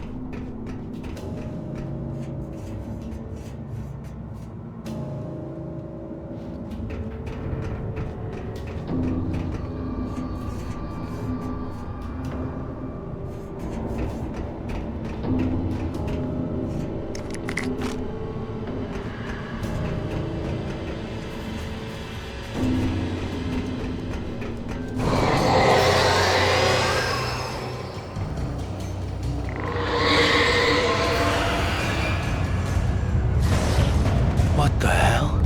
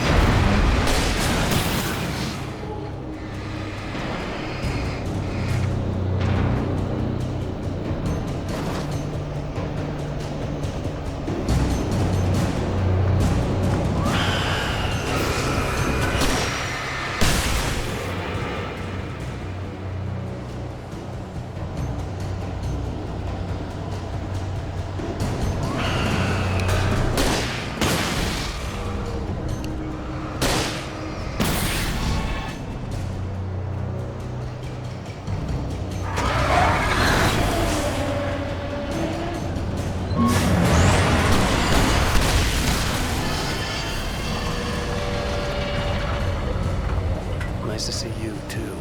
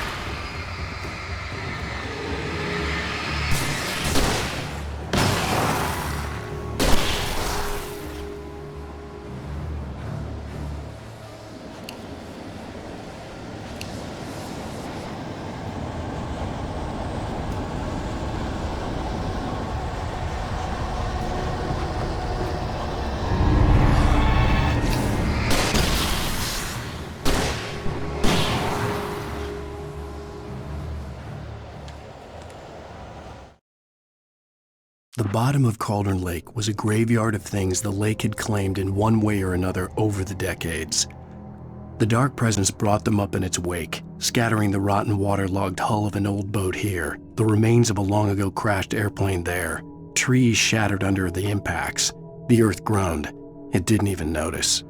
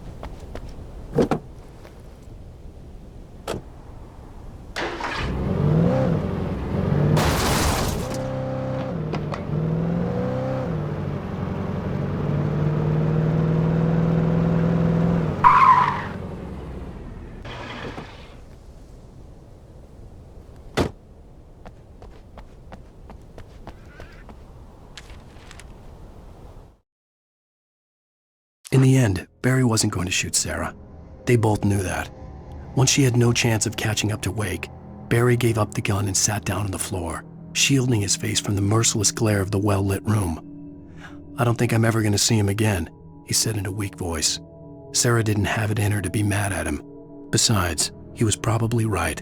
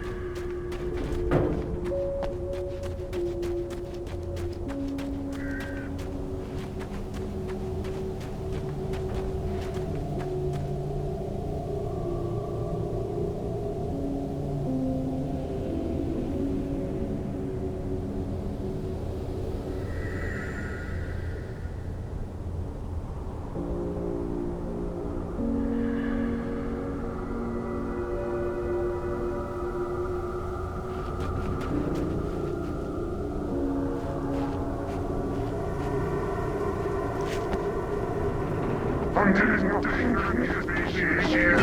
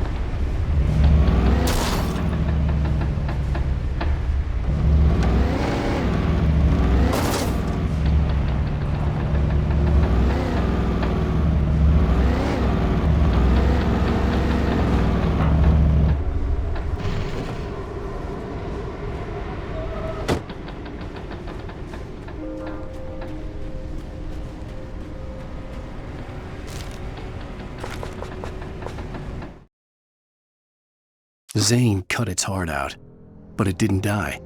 The thing that wore Barbara's face kept crooning sweet nothings sugar-laced with poison. He put on the suit, untied the monster from the chair. The thing in his arms thrashed weakly, but he held fast. He stepped outside, off the pier, and into the dark water, a sinking pinprick of light descending toward a bottom that never came.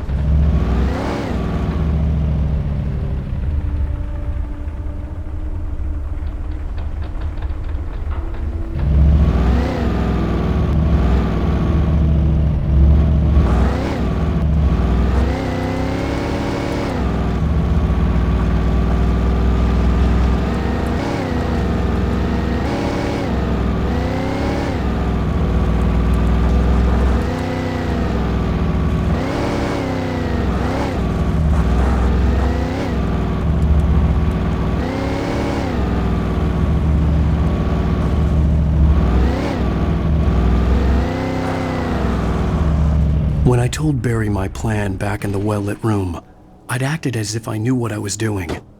I didn't. I was operating on the shifting logic of a dream. I had to fight my way to the lake through the horrors of the night. I had to flick an old battered light switch imbued with childhood magic. I had to write a happy ending to a horror story. I had to save my wife from the dark prison she was being held in.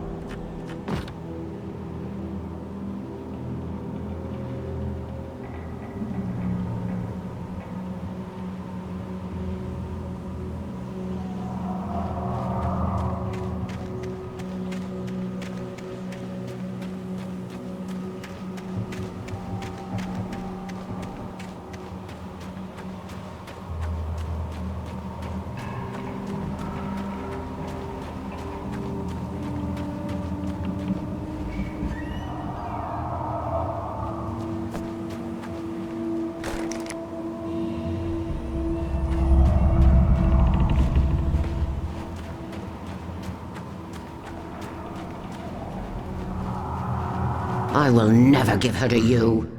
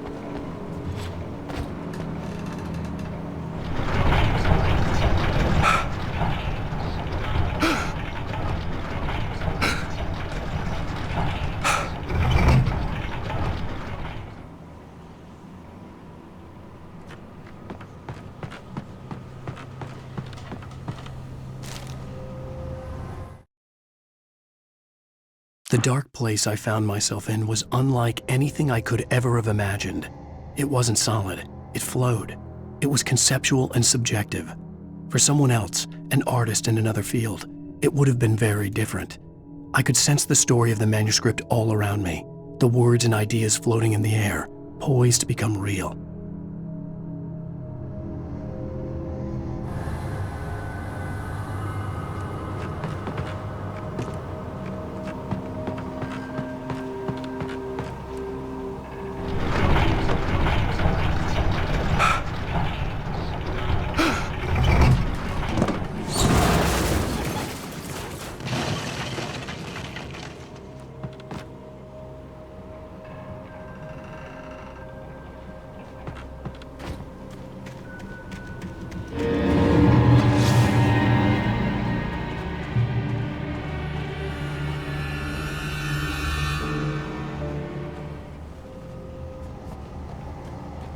I could see Mirror Peak in the distance.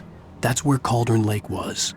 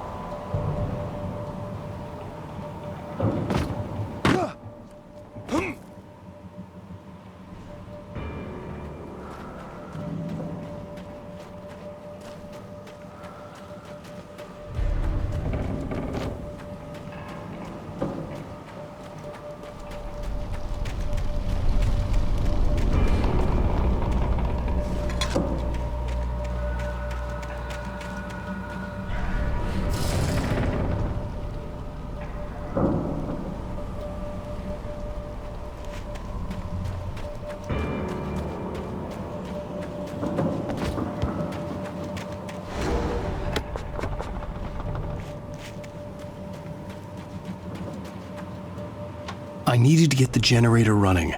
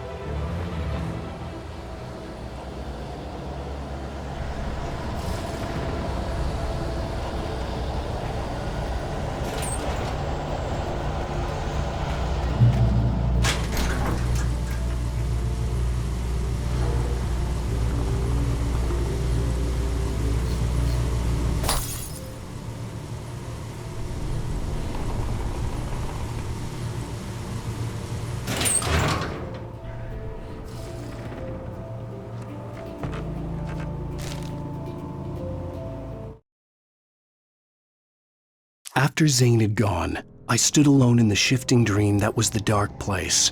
I had to find a way to the cabin. I'd written myself a way through this place in the manuscript. I followed the idea of a path. I'd written myself across the ocean that blocked my way, and with that, there was a bridge to the island beyond. The idea of the cabin flickered in the underwater darkness. I willed the cabin to be real, and it was.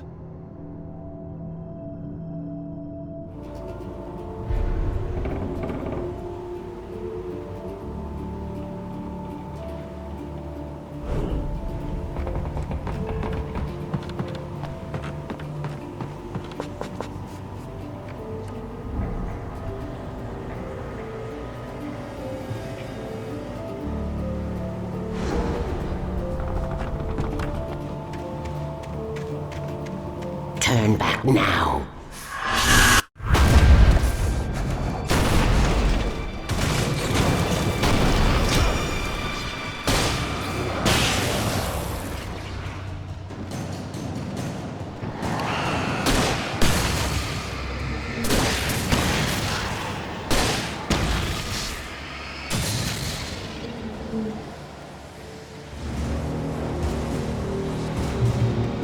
Do as you're told.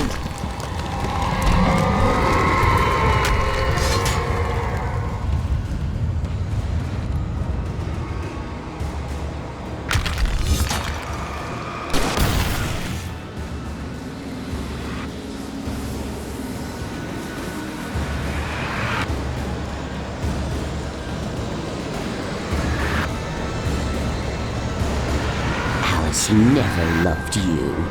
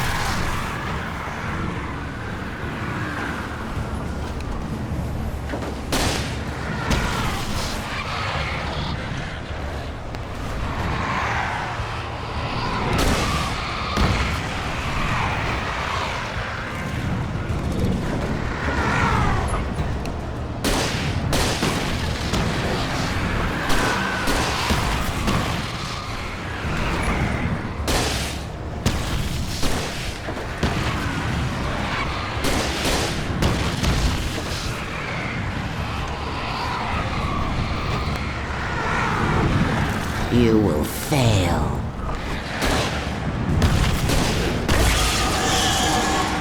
It's all in your head. You're making this up.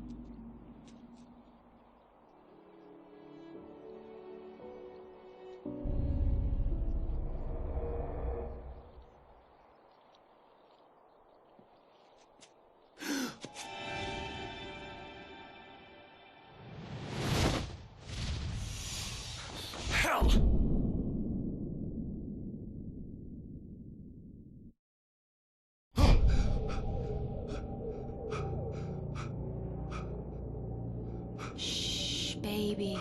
You were having a bad dream. It was just another nightmare.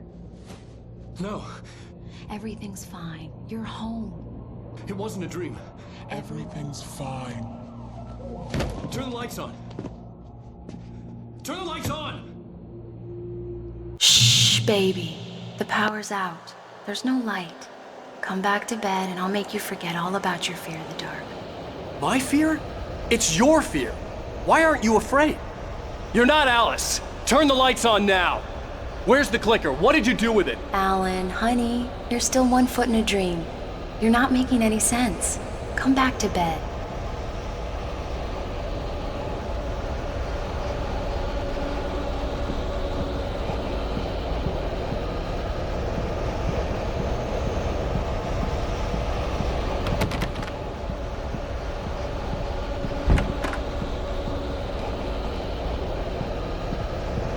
Alan, you're scaring me now.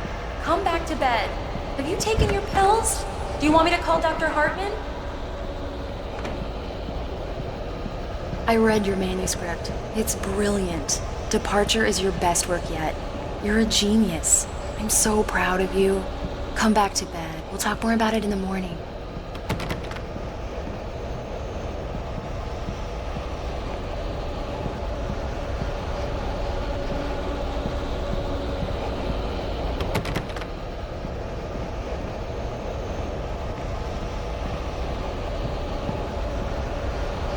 Come back to bed, Alan.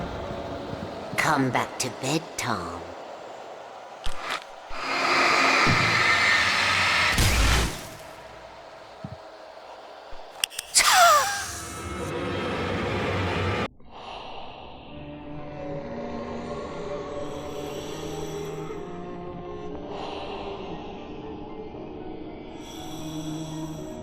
You must find your way to the cabin.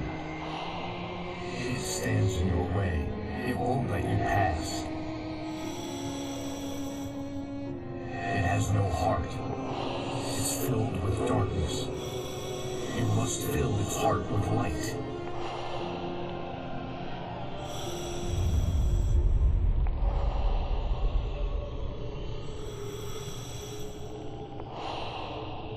Don't mind him. He's Mr. Swift. Your friends will meet him when you're gone.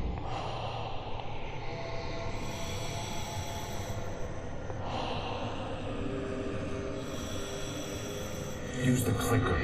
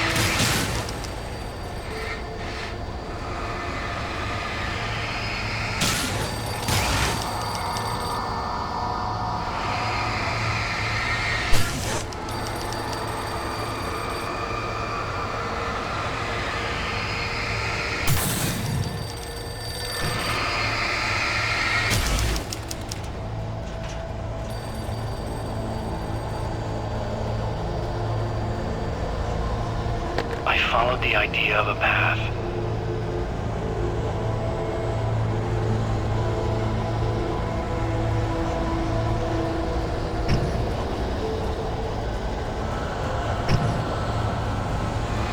I'm leaving you. What? I'm leaving you, Alan. I met someone. I'm in love with someone else. Alice? No, what do you say? You can't... You don't love me. How could you when you don't even love yourself? All you do is torture yourself with work you can't do anymore. No, I love you more than anything in the world. You're my muse. I'm not. Who are you? What have you done with my Alice? Alan? What are you doing? Put the light back on! What are you doing, Alan? Stop! Put the light back on! It wasn't true. Nothing like that had ever happened. I had written myself across the ocean.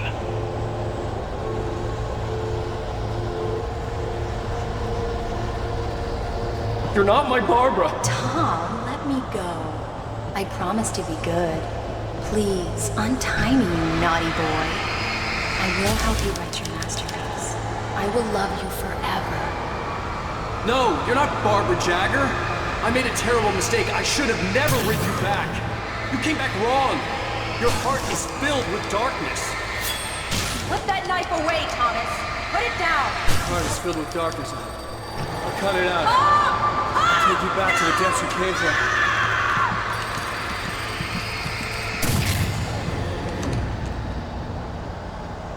Filled with darkness. I willed the cabin to be real.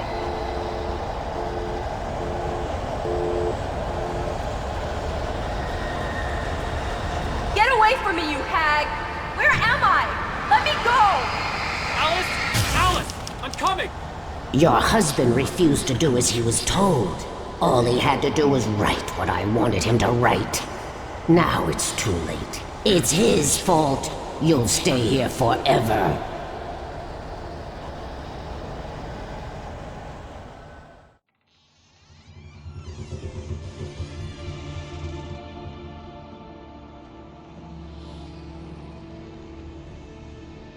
Now you will never get her back.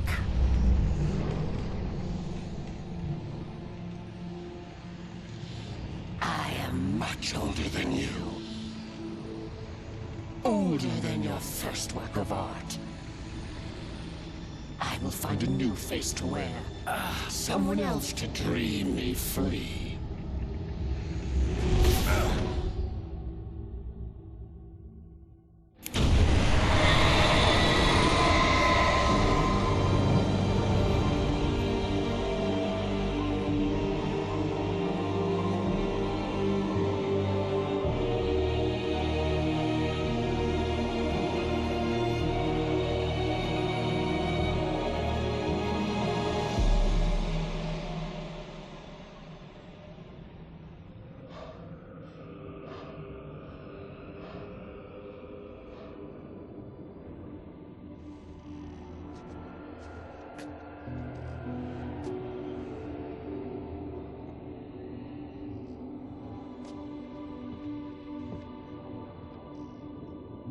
I could feel Alice's presence close by. I understood what I had to do now. I knew how to write the ending to Departure. There's light and there's darkness. Cause and effect. There's guilt and there's atonement. But the scales always need to balance. Everything has a price. That's where Zane had gone wrong. There's a long journey through the night back into the light. Alice? Alice?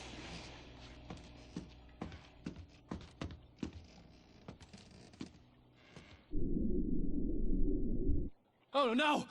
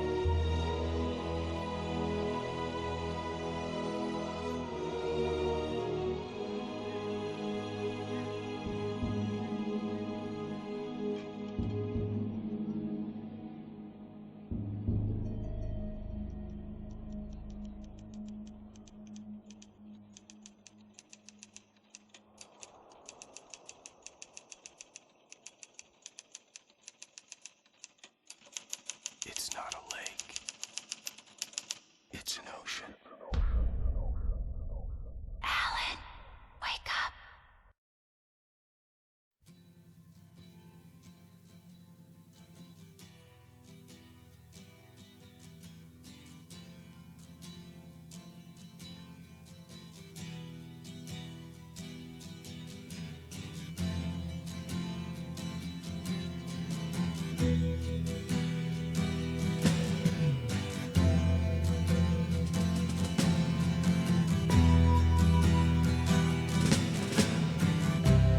Ground control to Major Tom.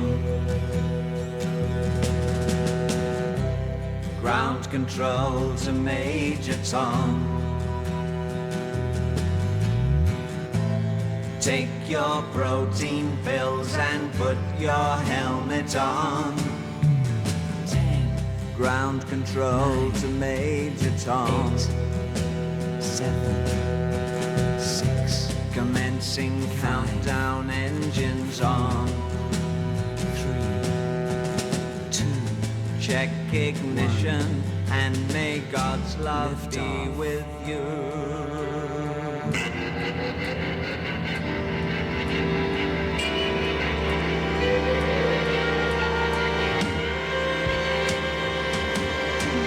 This is ground control to Major Tom. You've really made the grade, and the papers want to know whose shirt you wear. Now it's time to leave the capsule if you dare. This is Major Tom to ground control. I'm stepping through the door, and I'm floating in a most peculiar way, and the stars look very different today. For here am I sitting in a tin can,